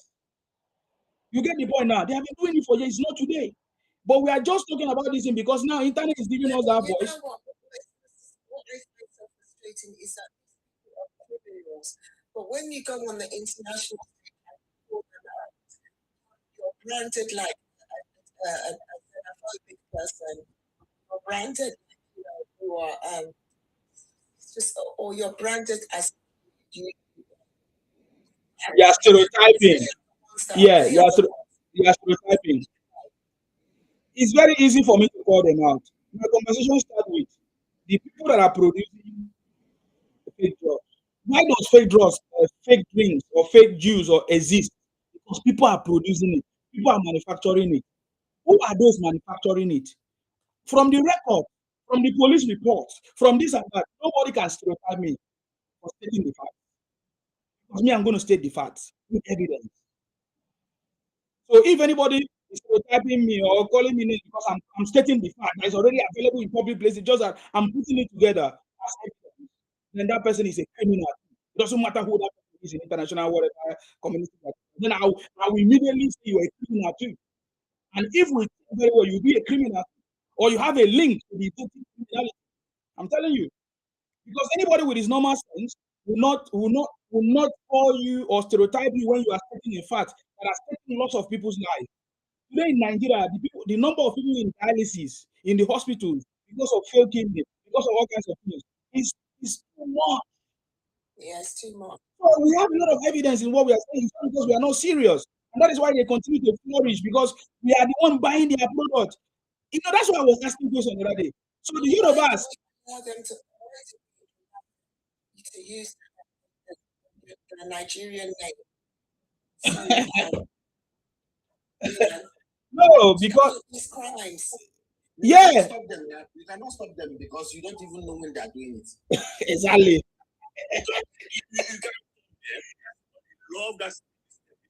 No. He said because he doesn't know. No, the other statement complement what he said. Because you don't even know when they are doing this thing. You don't even understand how they are carrying out the activity, the criminality themselves. I don't know if you understand that part. You don't know. For example, did you ever believe that people will be in your bush in Ogun State producing meth? Can you answer that question, Sir Amadi? Sir Martins. I can never believe that. You can never believe it, but they are doing it. That is what he's telling you. That is what he's telling you. That is what he's telling you. Yeah. Uh-huh. But now, against state policing, they know that in our land. That's why they don't want it to be affected.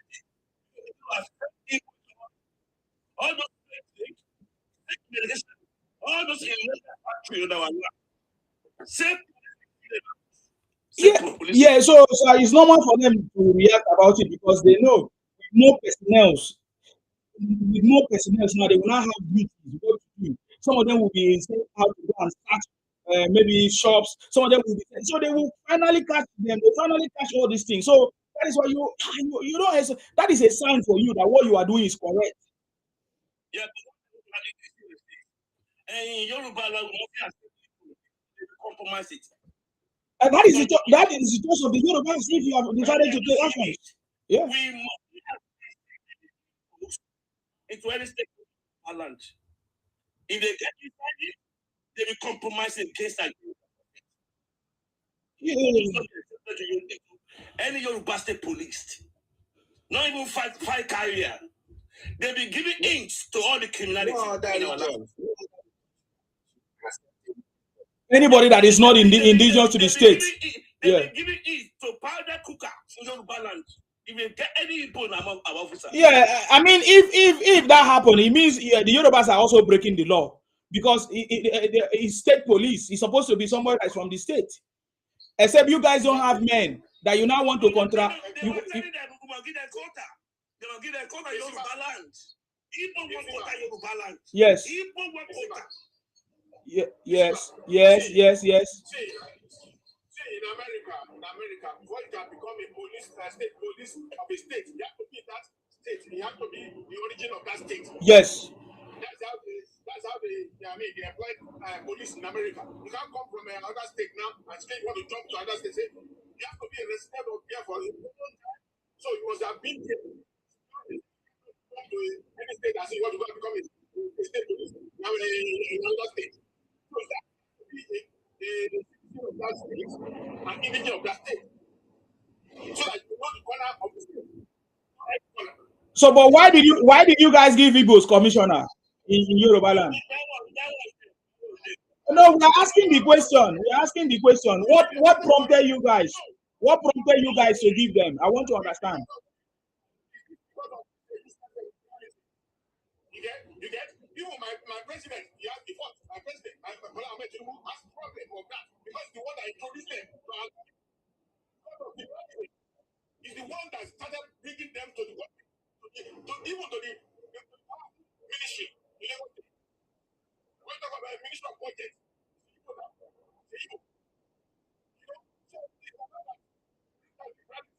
now I realize that he has already made a mistake.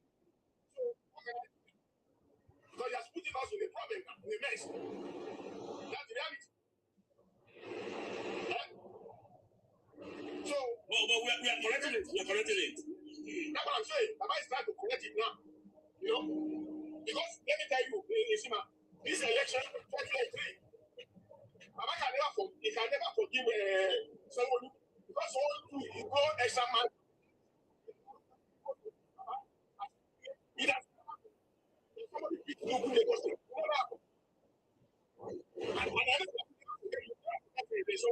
Never. Because when it is on time, as a governor, immobilized citizen. You overwhelm women his own election.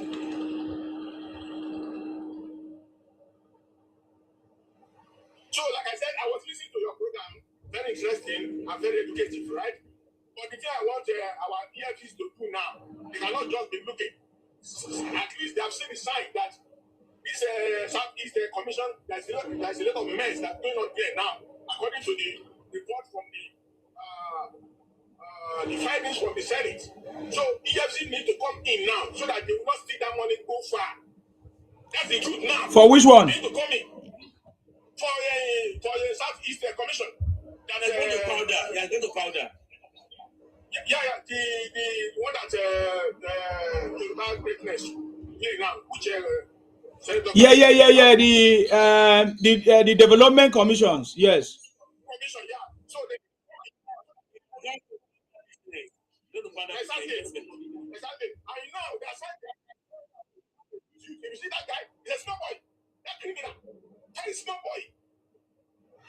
This no boy.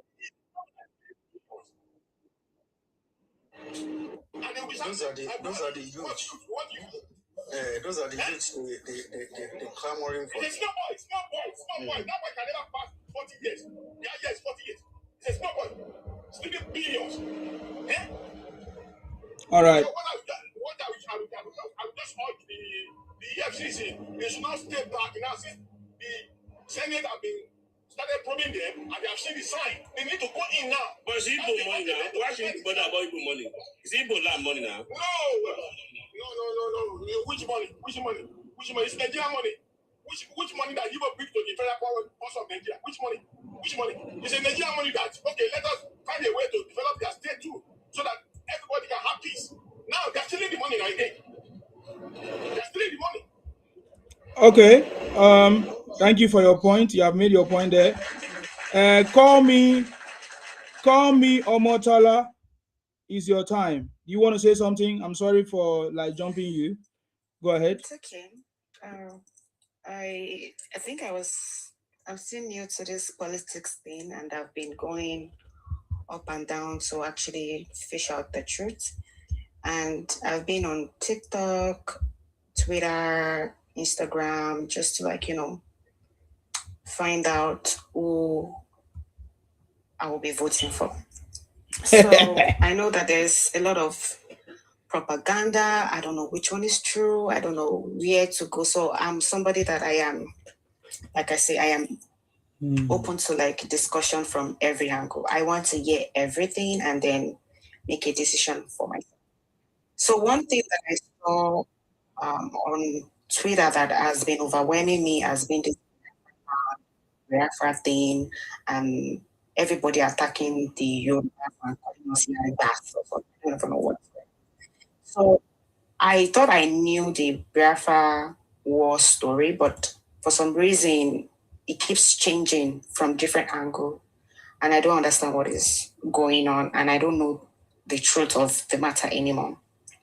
And what we've been taught in Yoruba is always to accommodate stranger and take care of them according to how everything is. But this administration has opened my eyes to so many things that's happening, from the bandits, the northerners, and the Igbos and everything. So my question is if anybody can explain what this is about, so I can understand what exactly the problem of the whole Nigeria is one. Everybody's saying that Nigeria is a scam. So I just need education. Everyone saying Nigeria is a scam. You could have asked the people who you heard that word from, because it's not everyone. It comes from a specific group of people. So I think the best way to learn is from what people say. You ask them questions to understand why they make the statements that they make. You understand? And then if you hear it from one side, then you also go to hear the other people's comment or excuse or reasons why they make their own comment. You get the point. For us here, we are talking about President Tinubu and what he has done so far, and why he's going to become this most successful, or of course the best president. And then we also comment on issues that people talk about, like maybe some of those things that you hear people talk about, like Peter Obi making a statement like Tinubu should resign, or Igbos claiming to have equal rights with the Yorubas in Lagos. All those kind of conversations, sometimes it's controversial, sometimes it's tense. So those are the kind of things I discuss here. And if you have been listening, just like you said, then you would have heard some of the things that we were discussing. So yeah. Okay, I go to the next person because people that come up here should have something to say. Negi. Hello, good morning. Good morning. No, good morning, Simon. Yes, I salute you. Yes. I like this your cap. Thank you very much. Even me myself, I haven't got a cap, honestly. Why are you wasting time now? Go to my website and get one. InSimamusic.com. It's there. cheaper. ZimaMusic.com. Yeah, ZimaMusic.com. You get all the styles. There are plenty. We'll deliver to anywhere you are. Has she gone? Oh, she's gone. Oh, wait, you want to educate her? May we tell her now? Okay, tell her now. They listen. You see these people. You believe all those things where she dey talk. Now wait, I want talk. I know. So she's part of them. Well, to some extent. Yeah. But she knows the truth. She's stupid. Of course.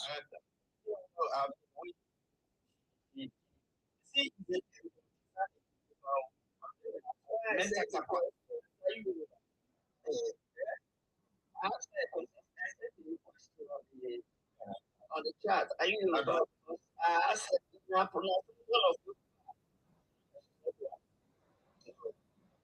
and you see the way they are portraying this political stuff is like, oh, he's a Yoruba. In the history of Nigeria, go and look at it very well. The people that call their own out when they do something silly or something bad, majorly Yoruba people, they will call their own out. And that is why. Because we don't condone it. You see, speaking in one development, allowing different people. Understand? Somebody might agree, somebody might not agree. At the end of the day, you sit down and educate each other, and you come to the round table. You come to a logical conclusion. I think that's the best way a society should be thinking. But in the case of these, our brothers in the East, it seems as if, they act like it's say your brother, not say our. don't make it plural, please. I'm just trying to be polite. No. Because it's not just look like this. I don't know if Bright is from the eastern part of because I had somebody, I don't know. Yes, Bright is eastern part. I'm to be honest with you, I'm surprised for him to be speaking like that. And these are the selected few. The lady is back. Ask her questions. Omo Yoruba ni mi, Omo Ekiti ni mi. Okay. I don't need to start. I just need education. Have you right now I'm in Canada. The stuff is really aware of, because most of my life is always go to school, do this one, do that one, right? And for me, I've always been a problem solver. And you don't have a Igbo boyfriend. Are you sure Igbo are not too many? I think that is it. This question what I don't ask you now. Now be the thing. Can I have this question? Are you in the how old am I? I was born maybe in 1990 something. So that is why I needed. So you never have a Igbo boyfriend. You woke up generator that is new to the politics, Okay. I just need explanation. So from are you telling me that the young Yoruba nation is not aware of this thing than the Igbo generations? The one that are making noise, are they not the Gen Zs in Igbo land? 19. Yeah, they are the one making the noise. They are the one claiming your land. I'm not born in Canada. I got to Canada 2023. That's after the election. You should know now. Then you should know now. But most of my life was in Ekiti states. Experience all these things. Now, wow. And the thing about which one do you exactly want enlightenment about? I asked the question about why Igbos are so angry with the Yorubas, because I've actually lived around Igbo people, and I've seen the way they do their ozu even in Ekiti, Ado Ekiti. So we've gone to school together, and I've seen them everywhere in Ekiti State. Please, my sister, when you were living with them in Ekiti State, did you see the Yorubas fighting them? No, we don't fight. Did you see the Yorubas hostile to them? We are not. That is why I'm saying that it's so new to me, because I didn't really go to the East to see anything that is happening there, or the highest place I've usually gone They to. want to take over your land. They want to be lordship over in Yoruba land. Yoruba land. Because they want it to be your lord in Yoruba land. They have problem in their place. They have a racial problem. Their land if you don't accept it, you are wicked. They can't do anything. So they migrate. Mainly they are 6-7 years old. They migrate. They send them to go and be houseboys, to go and serve their master for 7 years, and that master will open something for them. Yes, it is not the Yoruba people's fault if they have generational problems, if they have ecological problems. It's not the problem of the Yorubas. Because Baba Tinubu, Yoruba man, the first Yoruba man to be president, became president, and they did all wayo to think that Obi will win. And he didn't win. Because you need to win for 24 states of the federation. If you like, you have 100 million votes, and you don't get that 24 states, you cannot be president of Nigeria. You must get 25% in the 24 states of the federation, which Obi did not get. Obi was not second position. So if they say, Baba Tinubu, you go. Obi will not even come to the position. Atiku scored second. Atiku is not making trouble. The man who got third position, himself and his animalistic people are the one causing, making so much noise. I'm from Edo State too. I'm from Edo State, so get it clear. I'm from Edo State, and their noise is too much. We were able to calm them in Edo. We don't sell our land to them. We don't marry them. Because 75% of them are also their slaves. We don't want adulterated. We don't want any generational curse in Edo land. Precisely, we don't marry them. So if they like, they cry, they die. I don't care. So if the Yorubas can accommodate them, after accommodating them, giving them place to do business, and they are excelling, they are not abusing the Yoruba people. They are not hostile to the people who accommodated you. Then what do you want to say? That they are ungrateful, they are wicked, and they are bad. Because we know those tendencies about them, that is why the Benin is with the Benin. Because Benin City is the state capital of Edo State. We don't sell land to them. They can sell in the markets. They cannot be chairman of markets. They cannot be woman leader of our markets. We will not accept it. Colin, so you know what? Let me add this.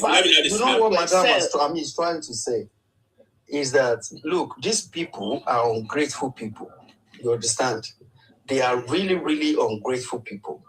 I grew up among them as well, but I know them right from when I was young.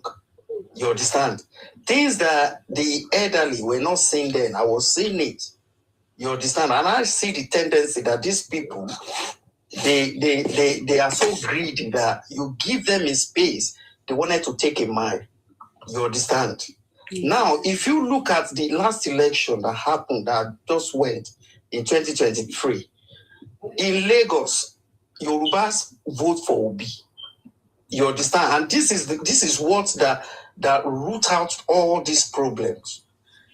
Yeah, Yoruba people voted for Obi in Lagos, but in the East, Obi got 99%. What does that tell you? That is not something that happens by just coincidence. Is a plan work. You understand that we, the Yoruba, are not same. We thought we are the same one Nigeria. You understand?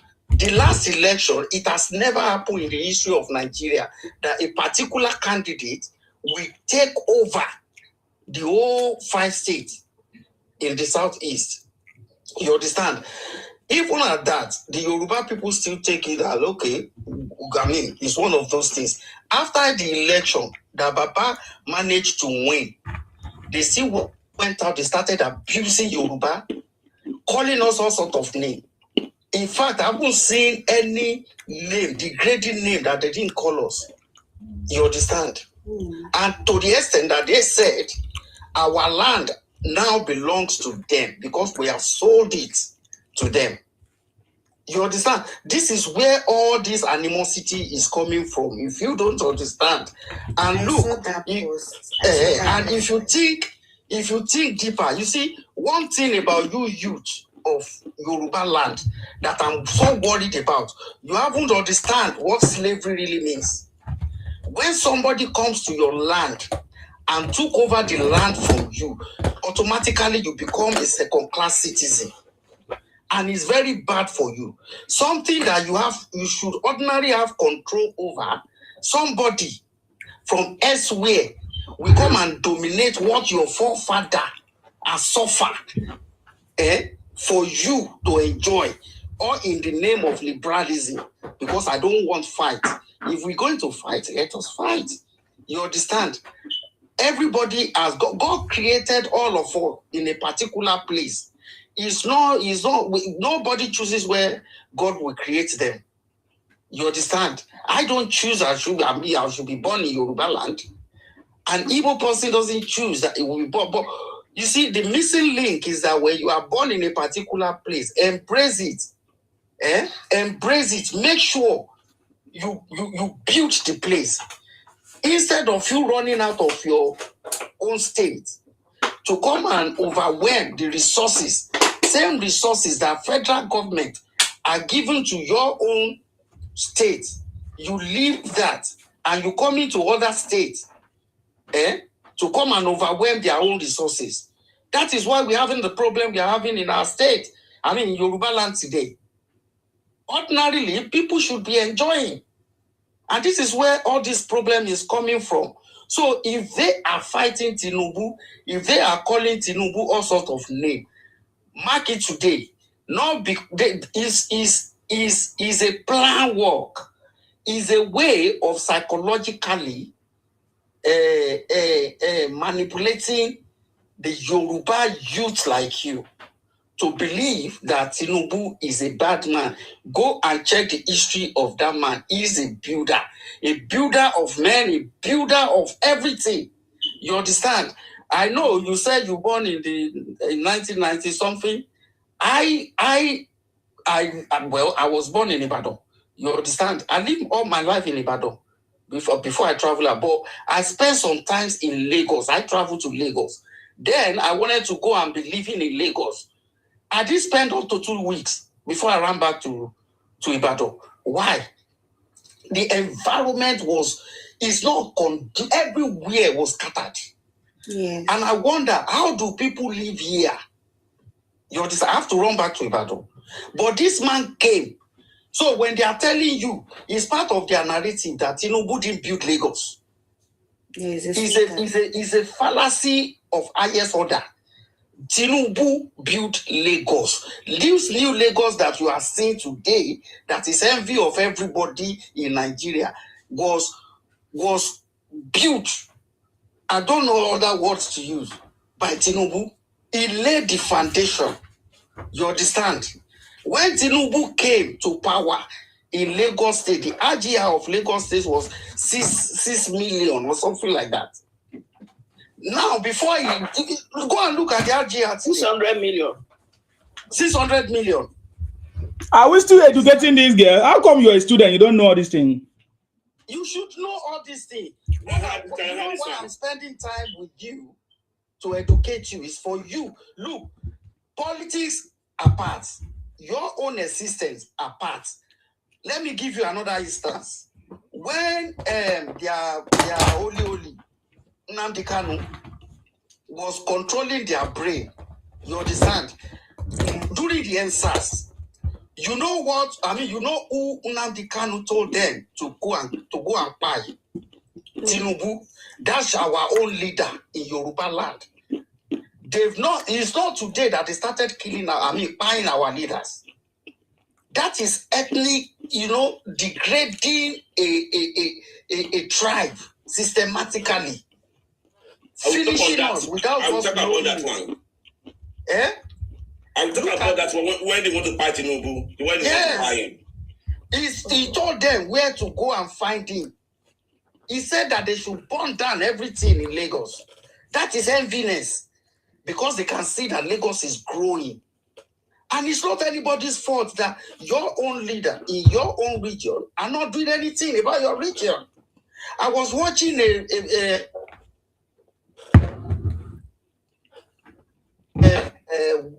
lady, young lady, that she did. He said, "Look, this is my seat. This is my town, a coast land. This is a coast land. You see all these people. This land is cursed. They are ritualists. You see all this mansion. They are ritualists. She was saying it. You understand? He said they are ritualists. Now, when you destroy your space, or in the name of because you want to make it by hook or crook, and you leave the place to come and be disturbing other people in their own space, who else? I mean, who do you think will accept that? Yoruba have always been liberal. We live with everybody without no azus.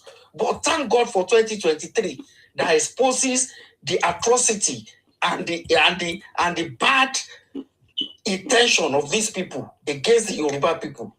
So when you see them hating on us, not because they want to, there is jealousy, nothing less, nothing more, nothing less. It's pure jealousy. If I don't have what you have, I will destroy what you have. So my sister, go and be. You are a student. You should know how to find out information. Let me add this one to say, yeah. They want to come to Yoruba land after Biafra War. We welcome them to our land. I saw that. The first Igbo commerce business, we are the one that launched them to commerce business on Island Igbo. We get that venue to help them to recover from Biafra War. That's what we did for Igbos. Now today, Igbo want to be determined in Yoruba land. They want to be Yoruba leaders on Yoruba soil. The moment you say no, say you are tribalistic. He said, why must you challenge us? I want to be one Nigeria on your land. They want to be, and if you don't check that kind of behavior, they will come and enslave us on our land. That kind of insultive, ungratefulness.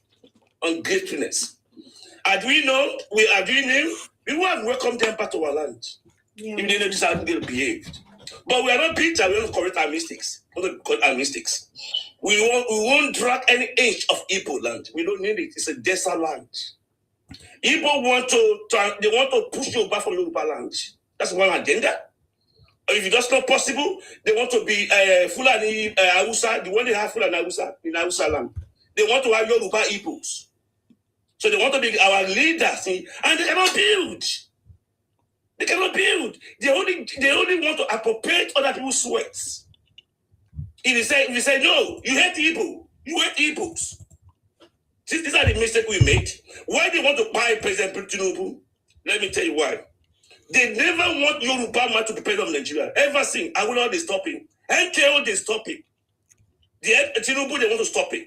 Because they know that the moment Yoruba took that power, it's time we changed.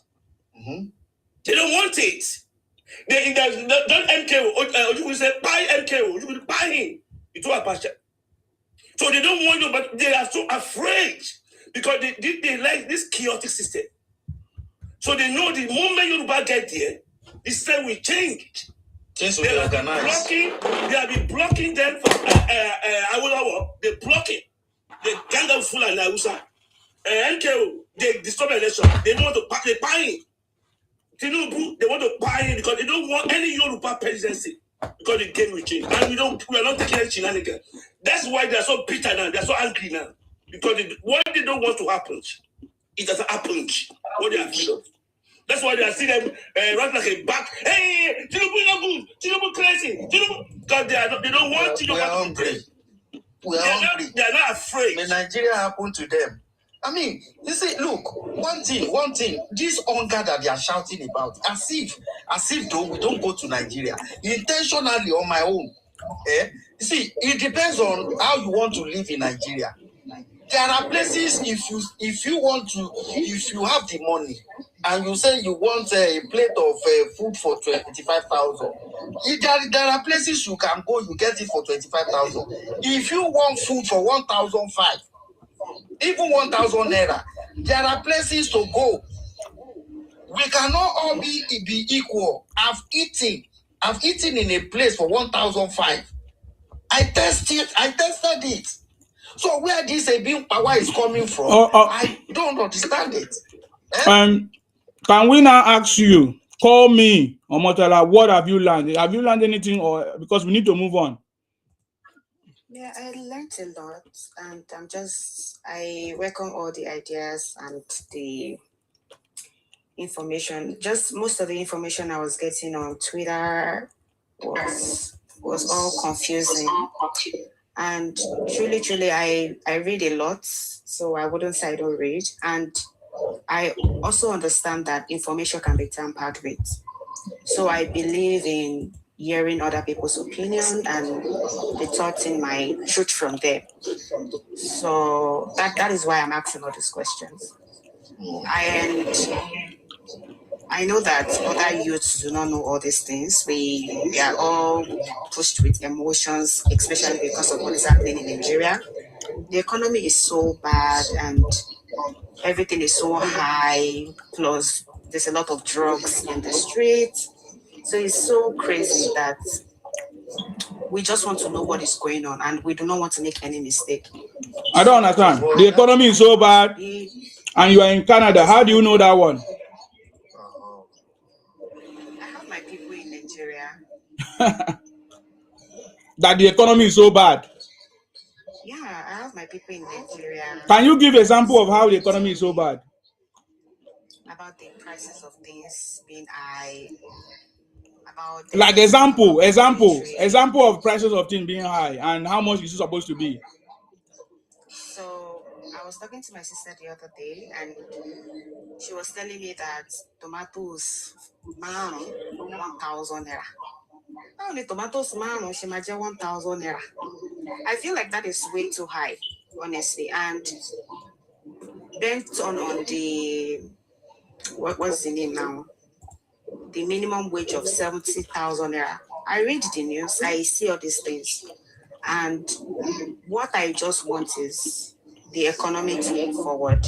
So I just want to know who is interested. So who is going to plant tomato for your people to buy? People now. Can I ask this question? Don't even let us go to that area. Can I have this question? No. We are not going that area. I just want to get something out of the conversation. Mr. Martins, sorry. You as you are now, go and Google the price of that 5 tomato in Ghana. You understand? That 5 tomatoes. Go and Google the price in Ghana. There was a lady that came from Ghana to Nigeria. She said she only wants to come to Nigeria for like 3 days. I think she brought about 2,000 Ghana cedis. So when she came to Nigeria, she said she's spending this money. She's going everywhere with the expectation that this money supposed to, I think the 3rd day, that she's expecting the money to have finished. And she was praising, look at, and they said this country, this Nigeria, he said there is value for money in Nigeria than Ghana. He said in Ghana, this money is done within a day with what she has done. You understand? Look, my sister, let me tell you something. That is why we keep going back, that they've destroyed the country for so many years. The people that are supposed to have created job, put things in order to ensure we enjoy prosperity today, as eating our today yesterday. So there is nothing wrong in Nigeria right now. All those things nonsense talk. There is nothing wrong in Nigeria right now. So I thought you don't even have electricity. So are you comfortable with that? My brother, I just called my brother. But I have electricity in my place. So that's why I said That's why. Now, let me give you my verdict now. Let me give you my verdict. You are a very stupid student that doesn't know anything. I told you from the beginning. And you are not, it's possible that you have Igbo boyfriend if you are truly a Yoruba. If not, you have Igbo blood in you because you have a stupid mindset. And people like you, will die in the hands of Igbos. That's all I can tell you.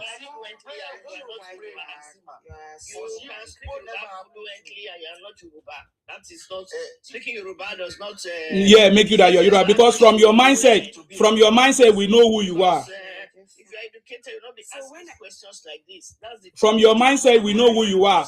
I don't think that the Yorubas are so stupid like you to be a student and you don't have anything in your mind. So. I told you from the beginning, I said, don't give our audience. Let her go and read if she wants to know something about Nigeria. No, for the benefit of doubt. For the benefit of doubt. Why should I drop you? You fuck off. You fuck off. So I can always drop you. No, my concern with you, this girl, is this. With the amount of insecurity in Southeast, in the North, that the government is confronting at the same time. With the amount of propaganda against the government.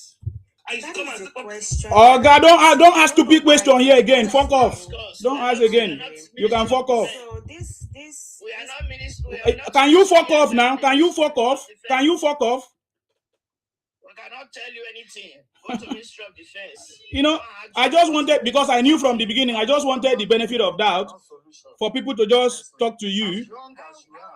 Because I'm asking questions. No, you are a very stupid person. You ask me questions. You ask me questions. Some silly question. By now, I think you're supposed to have understand that. Look. He says it's in Canada. No wonder. You're a proof that it doesn't matter where you travel to, you'll be a fool forever. Stupid. Canada, my foot. Do you know how I know? When I now ask you, you now say you have your people back home. So that tells me who you are. So you have your people back home. You never ask them what is going on there. You never ask them. And you are coming here to act like a fool here. You are a fool. A fool. If nobody open up, tell you straight, I'm telling you. You cannot insult me. Oh, yeah, try. Let's see. You are a fool. You are a fool. Yeah, you need to sleep and wake up. You know that you're a fool. Anybody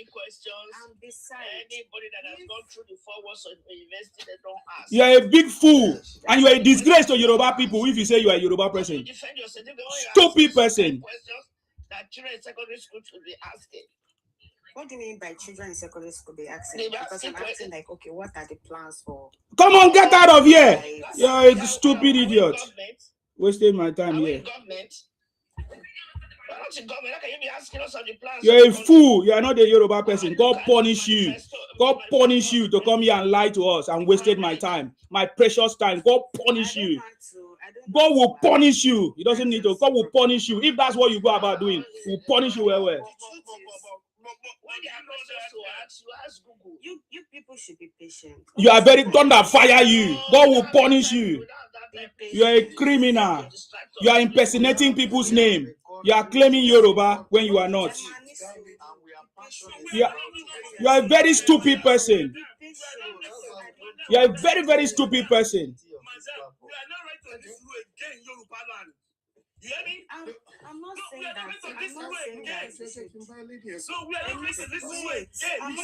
that. I beg, is there another person that want to say or rebuke her or no? I throw her off of my platform. Stupid person. I don't have time for that nonsense. Free Spirit, do you want to say something? Hold on. I just want to ask her something. Yeah, but I don't want to waste my time with stupid person. You can inbox her and go and ask her because it's making me go mad. We know what she's up to now. Yeah. If I put this, yeah. Okay. Young lady. There is an Igbo House of Rep in Lagos who has been allowed to the House of Rep in Lagos in Yoruba land. Now, when it comes to doing empowerment, out of 29 people, he chose 25 to be Igbo in Lagos, Yoruba land. So he had only 4 for Yoruba and others.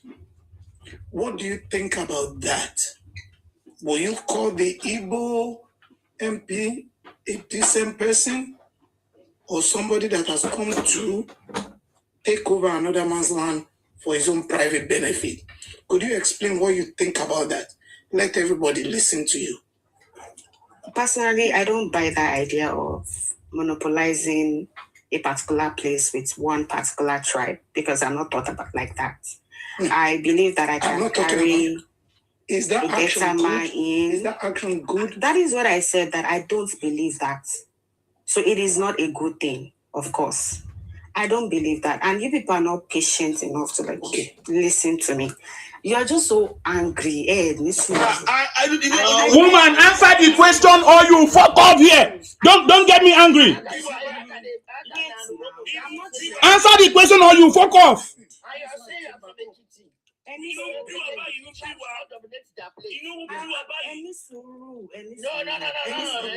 I'm not trying to change your mind. No, you can't. I'm not trying to. Free spirit, please. Can I allow her to fuck off? Please. People where you say you come from, people will not be more than the people will not born from there. I've just given a scenario. Listen, let me tell you, in the US, when you have the American wife discovered that the Americans were more than them in 30 years, they might deport them. You see, my business is not from the kitty. Let me tell you, they want to be Fulani camp in Igbo land. They want to be Fulani They want to be Fulani in Igbo land. Igbo said they don't want in their land. They burn it down. They burn it down. They don't want Fulani camp in Igbo land. And we Yoruba say we don't want Igbo in Yoruba land. Fierce. Period. Hold on, Master Martins. Yeah, free spirit, what are you saying? Drop her now, drop her. See. Because our response was yes. If somebody did something that condemned she couldn't condemn it. You can drop her. Like 2 days ago. Yeah, I'm aware. I've shared that report, yes. If you see, oh my God, this is great. You can drop her now. All right, no problem. Yeah. You know what? Don't worry, she fuck off herself. She's dropped herself. See people tampering with your history, changing your own history. You can making it look as if though is their own history, and still yet. Yeah. No. All right, thank you, free spirit. Thank you for coming. Thank you. Yes. That was so. That was. In fact, you are a man, and Igbo people should be thanking you for the good good work you are doing for them. You are the only Igbo that I've seen that love is because when you tell your people the truth, that is not it. That is trying to correct an error to ensure that people do things the right way. You understand? I really applaud you like snake. I don't know. I was not born. I was born in 1990. Bullshit. Come like snake. Then after I begin to pour out the venom. I said, there is a woman in this city that I'm living. Yeah? She's not from Nigeria. This woman, because she's surrounded with Igbo people. She ate Yoruba with passion. They've polluted her mind against the Yorubas. And when she met me, you understand, she didn't say anything at first. But you know me, I always listen to this thing in the car and all those stuff. Say, oh, you and this Tinubu, anytime you pick me up, it's always this Tinubu that it's not where. I said, look, do you want me to park and drop you? Because you are annoying me now. I will park and drop you now. I said, why? It hasn't gotten to that. I said, look, you are touching my nerves now. I said, if you are being deceived so much about something that you know nothing about and you believe it, I will class you as a stupid person. And I don't deal with stupidity. Do you want me to park and drop you? So look, I don't mean it that way. Then she started telling me what they've told her. You understand? I said, this is why you need to investigate issues. You need to investigate information. You see, you know, even women, if women want to turn your head against somebody, they will do it just like that without you knowing it. You understand? And you'll be hating a wrong person, somebody that normally you don't supposed to hate. Nah, the man head one turn, I woman the turn. Yeah, the man, So, you know, that is part of experience. Even me myself, I've learned it. It got to, I said, when I started looking at that, listen, no. Don't tell me about let me find out myself. All right, so can you round up with 2 minutes so that I can give other people opportunity to speak? You know, so that woman, that woman that came here just pissed me off. I'm telling you. You know, they behave like snake. Their behavior is like snake. They will say a different thing in one platform, they go to another platform, they say different thing entirely. You know, look, they are commissionists. Yes. And the point is, they are shooting themselves on the foot. Look at what happens to them in South Africa. Look at what happens to them in Ghana. And they are the one that went to this people's platform. Started talking like a fool to these people. Nigerian. Yeah. They thought they destroy, spoiling the name of the country, bringing the name of the reputation of our country down without knowing that they're doing themselves. Tinubu will get out of power. He will never suffer. It's you people that travel all around. That is you that will be bearing the brunt in the future. These are the things that they don't know. See, how many in South Africa? Before, no African country will raise his voice against Nigeria, that all Nigeria will not descend on them. But now, some of us, we've learned, if they abuse you, go and deal with it. Whatever thing they do to you, go and deal with it. Because you are the cause of the problem. The same thing you are doing at home, you took it outside. What sort of human being are these people? What is South Africa? What are they going to do about Nigeria? Are they coming to Nigeria to come and vote Obi? Because I don't understand the logic behind it. Or you just intentionally want to destroy the name of that country. The country that you are still holding the passport. You haven't got your Biafra yet. I don't understand how these people think. Honestly. And that is why I said the solution is let's go regional. So we can boldly say, look, although I'm in Nigeria, but I'm a Yoruba. I come from Yoruba. This one will say I'm a Hausa. You know, we can identify ourselves. You understand? I'm just sick and tired of this. This is not the way they do politics. This is, if you want to criticize constructively. Look at Sowore now. Sowore has been arrested now. You understand? They say he shouldn't be arrested. He has contravened the law. You calling a whole president a criminal, a thief. Come and prove what makes you to call him a thief. Come and prove it. That's what they're asking you. The president will have, if the president wanted to oppress you, there are so many ways he will have done that instead of taking you to court. And he's not even the one that took you to court. It's the DSS. These are the institutions that you have been clamoring for. These are part of their job. Yes, you have human rights. There is limitation to freedom of speech. Where your own freedom ends, that is where my own starts. You know, these people, I don't know how they think. They just thought Nigeria is a country that anything and everything goes. There shouldn't be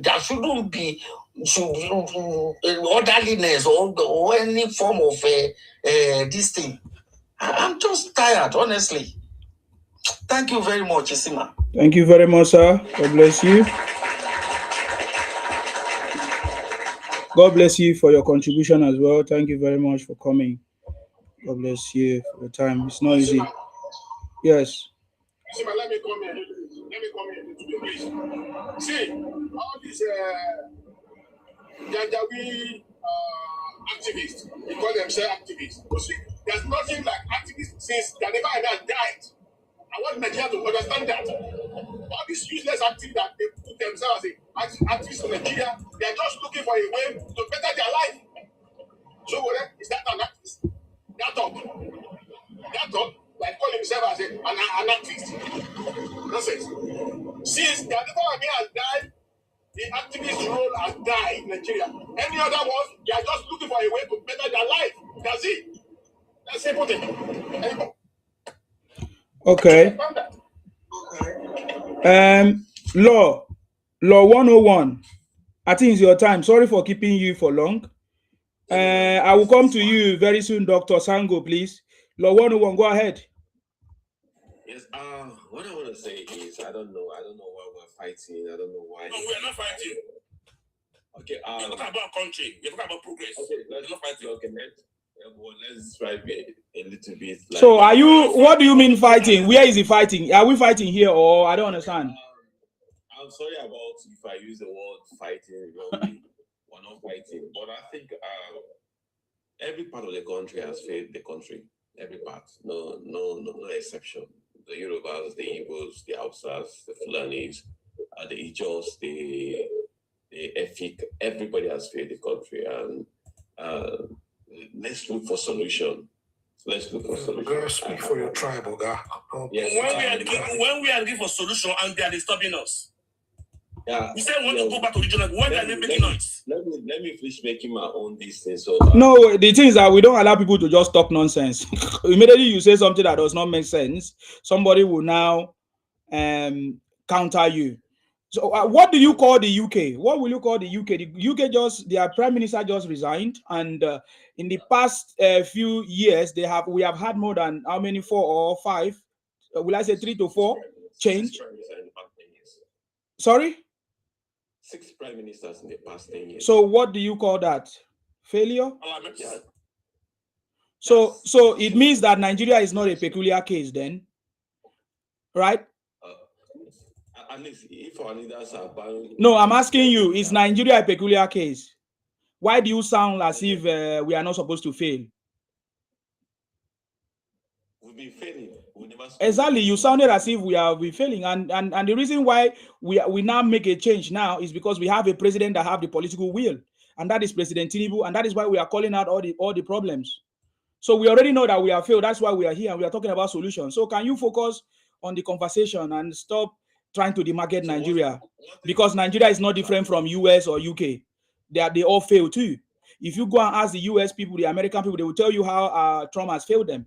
So you demarcating Nigeria here is not what I don't support. Can you go straight to the point? If you want to call out the causes of the failures, you can call it out. If you want to talk about the solutions, for example, we are talking about state policing. Everyone knows that the causes of what caused Nigerian failure is the poor leadership. We don't have good leaders. And you know that Tinubu is not a good leader, so I don't know. So I know that Tinubu is a good leader. You don't know, but I know that Tinubu is a good leader. Yeah, Tinubu is a good leader. So if you don't know, speak about yourself. That is the point. You see, that is the reason why you have not progressed is because you don't know yourself. You have not even solved your own problem since you were born. I can tell you never even built a house for your father. So you're a failure. Do you know that you're a failure? Because when you compare other children and other sons, they have built houses for their father in the same Nigeria where you come from. So you yourself is a failure. You're a product of your family. And you think you have not. You have not. You have not. You are still struggling. You have not even feed your family. You have not even feed your family. I know. From the way you sound. What work do you do? Look at you. You are not questioning me. What work do you do? Let me say this in place, please. See, society that have one way of thinking. Okay, please, let me say this one, please. Society that have one way of thinking is a backward society, like e-books. They don't give room for free thoughts, and they will like to impose exactly way of thinking on people. Yes, we saw they are imposing breath on their Igbo people, and they are buying them. You got one way of thinking. They don't allow freedom of thought in Igbo land. That tribe cannot be successful. They don't want other people to have freedom of thought. No. We know you guys. We don't buy your argument. We don't buy any sorry from Igbos. We reject it because we know Igbo cannot give solutions. We know that. We don't anything Igbo say one way. Tell me what Igbo have achieved. You brought coup, you cry. You brought Biafra, you cry. You brought IPOB, you cry. Anywhere Igbo makes solution, please don't go there. They don't have solution. They one-way ticket in society. They don't allow freedom of thought. They will bully you. Say they want to interpret to Nigerian. That's what they are doing in Southeast. They buy their people for Biafra. So we that are under Tinubu, they will threaten us because they like one-way thinking. They don't allow freedom of thought. That's Igbo. We don't buy any idea from Igbos. You cannot lead. You don't have deep debt inflation. See how you turn your land to IPOB. See your land. You are not ashamed of your land. You are not ashamed. Is if Hausa man leading in Igbo land? Is Yoruba man your leader in Igbo land? Is Yoruba man your leader in Igbo land? But see your territory. I can't sing my own tone. Why you not see your territory? Me, right? So we said, let me tell you. We took a reflection from Igbo land. We see that you cannot build. We cannot hand over Nigeria to your hand. It's very risky. We cannot trust you. See your Igbo land. See. It's not Fulani, it's not Yoruba. It's Igbo to Igbos. You are anarchists. We cannot buy your thoughts. Please, can we go to the next person? Dr. Sango, please. Thank you very much, sir. God bless you. I salute you, sir. No, Sima. I'm asking you, what work are you doing? Please, go ahead. Don't worry, I've removed the idiot. Don't worry about him. He's a stupid idiot. Does your father have work? Father never even make a meme who they talk rubbish. I know what I'm saying. So go ahead, sir. You see why I greet you, I salute you. Welcome, sir. I respect the work you are doing. I remember when you started back in the day, you were a lone voice. You started with what is your Ibotic name?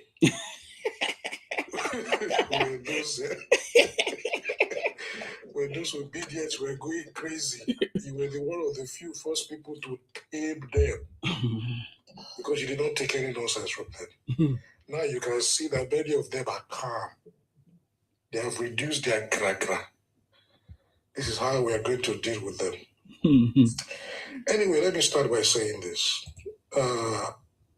Those people that only want bad news from Nigeria, even when you give them good news, they will take the good news and they will turn it to bad news. You will never hear them say, President Tinubu did this thing, I like it. Even though I don't support him, you will never hear them. You know, it doesn't matter what this president does. They will take it and turn it negative.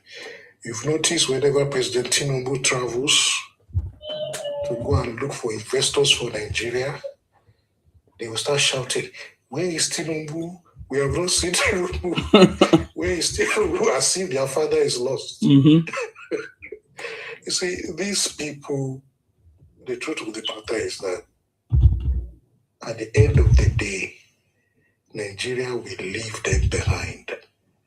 I'm telling you, Nigeria will leave them behind. Because you cannot wake up in the morning and swear for your country. In the afternoon, you will swear for your country. Before you go to sleep, you will swear for your country. And then you expect that that country is going to favor you. Somebody here mentioned that these people, they used to go to South African platform. When they go to South African platform, they'll be telling the South Africans, oh, we are not Nigerians, we are Biafrans. Nigeria is a zoo. Nigeria is a useless country. Nothing works in Nigeria. They did that for many years. Yes, sir. One day, the South Africans woke up and say, so you are really enjoying here. This your country is a zoo. Go back. Where is TY? Oh yeah, go back to Go. your zoo. No, sir, not go back. Go back. Go back to your zoo. These people, they're so foolish. One more people. You see, man, I'm telling you, these people are so foolish. They don't know they were digging their own grave. Yeah. How can you go and be telling them that you're coming from a zoo? Imagine. That was what gave the South Africans the liver. Yes. To be talking anyhow to Nigeria. That is South Africa. Yes, they don't dare do that before. Exactly. No, because they hate Nigeria. They hate Nigeria. They want to war to be buy. Yeah, today the same people that told Nigerians that Nigeria is useless, that told South Africans that Nigeria is useless, they are now crying. I say Tinubu should help them so that South Africans do not chase them away from South. I do understand this kind of brain, honestly. So my own is that, I think that the Nigerian train is moving forward. And we have given these people their own share, giving them their development commission money. They say they cannot account for it. That is their business. Every region has their own development money. Go and revitalize your region. Build more infrastructure for your people. But these people, they are not interested. They will rather run to the south or run to Yoruba land or to Hausa land rather than stay home and correct the problem in their own home. And then they will come on social media and say, Yoruba people are the problem of Nigeria. Is a Yoruba man the governor of Imo State? Is it a Yoruba man that said that your leaders cannot address your gully erosion? If you go to some of those places there, you will see their gully erosion is like an entire local government is a gully erosion. So they cannot plant food. But this president is doing all he can. If you go to their region now, there are construction everywhere because of Tinubu and Minister Umahi. They are constructing everywhere. These same people, they will now come and say Tinubu has not done anything. Meanwhile, when they are moving around in their region, they are seeing these constructions, but they will come to social media and say Tinubu has not done anything. I was talking to one monkey about 2 weeks ago. The monkey just, he got visa, then he went abroad. Okay. And then he was like, hey, nothing works in Nigeria. That is why I had to leave Nigeria. I say, hey? I said, you mean nothing works? He said, nothing. He said, there is zero thing that is working. Wow. I asked him, how did you get your passport? If nothing works, you should not be able to get a passport now. He said, how did you get... The monkey started insulting me. He said, yeah, Tinubu is paying me. What has my question got to do with if Tinubu is paying me or not? You say nothing is working in Nigeria, but you got passport to Japa. They will say nothing is working in Nigeria. They will wake up in the morning in Nigeria. They will go to work. They will come back home. And they got money to buy tickets. They will go to their bank and retrieve their money. Nobody is saying you cannot retrieve your money from the bank. Then you come and you say nothing is working in Nigeria. Students are now going to university. They don't have to pay tuition until they graduate and get a job. Because the president has given them interest-free loan. If you're in technical college, if you're in a vocational college, you can go to school. The government will pay you stipend for going to school. Many things, many programs have been set up by this government. But they only want bad news. They only want bad news. And finally, let me say this, Sima. Yes, sir. Do you know what I realized recently? I realized that these people, they love Yoruba people more than we love ourselves. Of course now, of course. When those children were kidnapped in Oyo State, right? They started crying. Oh. But you know these people, they are fake. Everybody knows. So the reason you know they are fake is that they went and took a picture of a baby from Sudan that was white. And then they posted the picture on Twitter and say, look, one of those children have been pied. Yeah, I saw something like that. It's not that they care. They're just using it for... Yeah, so that to get sentiment. The sentiment of the Yorubas. Yeah. They want that for exactly. And then you will now ask me, why am I not supporting the Peter Obi? Why would I support a man that has that kind of support? You people are mad. I'm telling you, obedience, you are mad.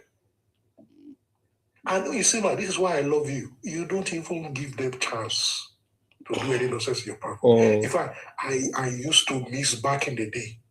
Tell me your egotic name. It will happen again because campaign is coming, sir. It will happen. Tell me your egotic name so that I know who I'm dealing with. You know, but you see, man, I always come up to tell you you're doing an amazing job. Thank you. God continue to bless you. Amen. Thank you very much for the opportunity. Thank you very much, sir. God bless you. You know, there's a comment now. The guy that I just dropped now made a comment that a Akwa Ibom person supporting a Yoruba person is dangerous. That is very correct. It's very dangerous. Because for so many years, you have been deceiving us and telling us that the Yorubas are bad people. That when they see Akwa Ibom people, that they are going to call them Igbo. But that is not the case. That's not the case now. And you can see how Nigeria is progressing under the Yoruba and the South collaboration. You understand now? So it's a dangerous thing. You are correct. Because if we continue this way, we are going to expose all your criminality. All your hidden agenda will be exposed. I'm telling you. And we are going to return this country to a working state. You get the point now. We are definitely doing it without any bias. The Akwa Ibom person, if you ask Akwa Ibom person, it needs resource control. And that is exactly what Tinubu is trying to do. Give the state powers, return the power to the region, and that's it. And it's working. So don't worry. I know what is your pain. I understand it. It's only people that don't understand. Me, I know it. That's why me, I know they waste time. Immediately I spot that you are Ibotic and you are not in line, I drop you because few of you cannot stop us. Few of you cannot stop the progress of Nigeria. And Nigeria is already moving to the future. That is all I can tell you. I've said this many, many times, but it's like, just like you said, Akwa Ibom person, you never thought that this kind of collaboration will happen. You understand me? It's already happening before your eyes. You get the point now. They have ambition of Colombia Nigeria. Yes. The second ambition they have, that if that's why it's not possible, they want to Colombia South. That's when you hear them, don't divide that we have Southeast and South. Southeast and South. Don't divide, we are brothers. The mindset of Colombia people for your own game. You see the people that was arrested in the bush, saying they set up a factory, met this drug that these young people that they are giving our young, generation that's supposed to have, be to replace us. Honestly, they intentionally drugging them, destroying their life, so that they cannot think for themselves. Look at this comedian. They want to have our land. What's the name of that comedian? That Yoruba comedian. That used to say, what is going on here? What's his name? Hi, I don't forget. It's popular one. Go ahead, sir. Not Sheyi. Sheyi is in line. Sheyi knows. Sheyi is in line. Not him. There's another one that used to do all this popular comedy. He supported Obi last time. He was dicing Tinubu and supporting Obi. I've forgotten his name. He used to say, what is going on here? Macaroni. All of those said, if you see the way they pipe all these meth, oh my God, their head is gone. Their head is gone. Their head is gone. They are just looking for. Their head is gone. I tell you. Who are the people that was arrested? It's these same people. And if you look at this thing holistically, you will understand what you see. Look, this will be that they are filing for. It's not because they know Obi is not going to do anything. It's for their individual benefit. Because on every now look at state police thing that is called. It's a game changer. Look at Sunday Igboho, and every state, and I believe every state is setting up one sort of security outfit. Of course. To be mining their region. Yes. You understand? And this thing is working. It's working. Now we are a lot of revelation, a lot of things is exposing. You understand? In the bush, why would you go and build a factory? In the bush. You know where they got the owner that brought the Mexicans into Nigeria, build a mansion, I think in Ikoyi. This is when they are telling you that that they are rich. No, this is bros, where they get their importing wealth. It is our own people. It is our own people that started reporting them now because there's information on Yoruba land. Anywhere, especially if you are Yoruba, anywhere you see Igbo in our bush, follow them to wherever they trade them to wherever they are. So there's information that is going on among all our youth now. We are going to be anywhere we see them, we are going to be reporting them. And that is why they don't want state police, because they know state police is a game changer. That's why they are afraid, because they can't thrive where there's law and order. They only thrive where there's disorder. So that's their way of life. When there's chaos. There's chaos. So we are now calling all the Yorubas everywhere, anywhere you see them in our forest, report them.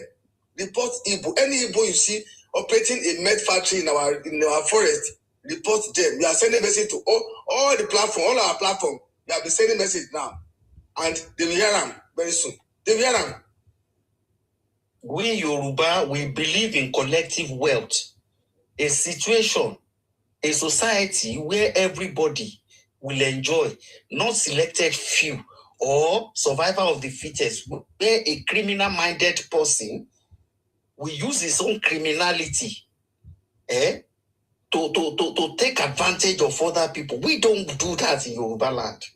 You see, wherever they wanted to go and do that, they can go there. We want a sane society. Our space, that we begin to see all this sort of nonsensical behavior from our youth. Yoruba people are very, very smart. Ordinary eyes, if you use an eye to talk to us in the past, they understand what you are saying. But you see, all this thing is going now because people can no longer think on their own because of the influence of what is putting them on. You understand? And we're going to correct it. No matter how difficult it is, we'll be corrected. That's one thing. And they will pay. They will pay for the atrocity that they are committing in our land. And the gods of the land will never give them rest. If they use that money, yesterday I was able to talk to I call our king direct. Where I come from, my own king. I spoke with for almost 1 hour. I explained a lot of danger by allowing these people to set up a med lab in our bush. And even the king attested to it that a lot of youth are taking drugs. I let the king understand how they push this thing into the market. So the king promised me that I want to set out the orders to make sure that anywhere that because I accuse him whether he's the one that is giving them land. He said, no, he has never. See, nobody has ever approached him to acquire any land. But he promised anywhere they see them in our forest, he's going to make sure that he reported to the authority. I told the king that either you report to the police or the NDLA, especially the NDLA. I even I gave him all the numbers of NDLA. So I spoke with him for almost 1 hour. So that's what I will expect everyone to do. You have partners, you have local leaders. Please try to speak with them, educate them, danger of allowing people to set up med lab in our forest. This is a wake-up call to all Yorubas. Please do that for the sake of Southwest. Don't let our Southwest become a avenue of zombies where our youth will not be able to have a proper thinking about themselves. Please, it is a wake-up call to all Yorubas. Anywhere you see Igbo in our forest, make sure you report to the appropriate authority. And all the kings and the ballads and our local hunters should be informed. Anywhere they see them operating lab in our forest, we should make sure they report. That's my concern. So not only in the forest, even in the when I see Igbo raising hand against Yoruba, I say these people are stupid. They make a lot of choice. Hey, you raise your hand against Yoruba, you disgrace. Yeah, Bright. Can we hear from Bright, please? Yes. Yes. You know, first of all, this thing, the last commission now, is our brother make. You know, I mean, I will support him, not just what submission, sir? That they have spoke to his king. Okay. Telling them to mobilize and start searching around wherever they see them. They should uproot them immediately. That's the only way every region will be sanitized. Yeah, but have you? Because I've not seen any report of all those kind of thing in Igbo land. What is going on? Is it that they cover it up? What is going on? You've not seen it because they never asked them. Okay. Me and you never know such thing there for Yoruba land until they were caught. Yes. Mm-hmm. So there might be other places operating. Until they are caught, you will not know. That is the truth. And once you catch them, uproot them. Let there be sanity. You will see this thing that is happening now. If they like, they should cry River Niger, put everywhere. Whatever thing they are going to go through, they brought it upon themselves. Let's tell ourselves the truth. For years, you have been in this mediocrity. You spread hatred on every region in Nigeria, and you expect them to love you. Which Yoruba man have come to Yoruba and established, and at the same time talking down on you host community, or trying to override you? Can I ask you a question, sir? Why do you think Benjamin, what's his name, Benjamin Kalu, raised a bill of raise an indigenous bill instead of a Biafra bill? Why do you think he did that? I just want to understand. Why will he raise a Biafra bill? Are you raising a Biafra bill? Are you crazy? Is there anything like Biafra? Okay. Okay. There is nothing like Biafra. And so if Igbos are from Nigeria, why who was he targeting? Because we are all indigenous to our country and to our different locations in Nigeria. Who was he targeting to make them indigenous? For him to raise an indigenous bill, who was he targeting? Because I want to understand the concept behind it. Who wants to have two indigenous? Who wants to have two? Who was so greedy?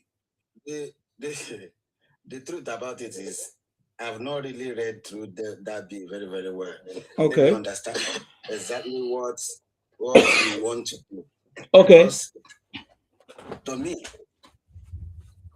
if he started raising that nonsense, that indigenous whatever, then he want to win election. Say that useless one, Agocha, that never brought in to his constituency. The only work he has ever done was following Nandi to court. That's Agocha. Now he wants to contest again. Do you know his main campaign slogan is pursuing Fulani herdsmen in our bushes? But my brother, since 5 years now, they never catch one Fulani person. They never catch one. All the people they are catching in our bushes are our people throughout. Everybody they catch is our people throughout. But these people still come outside to deceive people every now and then. And you want people like me to come and start clapping for you and join you to do that nonsense. You look at me very, very well. You expect me to join you in that nonsense. They elected you to do something for them. You did and siphon everything for 4 years. On that 4 years, you now come back because you know Mumu Button, Southeast Mumu Button is Biafra. You just can't touch them there. They are Mumu. They will respond immediately. One thing they fail to understand is that Biafra don't have any meaning. Before Nigeria amalgamation, there was nothing like Biafra. There was nothing like Biafra. You only have the Igbo nation, Yoruba, and every other one there. Who now went and brought that demonic name that you people have refused to let go? That is killing you every day. It's killing you. As this is happening now, all I can do is when I see some of them, I will talk to them. You that is staying in another man's land, try as much as you can, respect them, keep their law. Both federal law and the local laws, keep it for them. The way they want their country, their village to be, keep it for them that way. Any day you return to Alibo, you come and do the way you want to do.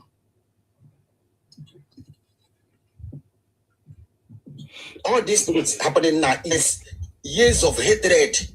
They spread in the whole Nigeria. And it's coming back. It's coming back now to them. And they are crying, shouting everywhere. Is it how people become president? Can you make people be president? Is it possible to make people be president? Who is going to make him president? Your region alone cannot even give 20% of the vote. So how will you now make Peter president?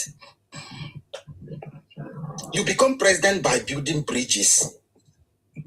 Other regions need to trust you first before they can give you their vote. Now, instead of you to be going after the other region to be able to impress you, what you are doing is to spread hatred everywhere. Okay. I think that people can clap for you.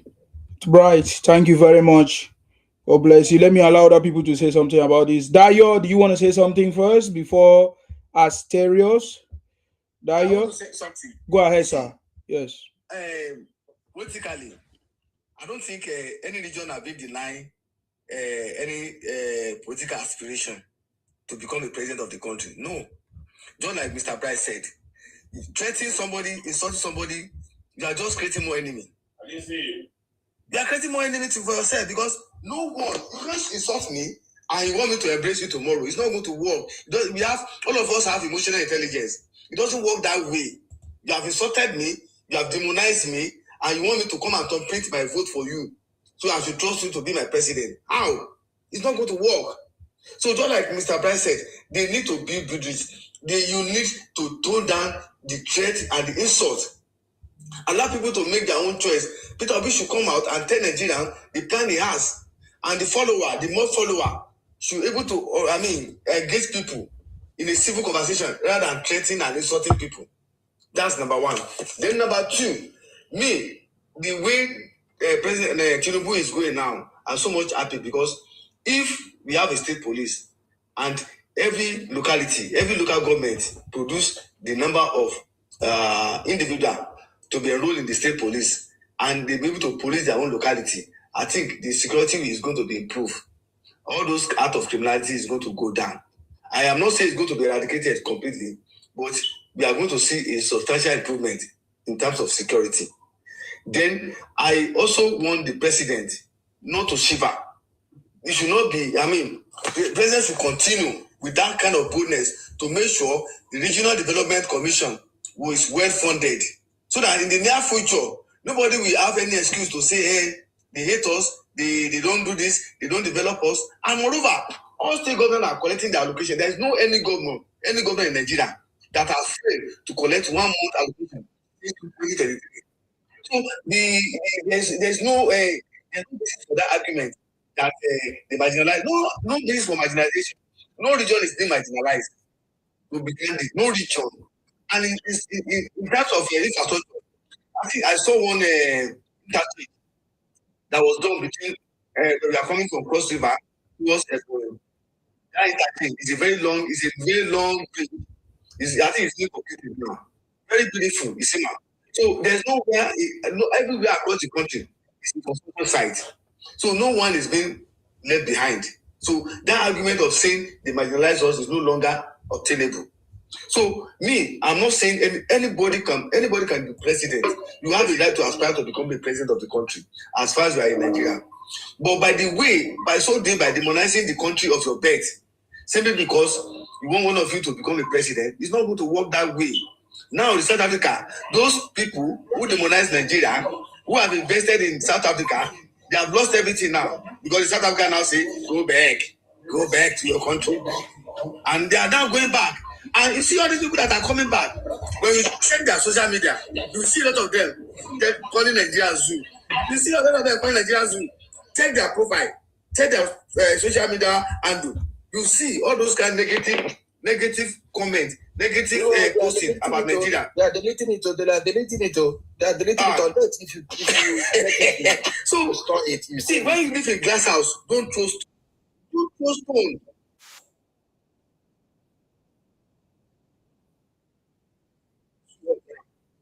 You are coming back. You are lazy. We feed you. Now you left everything there now. Nothing. You come out with nothing. Maybe you have houses there, you have property there. You couldn't carry those property back to Nigeria. You have lost everything. So those are the things I want. See, me, I don't want Nigeria to be divided. I want us to be one. I want us to be one. That's the only way we can make progress. But when some people believe that the only way we want to compensate Nigeria is by destroying Nigeria, by destroying the country, we that love Nigeria will never allow them. We will not to. We will fight to and nail with our last breath to make sure we protect that country, because that's the only country I can go to and have an absolute freedom. I'm in US. How I come to US is documented. They know how much, even in the point of friendship, they know how much is in America. They know it's on the record there. I come to US, all my details is on their entry record. So they know I'm not from here. I wasn't born here. And my place of birth, nobody can deny me.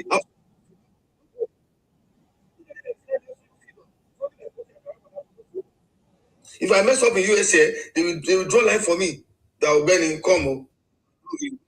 Don't do this. In Nigeria, I can put a bench on my street, start drinking beer. Can I try it here? I can't. So those are the things. So I want people to understand. If you love your country, we may have one setback or the other. But this leadership they are talking about, it's not for the civil society. Leadership is every leader is a reflection of the society. The leader we are having, they are not coming from Gambia. They are the same Nigerian. They are our brother. They are our sister. Community. So we should be able to understand that that country is our house, it's our own, and we must guard it jealously. That's my contribution, Isima. How now they celebrate Independence Day for America? Not be today or yesterday. Was it today? No, no. July 4. Oh, sorry. I hear the preparation. Yeah.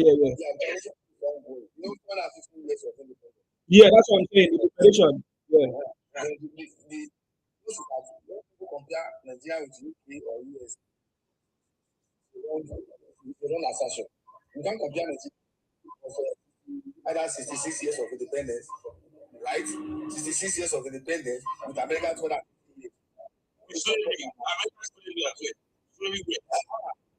And you see, if even that over 100 years of slavery in Africa set us backward. I'm telling you, they used to build America. Slavery in Africa set the whole Africa backward. If not, Africa will not be where we are today. I'm telling you. So that's the problem. They use our slavery to develop their own land, but people don't understand. So you can't compare the US or UK with Nigeria or wherever in Africa. No, it's not obtainable. Please. We are moving, we are making progress, and we will get there one day. If all of us come together and put our Amen. Amen. Thank you very much, Dayo. I always want to hear you. Yes. Who is speaking? Yeah. Yeah, go ahead. There's a lot of noise from your background. Go ahead. Yeah. Mr. Seaman. Yes. At least I waited long enough. Hold on, you will speak, sir. You are next. Anthony, we can't hear you. Your network is not working. There's a lot of noise. There's a lot of noise, Anthony. I'm sorry. There's a lot of noise there. Our stereos. We can't hear you. We can't hear you. Guys, can you hear him? We can't hear you. So I don't know what if you are saying something. Yeah. If you are saying something, we are not hearing, no. Yeah. Okay, sorry. Yeah, no, say it now. Say it now. What do you want to say? Yes. What do you want to say? Go ahead. Thank you so much.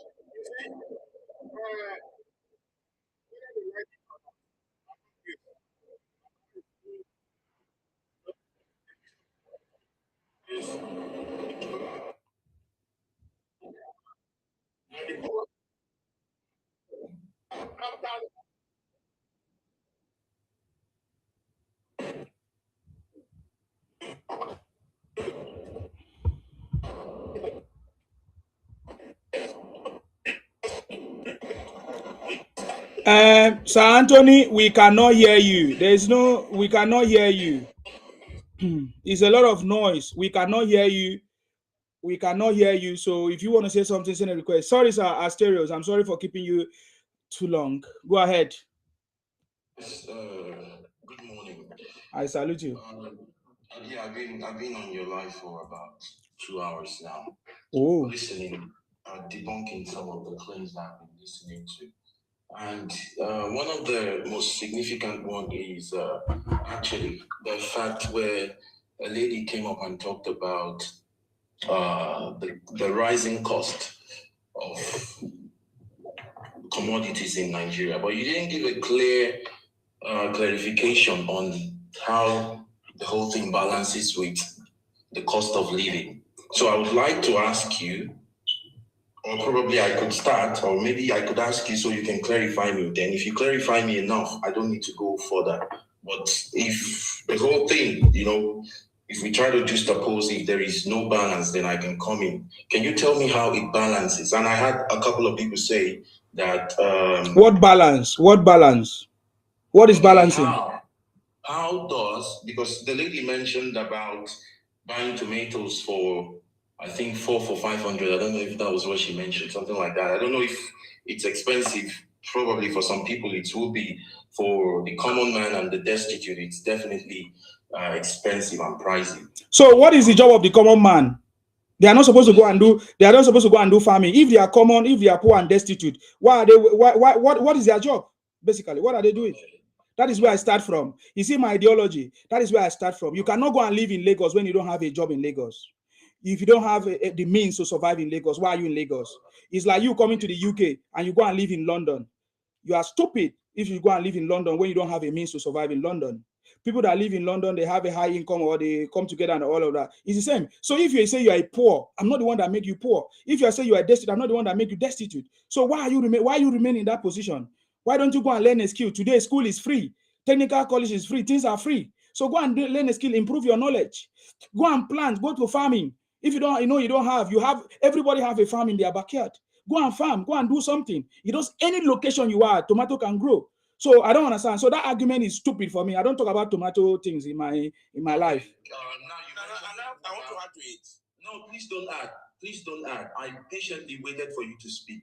Please, with all due respect, you could wait for your time. So what do you want? Are you discussing the topic or you want to discuss the cost of tomatoes? And then I don't need that. I want to discuss the topic because you're not even, the main question I asked you, you're not still clarifying. Oh God, what is the question you asked me? Now, I was asking, okay, about how do you balance the cost of living? I don't balance any cost of living. Why should I balance? How is that my job? Why should I balance any cost of living? All right.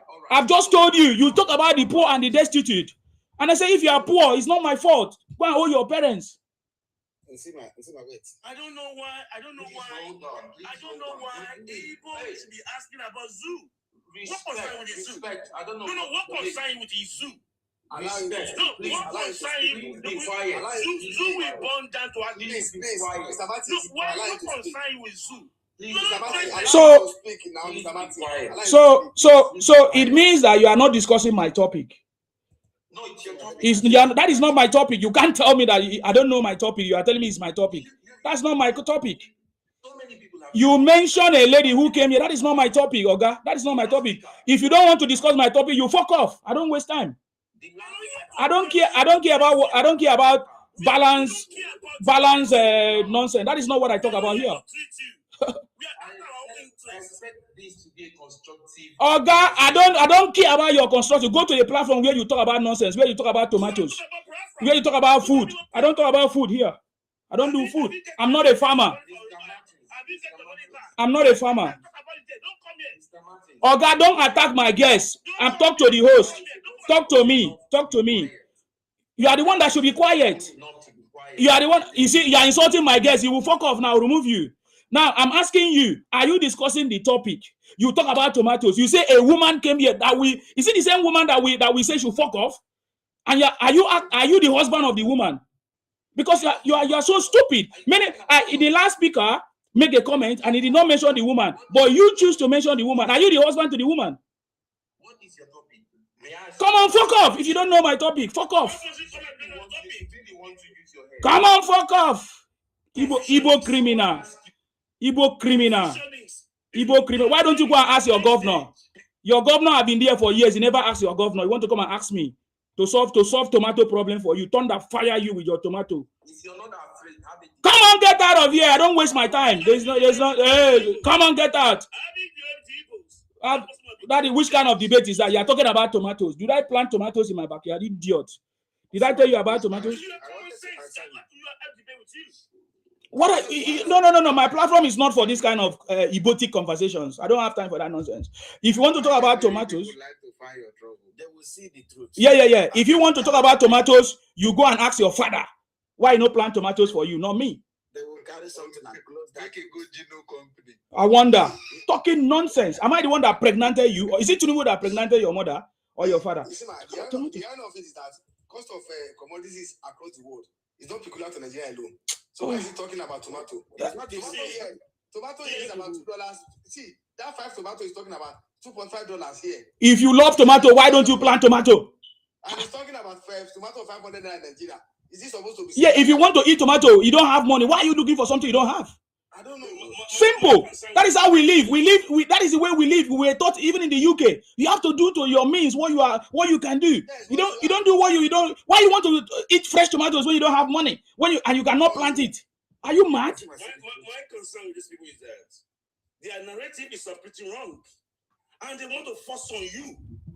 They want to force on you. He's talking of tomato 5 for $500. Yeah, they want to agree with them. That 5 tomato here is around $2 plus. Yeah, $2.5. That one is talking about now. Nigeria tomato is the cheapest. Don't forget about those ones. I don't talk about all these nonsense things. I don't know how these people all those things are stupid. He mentioned, you see the conversation. I've already attacked the conversation. What he was focusing on, he said he knows that the poor and the destitute cannot afford it. That is the bone of the contention. Who are the poor? Who are the So why, if you know you are poor and you are destitute, why do you go and look for tomatoes when you are poor? When you live all your life to be poor? What are you talking about?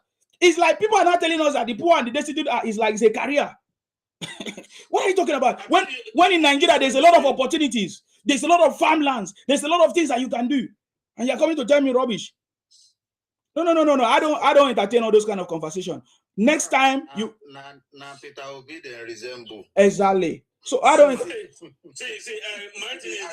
arrested a lot of people in Lagos, and they provided they interviewed them. They asked why do you come to Lagos? They could not talk. What is your means of being in Lagos? No way. Exactly. Why do you come to Lagos? Exactly. You don't have anything to do in Lagos, and you are considered a exactly. sleeping under the bridge. You are the one telling us that tomato is expensive. Why are you in Lagos? Why are you in Lagos? Can't you stay in your village? Yeah, the funny thing to me is this. General, sorry, Sir Martin, I know you want to say something. General is saying 1 bowl of tomatoes in UK is £1. General, that is a lie. That's a big lie. What bowl are you talking about? It depends on where you go. If you want to eat premium tomatoes, better tomato, one. Oh my God! So, General, it depends. You have just told me the kind of tomatoes you eat, man. What are you telling me? What are you telling me? There is no tomatoes in those. Oh my God! 1 bowl of tomatoes is £1. Which kind of talk is that one? What kind of tomatoes is that? 3 tomatoes from Western Beef. 2.5. How many is inside? When you say 1 bowl? 3. No, my own is 3. 2.5, 2 for $75. Yeah, when you even say 1 bowl, that is a big lie. Please don't do that again. You see, man, 3 pieces. Yes. $2.75. So it does not make sense, please. 1 bowl of this in what bowl is that? How small? How big is it? What liter of bowl? What container? What it is that does not make sense to tell us one. So pepper, they call tatashi. 6 is $9. Tatashi, when they call sweet pepper, tatashi, I bought it $9. And this is a seasonal product as well. Even if you want to talk about it, you get the point now. So price of tomatoes is not what you want to use and fight Tinubu or what? I don't understand. Tinubu now be the one will be farmer. Okay, if you don't want to do the farmer, now Tinubu student now then go do farming for you. You know this blockhead. When rice was around 130, 150, they were amplifying it to rice is how much is a bag of rice now? Now rice is 60,000, 57,000. All of them keep quiet. Do you see how evil they are? They were amplifying it when rice was around 130, 140,000 naira in Nigeria. Now rice is 53, 57, 60,000. They all keep quiet. Can I say this, please? These people, sorry, sir. These people in Southeast. Anambra people will not allow employees to come to Anambra to come to office. Imo will not allow Abia in Southeast. They are coming to Yoruba. They can't come together as Igbos. All of them, all these criminals. But with the Igbos in their territory, one of them don't know they are not Igbos. Anambra is Anambra. Imo is Igbo. Abia is Abia, but when they come to Yoruba now, they can't come together.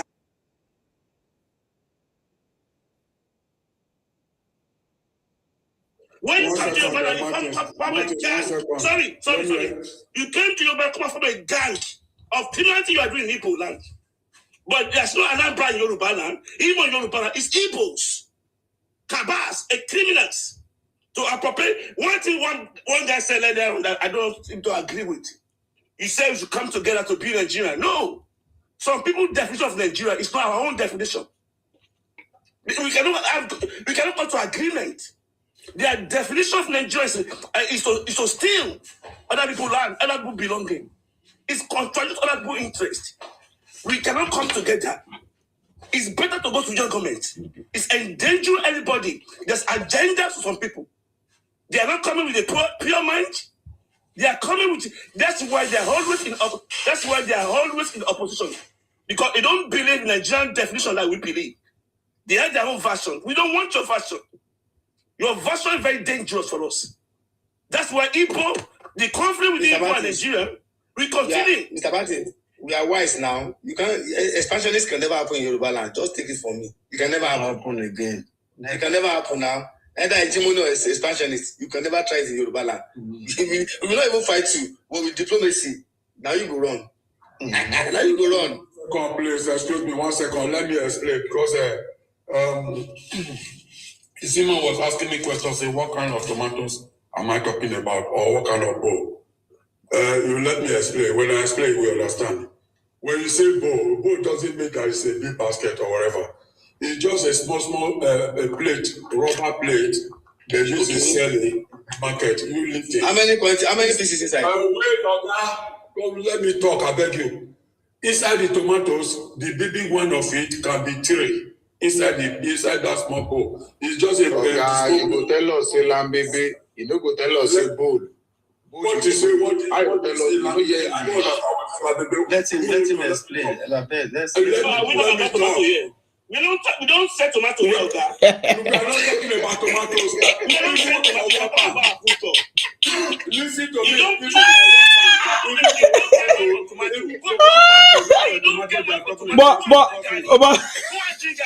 but where's Samatis? Did you hear what you said? Did you hear General? But did you hear what you said? When the comment you made, if somebody read it, may not understand it. You say exactly the comment. Now you are telling us that big ones is 1 pound. Why didn't you just say 3 pieces of tomato 1 pound? Oh God, no, you are wrong. You are wrong. Correct yourself. You need to correct yourself, because when you say a bowl can be this, a bowl can be big, and you are telling us that a full of that bowl is 1 pound. But now you are telling us it's 3 inside. It's wrong. It's wrong, sir. It's wrong, sir. No, you need to accept that you were wrong when you say a bowl of something. And everybody know English. A bowl of something in English, it means something. And now you are telling us 3 inside. It doesn't make sense. That bowl you hear, I use, that's what the confusion is.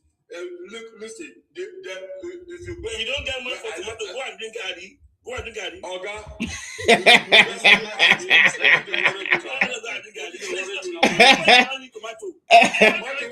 No, Sir Martins. Let me explain this one. Yeah, let me explain this one. What do you mean by that? If you go to Sainsbury, in a cup, that's a 4 cup. They make it 4 cup per bag. It's £1.85. That we are not talking about because instead of making you say lamb baby. So what's your lamb baby about tomato for me?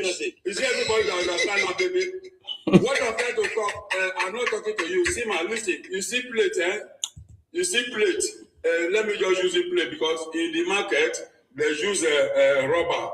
That rubber is just like the one you use washing your hand. We know they say tomatoes here. What I'm trying to say, even for 1 pound to Nigerian currency, what price that? That's right. We are adding forget about that one. You are saying that baby. Can you say that baby? If I tell you up man now, do you know what to say? No be bitter. Martin, you see that is crying. What is wrong with you?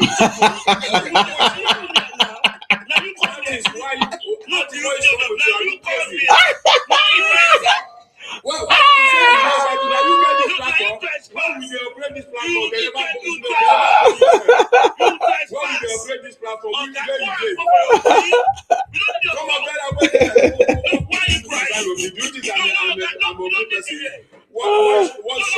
Sir Martins, hold on.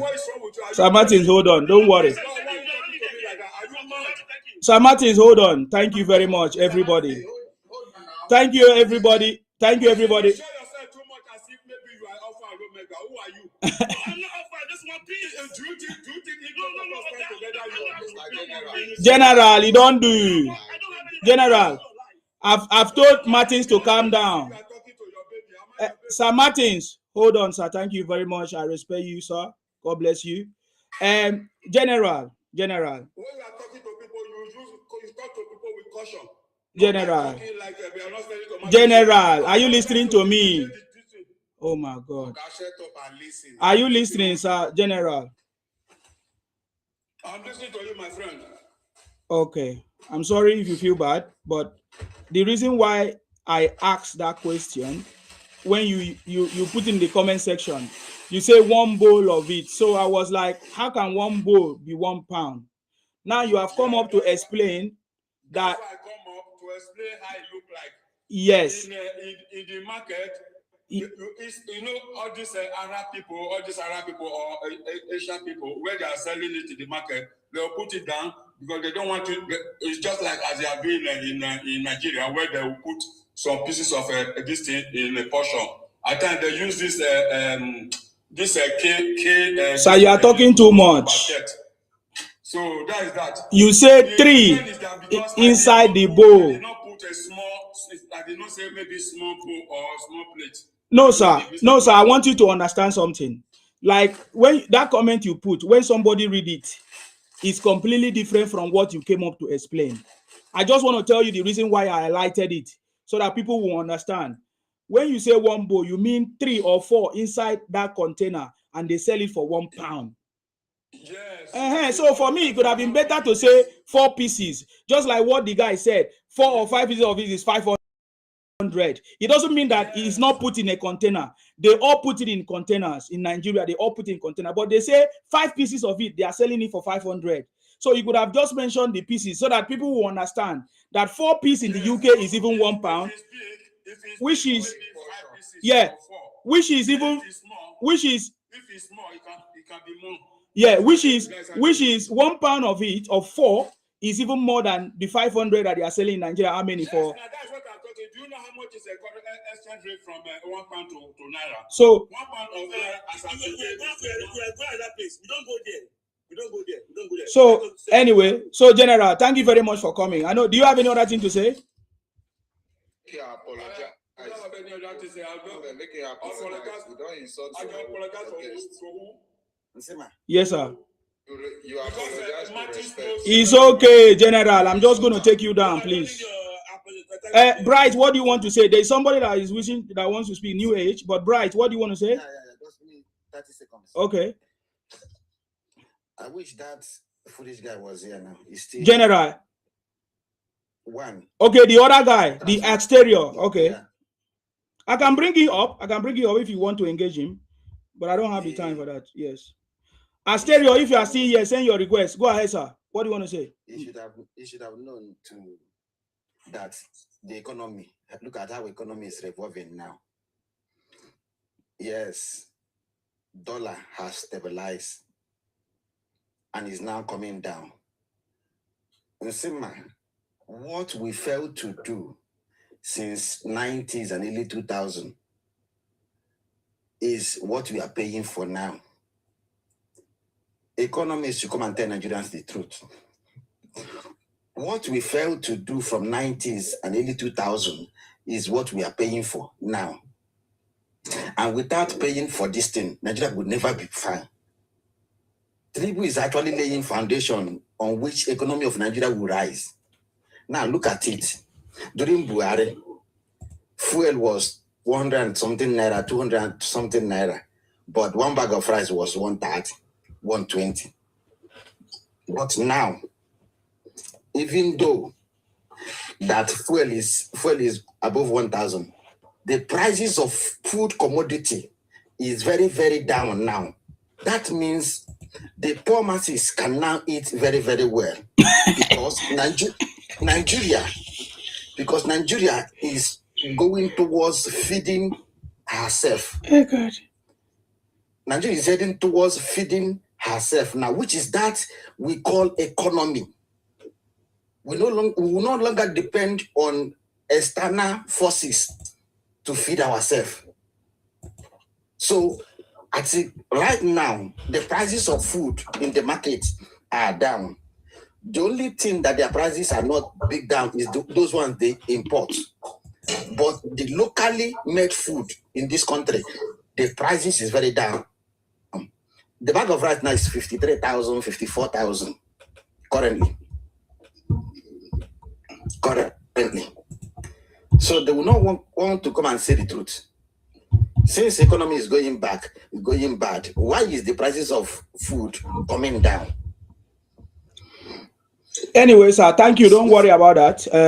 That's why I did not entertain that kind of rubbish, poor mindset conversations, because that is a petty man conversations. I don't have time for that, sir. Thank you very much for helping to explain, but he's not listening. That is because I told him to come up now. That he knows all these things. He's not interested in it. He just want to use it as a caricature to run propaganda and to waste our time. That's exactly why. That is why I did not give him that time. He knows I gave him a proper treatment that needs to be given to them. I know them very. I'm the best person to give them that treatment. It touched him very well because I did not allow him to run the propaganda that he needed to. or to make me to be talking about tomatoes and all those things, because that is what he wanted to. He just wanted to change the conversations to tomato conversation talk. So see, let me tell you something, Sima. Do you know that these people who hear Obi saying something, at the whole thing that Obi said, ask them one thing, they should tell you one thing Obi said. They don't know anything anybody said there. The only thing they will tell you, he tell you to go and verify. He tell you go and verify what? What did he say? Nothing is in his head. Nothing in his head. Mr. Bright. Yeah? Mr. Bright, the mindset of our people in Southeast, is it the reflection of the Southeast leadership as well? Because leadership is a way of society. This mindset.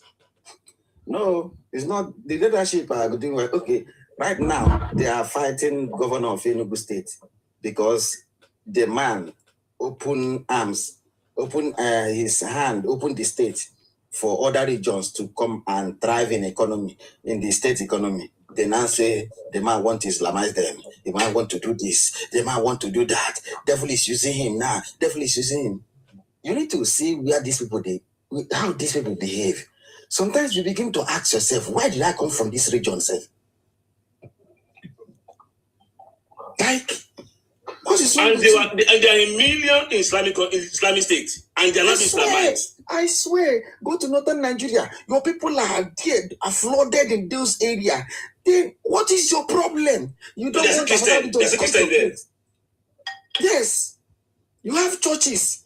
Even your brothers are there, pastoring churches, and you don't want them to worship their own God in your own environment. Are you crazy? Are you mad? If you try to tell them, the next thing they will tell you, hey, Isabu, they want to anything they want to do the person now.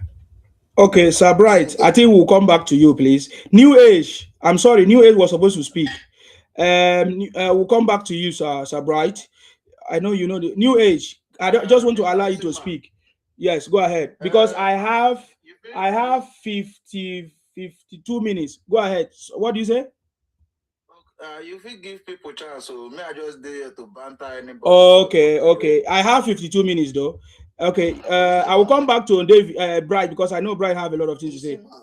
Yes. I have a question for you, please. Okay. What is the question, sir? If you become Nigeria president, are you going to remove fuel subsidies? Yes or no? My answer is yes and no.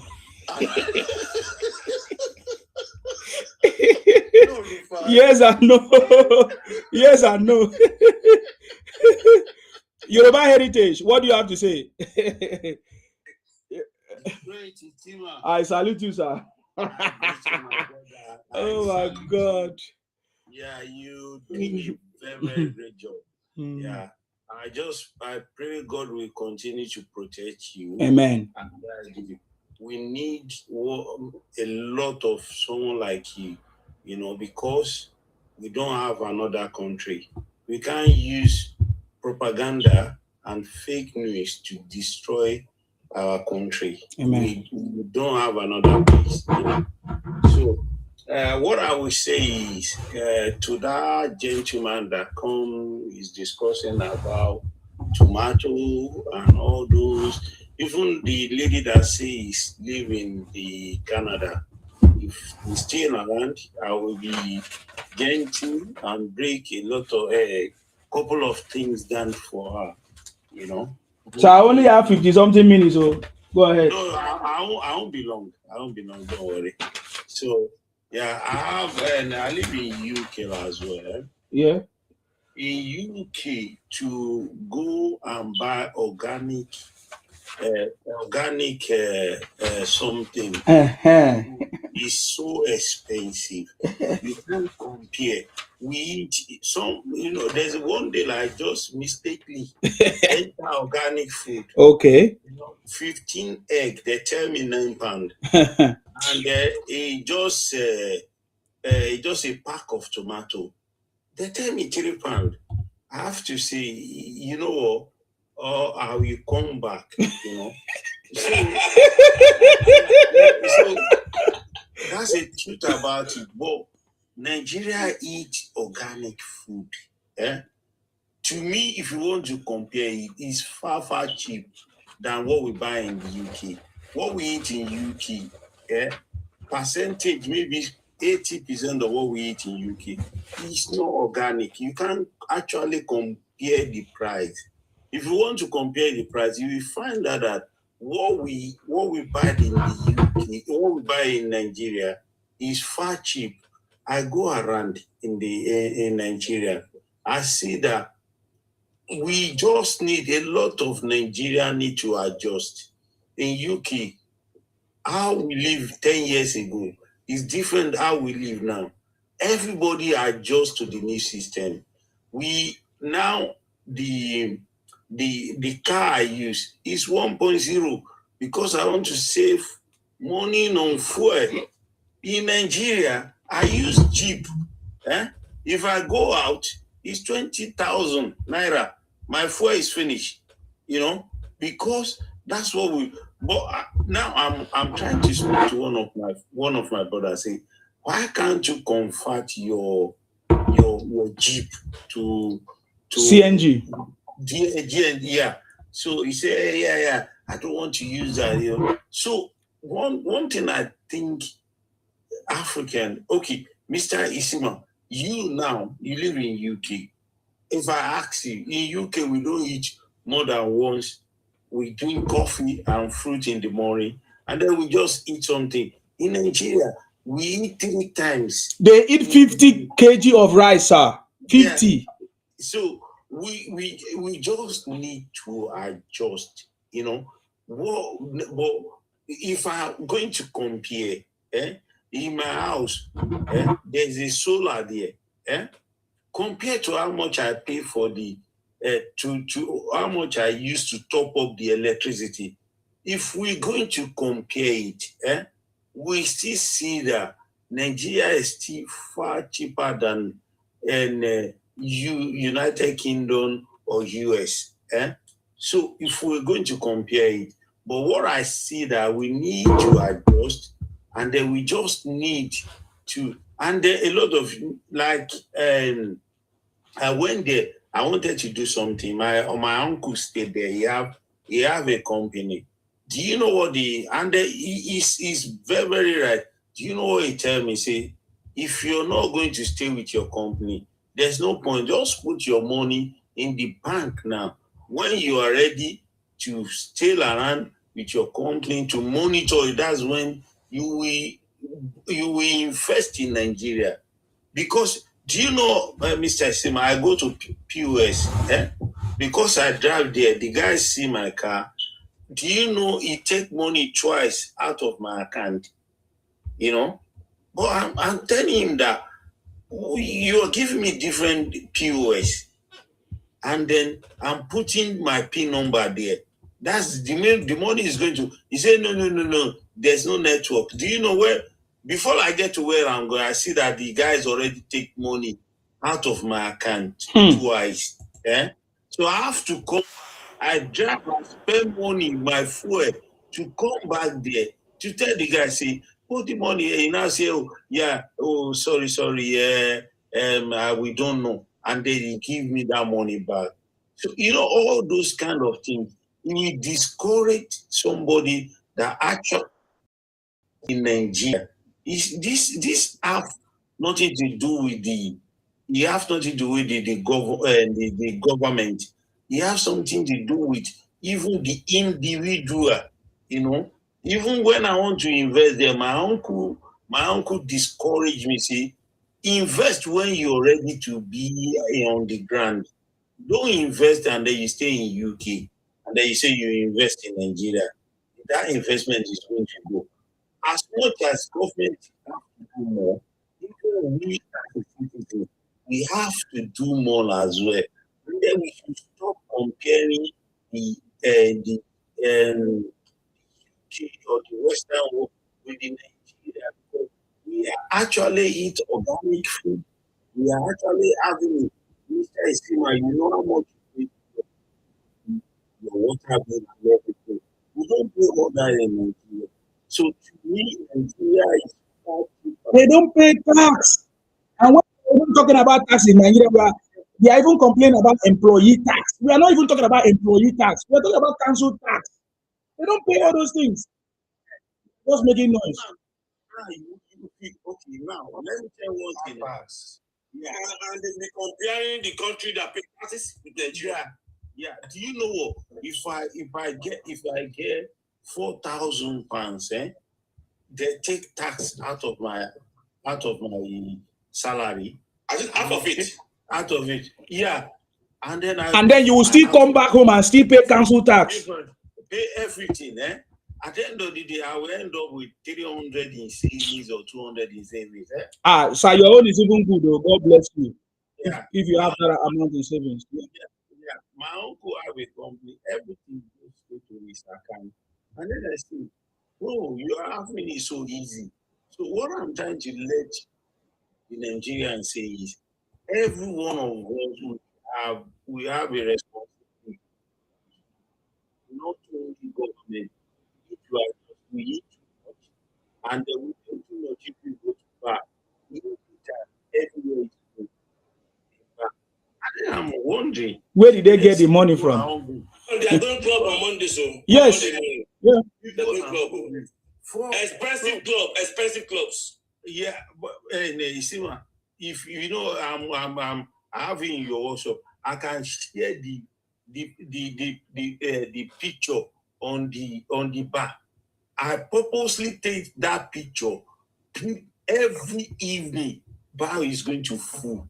And then I say, well, people are hungry. Why? Where they manage to see money? So what I do is the price of things is improving every year. It's not only in Nigeria. What we just need is we need to adjust and plan very well to have a very good saving. Thank you so much, my brother. Thank you very much, sir. Eben. We are going to club on Monday to Friday. Eben World. Thank you. Do you notice how some people eat in Nigeria? Yeah, they will say there is no more. I mean, there is everything is expensive. They will buy rice, buy spaghetti, buy egg, fish, fish, meat. You'll be thinking, where is this going to? Too much of everything is even bad. Food can make you sick. Too much of food.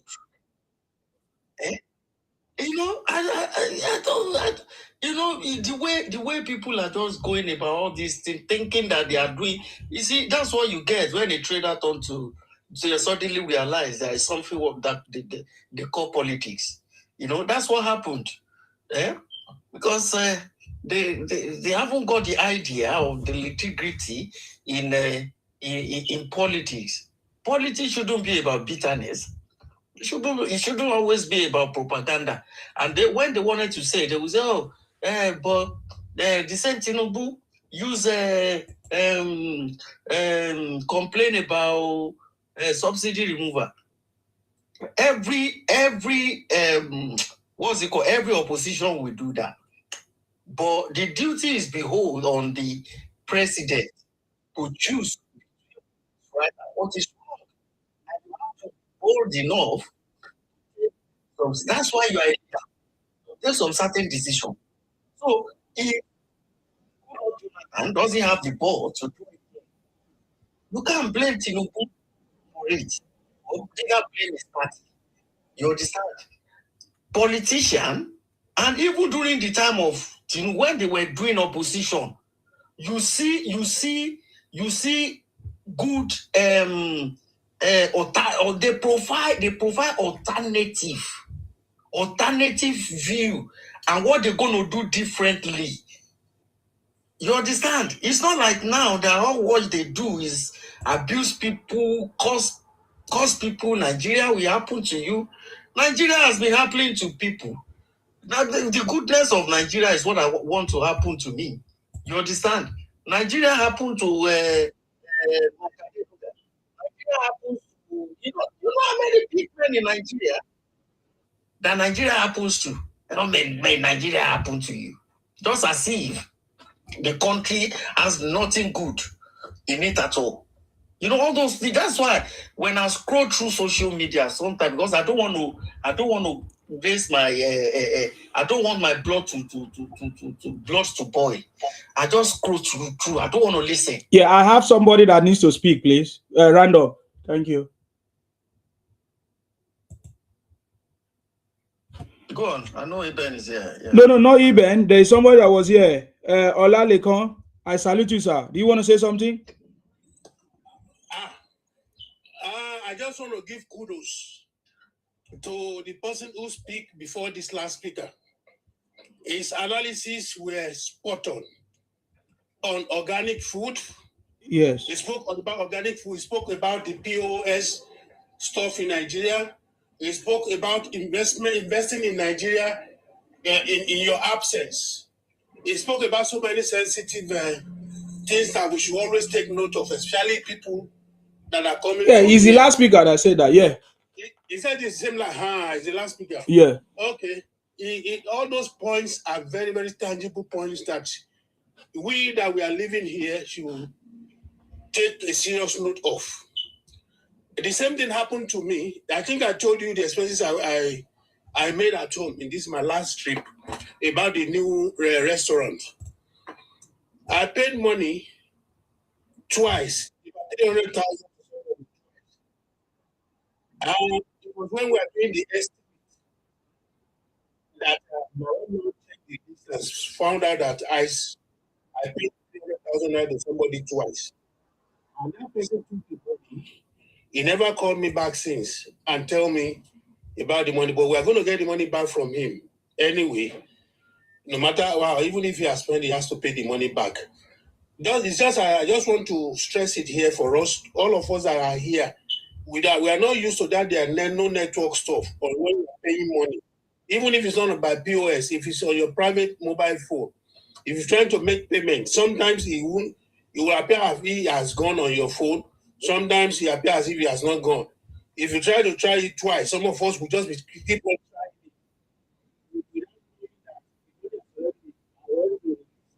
So eventually we end up paying the money twice. I think government needs to do something about that one as well. Our banks should do something about that one as well. If our people will continue to be corrupt, if somebody pay you twice, what your church teaches you or your mosque teaches you is what does not belong to you, don't take it. Let that person know and send the money back to that person. They're talking in terms of the organic food and the difference between the GM and then the similar points you make about the tomato that they discussed about. These are cumulative factors that are responsible for making the prices of commodities high. Our inflation rate was going down before the state of the issue was closed by the business war and fought with Iran. So what was making the price of commodities go up again was that war because of the price of fuel. Price of fuel was 800 and something to 900 naira before the Iran-Israeli-America war. But thank God the peace is beginning to recover. Then another tangible point is about saving the money, not investing where you're not investing. You invest your job if you're not there to monitor things by yourself. It's a very solid point because that was what made me, because I'm lucky to have somebody there that I feel I can trust. That's why I'm able to do what I did. Because I looked at it when somebody suggested to me that go to the stock market, I just stock market is doing very well now. Very, very well. The profits begin, the rewards is stabilized now. So you get your returns on your money. Mostly, that's what is happening. But when I look at the percentage of investing in the stock market, maybe if you put 10 million naira in the stock market, at the end of the year, they put 2 million naira on top of it for you, which is going to be 12 million. You get 12 million from 10 million. I'm just using that as an example. But if you invest within 10 million, within 12 million, even on buy and sell, you know how much you make now before the year runs out. If the business is well monitored, we all know the advantage of that. That's why I said, buy and sell. Instead of giving my money in a stock that will give me 12 years, to handle things from here, and everything will be fine. So all those points is that's why I sending the request again to come back and lay emphasis to us, because most of the requests we made in diaspora, talking in terms of the POS stuff, we mistakenly pay twice. Somebody who will not return it to you. You understand? So the issue of making myself understand about the stock exchange I talked about, this is when you know you're not going to be there to monitor this yourself, or else they change it for you. So all those are things most of us in diaspora take note of.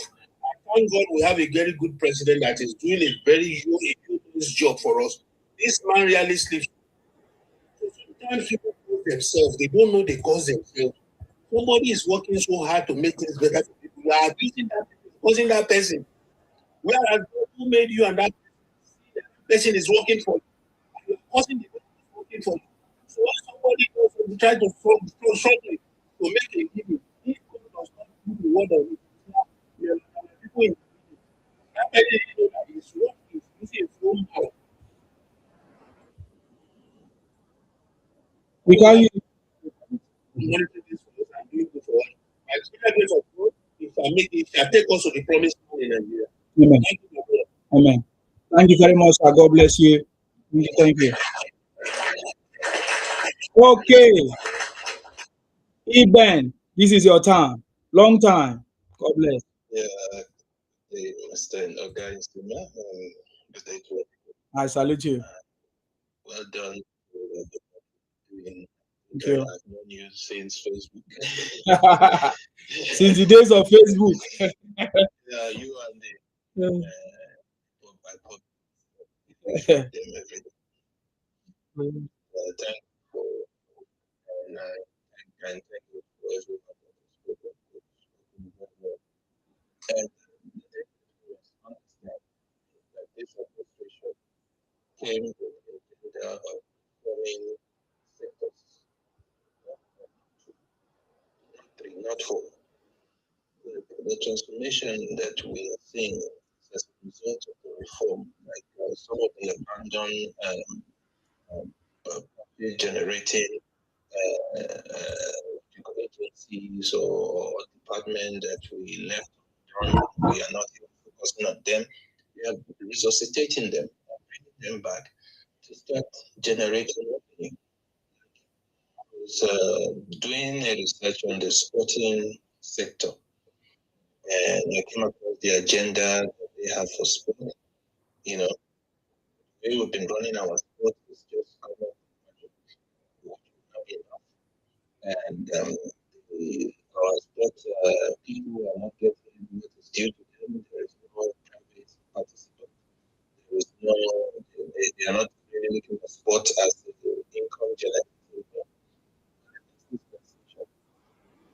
There's going to be a review of all our sporting facility, bringing in private players, like if you're aware of this increase in the Premier League money from around 200 and something $1,000 to around $730,000 for the prize winners. So the injection will lift Nigeria to be amongst the top three in Africa, that their Premier League itself is based on the money the winner takes. So we call it $1 billion naira, and $1 billion naira is $1,000, which will help the website that and also they said the players will be 2 million per month, meaning that as a player you tend to turn the economy of your life around, and we'll be having people coming from other countries to participate in our league and help develop our local league, so that the local league will now be the feeder team to the national team. So that is them putting structure you see, structure into our sport. So, which is something exciting that is happening in a very time, and now this will now encourage private participant in Nigerian club side. It will encourage investment into it. It will bring about sustainability in our sporting, and also help them generate revenue appropriately. Which the government goal is to remove their hands so that the sport, the club can run based on private partnership, which will be a more sustainable thing rather than government having to cough out money every time. The same thing we are seeing in sport is happening in our central bank. We've seen that transformation, that restructuring, that reform that the government introduced to help stabilize our currency. We've seen the reform that has taken place in the NNPC as well. Which has encouraged NNPC that putting money back to government, and also increasing our crude oil production, and working towards this gas revolution, so that we create alternative source of revenue for the country. So, with all the things that we are saying now, we are talking about, we are happening in less than 4 years. Oh no, because we reduce student loans, so people must wait. We cannot do renewed hope housing estate. We cannot do technical training program. No, we are doing all of this. Your network is getting bad. What's going on? Oh, yeah. Okay. Yeah, it's better. Sorry. Yeah, it's better now. Okay. They are doing all these things concurrently. And the best way of increasing your human capital development is by investing in every form of education, whether it's that of NELFON, whether it's that of the technical training program, whether it's the one for TMTP program. There's so much program that the government has put in place to help them with. Tinubu will now be exporting talent across the world. Rather than us complaining about our population, we are investing in our population and having this population to expand. Your network is bad, bro. Oh, sorry. Your network is bad. Oh, okay. I do. Oh, you are using earpiece? No. I'm not using earpiece. Okay. Yeah. Can you hear me now? Yes. Yeah. Okay. So the huge investment is going to help them from being a liability to us. Others will be saying, oh no, population control. No, that population we are going to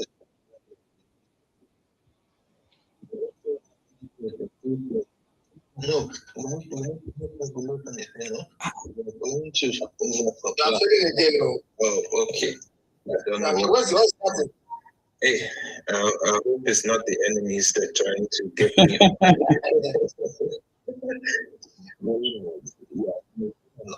We thought you are using the wireless device. So No. You are not hearing it. I'm not. It's going off and on. It's going off and on. Okay, maybe I should switch my network. Oh, you can switch network. Okay. I can switch my network. Using Wi-Fi? Yes. I'm using.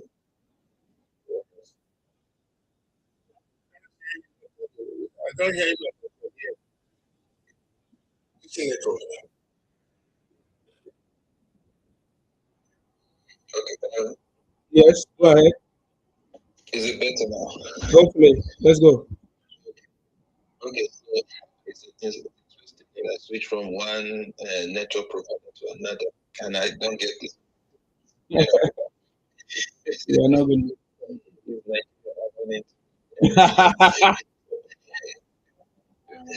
So yeah, there's been a whole lot of impact that this government is, and they're very delicate in terms of their policy, in terms of reform, and in terms of their execution. And I saw a lot of videos of Cameroonians coming to Nigeria to buy goods to go and sell in Cameroon. So the question we should ask ourselves, why would they come to buy from us to go and sell in their country? You understand? Because them doing that, number one, they are buying. Definitely, they are adding to our economy. And the second aspect is that it means there is a gap, meaning that stuff are cheaper here in Nigeria, despite people want to believe that things are so expensive. What they are telling us that things are cheaper. So for them to come and buy is because they feel like the price here is good.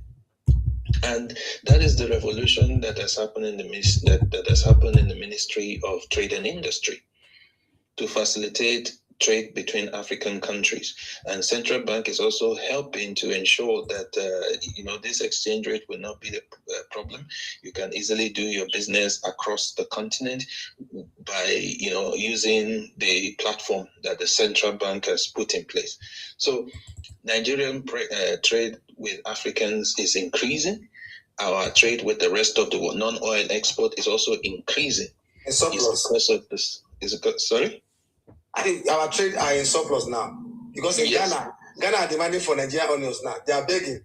Because when our traders talk, their Minister for Trade have to appeal to Nigerian Minister for Trade and Commerce that they should lift the embargo. So they should allow the onions to come to Ghana. So we're having a lot of trade surplus across West Africa now. Yeah. I also came across a post that Nigeria is now exporting solar panel to the US.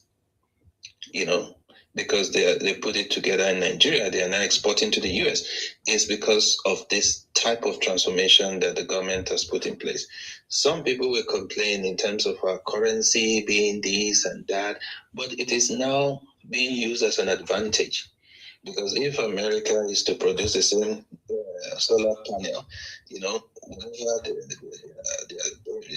will be paid in dollars and all those things will be paid in dollars. At the end of the day, the production will be more.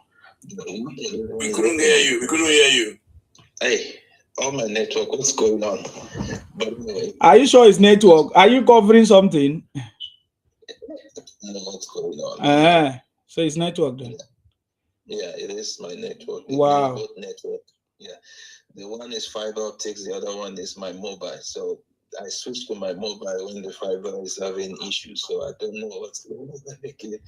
Anyways, we need to take advantage of all these things that the government has put in place.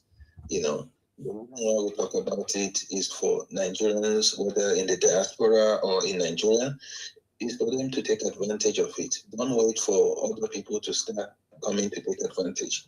We are seeing the influx of people from other countries. I met a guy from Ukraine. I was just looking at him. So there's money in your country. I'm like, wow, okay.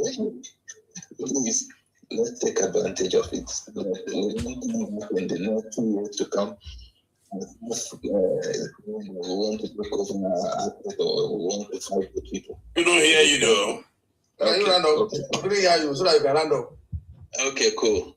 So yeah, all I'm trying to say is that let's take advantage of the platform that the government has put in place to empower people.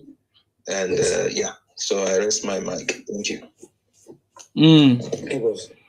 So you are telling us a lot of things that is it that in Nigeria they don't hear about all this because we even know much of what the government is doing. They heard about it. They know. They are looking for bad news to demarket the country so that their candidates they amplify negativity in Nigeria. They know. They are not blind. They are not deaf. They saw all these things. They see all these things. So they are just trying to play a kind of I don't know why I'm going to say it. It's intentional. What they are doing is intentional, just to demarket the country and to demarket the president, to give president a bad name that president is not performing. If you ask any one of Dundee among them, they will ask you, name one thing that President Tinubu have done. I don't know. They keep asking that foolish question. See, okay. Brother Martin, sorry, I won't be long. I just want to say this important thing. Thank you so much, Mr. Elbinwood. I want to put this on the air for every Nigerian, especially the Nigerian youth. When I'm coming back to UK, I come with, I'm in the same flight with, there's some group of people, they are from Turkey, and they were, because I come with Turkey Airline. And then when we were having a chat, those guys told me, see, they actually tell me, what are you doing in UK? What are you doing in Manchester? Because these people, do you know what these people are doing? They are investing in Nigeria, and then they are making a lot of money in Nigerian, and then we are crying, we are complaining, we are demarketing the country. But I see a lot of foreigners, they are coming to our country, they are having a company, and then they told me, because we are having a chat, and then they told me they are making a lot of money in Nigeria. And then they're even laughing at me, saying, what are you doing in Manchester? What kind of job are you doing? So I don't know why we are missing. I don't know what is missing. We have to see the opportunity. There's opportunity all over the place. The population is advantages for us. Many things. The tax in Nigeria are so low. If you are making, Mr. Isima, if you are making so much in the UK, you're going to be taxed, and then what is going to be remain for you? You have to plan very well for you to sustain with that thing. I want the people in Nigeria to see the opportunity around them and stop complaining. There's opportunity all over the place. So that's all I just want to chip in. Okay. Thank you Can I very say much. something, Mr. Sima? Yeah, go ahead. I don't know anything about much about economy, but one thing that still doesn't tie a lot to me that I keep on looking at. I see some people, they hated the territory so much. They will abuse it, call it zoo, call it all sorts of names. And they still want to come to territory.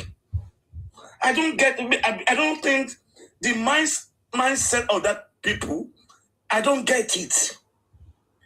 You don't like it, they are traitor, they are criminal, and you keep on coming down to that land. And if you said leave, you said they hate you. I don't get it. And we've seen that during December, many of them go to the southeast. But after December, they let a mass from the southeast, a mass to enter north, Fulani land, enter southwest, enter south. I think if you are going to Brava, it's the one-way ticket, east, not inside. You shouldn't come inside again. But you are going in, you are coming out. Are you saying Nigeria, you are being Nigerian? I don't get it. It should be one-way ticket. When you get on December for holiday, you stop there. You shouldn't go back inside Nigeria. And you come and tell me, give me Biafra. Why are you coming back inside Nigeria for? Why are you coming back? You should stay outside. And that, by the way, that's why I cannot take any lecture from those grown people. Because the way they process information is bankrupt. See, the people mindset people that behave this way, and then you come and tell me, go and vote for Obi. Am I mad? I must be highly stupid. When I see that behavior, you say Nigeria hates you, you gotta go. Then when you go to society in the Christmas, you don't come back, but you still carry your bag. Trailer on the road, coming back inside Nigeria. Fulani, you go to Fulani that we land. A mass. You come to Yoruba traitors land. A mass. All the able men and women in Igbo doesn't stay in Igbo land. Who's going to develop Igbo land? When you run away? All of you run away. Inside Nigeria that you hate. You stand inside Nigeria, the territory of the tribe you are abusing, insulting. And you say you hate Nigeria. If I were you, if anybody highly intelligent, you don't go to where you don't like. That shows you are very intelligent. But when you are going inside, coming out, you are stupid. Your mental process is very bankrupt. So you are this type of people who want to tell me, hey, will be a solution. And me, as go and support from this group, I must be very stupid. Because you don't make sense. It don't make sense. If you are more logical, you don't go to where you don't like. Even because of betrayal. Why do you go to betrayal land? And say, go, hey, you hate Igbo. You hate Igbo. Are you not traitors? Why must you go to where it's going to endanger your life? Don't you want to protect your life? So you are the one, you keep on going outside December, coming inside January, outside December, give her Biafra. You don't need to ask me where you live. You are going to Biafra. But because of your way of processing information is bankrupt, you haven't yet developed to be a more civil human being. This is why the burden we are carrying in Nigeria. This is why I hold you all down. The way they process information is so bankrupt. Nobody can take a lesson from this group of people. It will never make progress. Can anybody tell me what Igbo achieve in the history of Nigeria? Nothing. Because the way they make information, one-way traffic. They don't allow freedom of thought. Society discussion, they don't allow you, they will buy you. If you want to have contrary view, we buy you. So these are people, the way of information, so bankrupt. So they cannot point to me any candidate that we followed. Because they have serious mental health issue.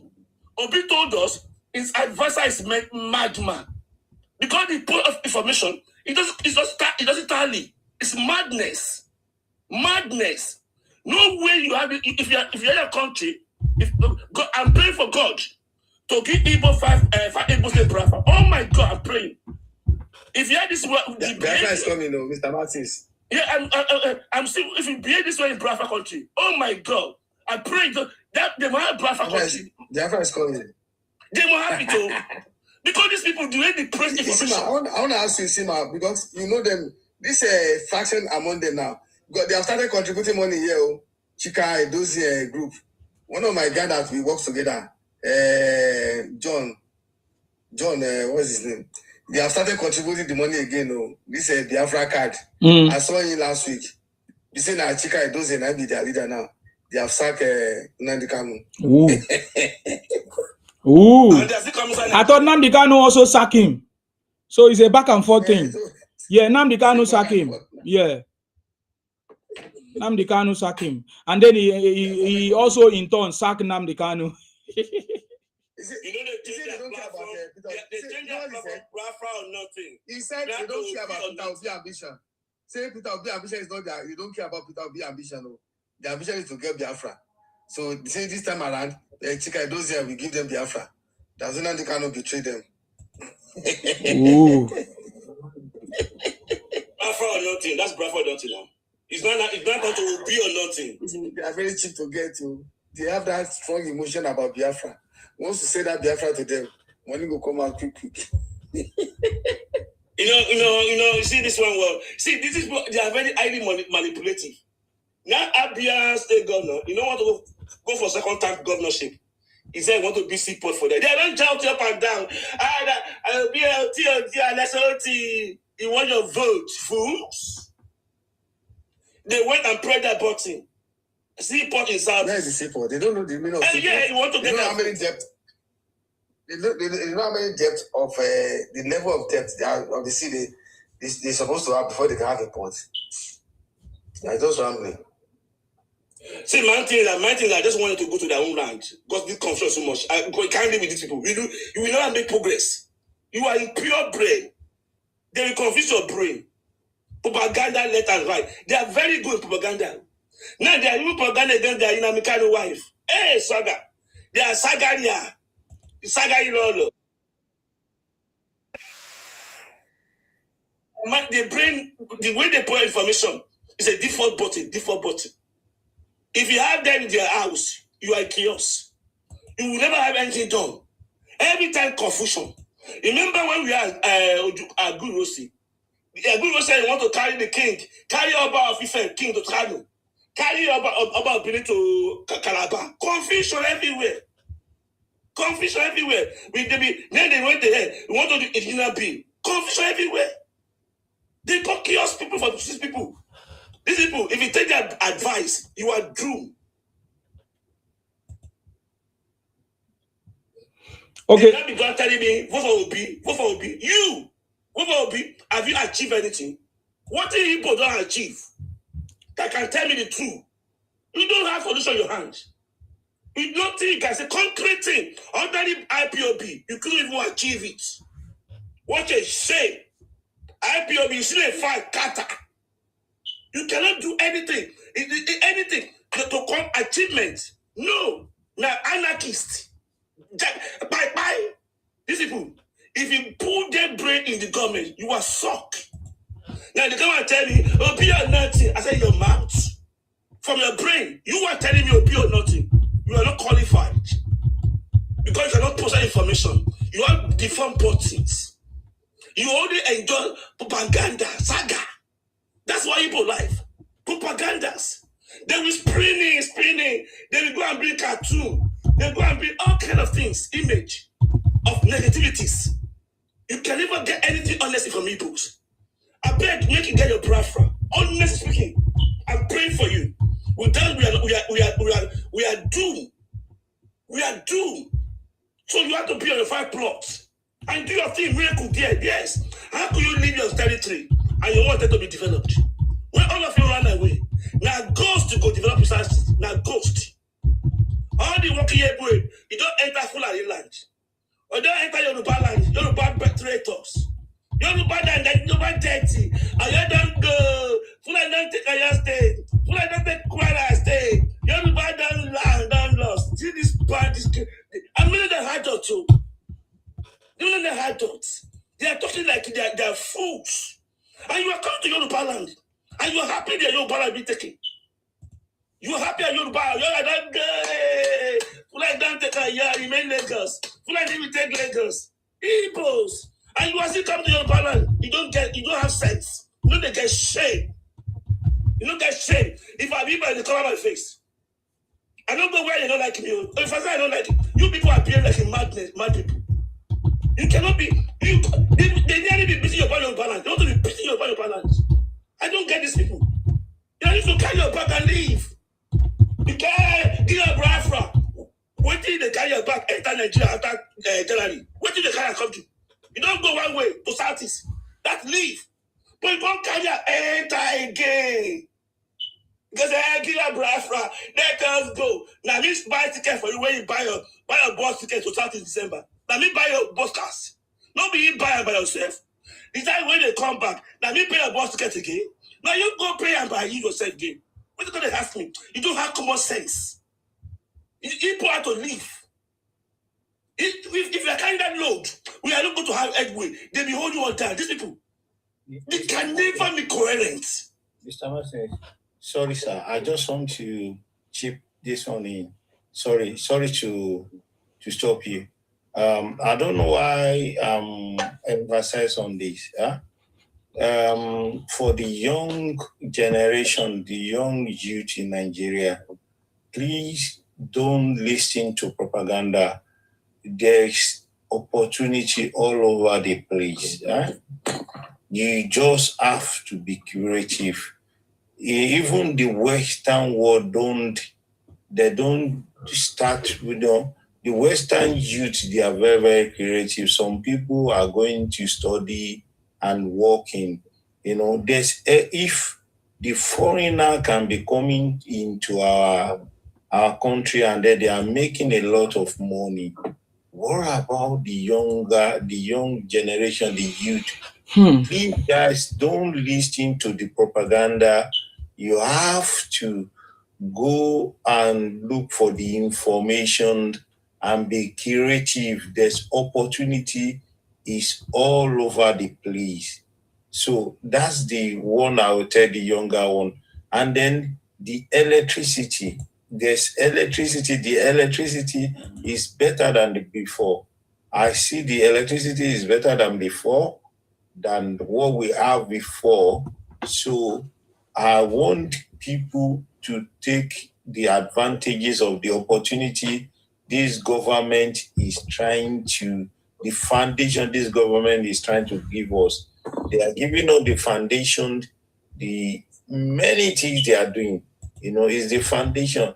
Even me, I'm winning and trying to see if there's something I can do, I can invest in my country, so we just have to be creative. The young generation, we have to be creative. So that's what I wanted to chip in. Sorry to disturb you, Mr. Martins. You don't disturb me. I just started to my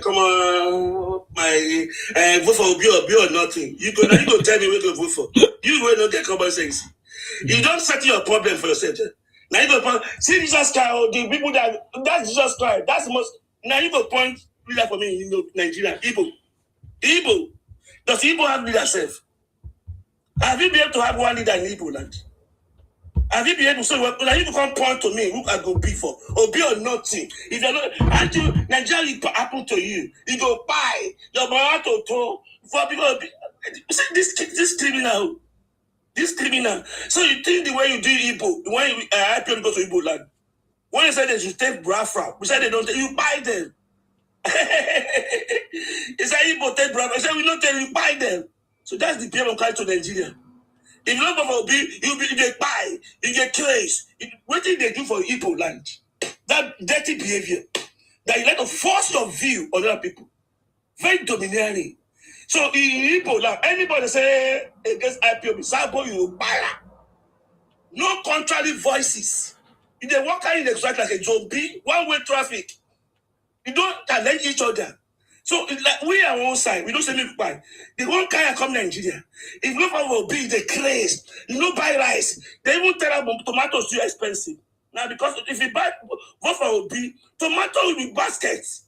When these people are so say what people talking about. And the way they reason, it baffles me. Particularly the elderly one among them. It's so unfortunate. You cannot have that brain and develop a system. And you come and tell me, now we they develop, you develop waiting. Eh? Now we they develop, be developer. You go be developer. What can you develop something? Why are you running for something? Why are you running away? What did they pursue in your land? All the people that should beat us to build bridge, cutter in Southeast have run away to full and danger we land. To Yoruba traitor land. Yoruba crazy. And they just marginalize here. Now you dey marginalize people. You people. I spit on your face. And see, your behavior think. And you still don't get that disturbing us. But I just want you to get your brafa done very well. I'm supporting my prayer and fasting. Without brafa, there will be peace. Because they won't let the brafa go. They want to hold that brafa. Unfortunately for them, brafa is Far Eastern State. Far Eastern State. Why people like brafa? Nobody will go to that brand day. Thank you. Thank you very much, Sir Martins. Is there any other person that wants to make any contribution? Because I'm closing right now. My time is up. Bright, do you want to say something? Bright is already gone. But you don't sleep. Yoruba Heritage, I've just made this point. Ola Lekon, do you want to say something? Or Yoruba Heritage, any of you? Thank you. Just want to let you know that you're doing a good job. Like we are with you. Yes. The campaign has not started, but we are getting. Yes, we are getting ready, sir. Let them know. How many months of January now before the election? These people, they don't have any structure on ground. No structure. No party secretariat in any of the 36 states yet. And these are people, they don't have anybody in the House of Rep, nobody in the Senate, no governor, no nothing. And these are people that are shouting on the social media every day saying they want to compete with us. Anyway, let them bring the game on. We are with Jagaban 24/7. God be with you, my brother. Thank you. Let's keep the flag flying. We should not get tired. The Lord is our strength. And Tinubu has cracked the code and is taking out also Nigeria out of the third world status. Definitely, sir. By the grace of God. Amen. Amen. Amen. Amen. Amen. Thank you very much, sir. God bless you. Thank you for your time, because I see you started with us from the beginning and now you are still here. Oh my God. I can't remember what time we started, but it was in around afternoon, whatever. But we are still here. Wow, that is powerful. Thank you very much. Yoruba Heritage. Yeah, I want to pray for you. Thank you so much, my brother. I will pray for more wisdom, more knowledge, and the God protection upon you. And then I want people to try and understand that, when you are seeing a couple of things, they might take it like when you're saying, if you are poor, it's your fault, because there's a lot of things people need to adjust in Nigeria. It's not like you're saying it out of the arrogant or something. You're saying it because people need to adjust. They need to look around and see the opportunity around them. So I just want to chip down on him because anytime you're saying that, I understand what you're saying. Because I even tell my sister as well, see, there's a lot of opportunity around you. You don't have to be waiting for anybody, So I want to appreciate you. Thank you so much, my brother. Thank you. More blessing. Amen. Thank you. All right. Thank you very much, sir. God bless you. Brett say he's still with me. Many of you, Sir Martins, now wow, not be small thing. From the beginning, you have always been here. So everything people are praying for me and all of that is for all of us, because without all of us, without you, I cannot be here. I won't be here if you are not contributing, if you are not participating, because I can't do it alone. All of us, we are all coming together to make this work. So I really appreciate your effort and your support. And those people watching me from other channels, Facebook, YouTube, Twitch, of course, LinkedIn. God bless all of you. I see all of your comments. I'm not going to be able to read all of them. May God bless all of us, because what we want is a better Nigeria. And now we have seen a president that is ready. So we should support him. We should support him to achieve anything he wants to achieve. That's it. That's all we can do. He doesn't need our money. He just needs our support, to be able to change everything that we need to be changed. I mean, he can't do everything at once, but he's going to do it gradually. Of course, I know that it's not everybody that's going to love him. Even when Jesus Christ was on earth, or any of the God that people worship, it's not everybody that loved them, right? It's not everybody that loved their Jesus. There were people that hated on him or hated on it, and they wanted to buy him. Is that not? But he still became victoriously and won and defeated all defeatables. You get the point now. So that is why President Tinubu, we need enemies, we need supporters, we need people that are criticizing, we need cash TVs, we need all of them. Did you not notice when it was like, oh, security is everywhere? President Tinubu came in with his strategies, and now he has delivered state police for us. There is nothing that President Tinubu cannot do right now.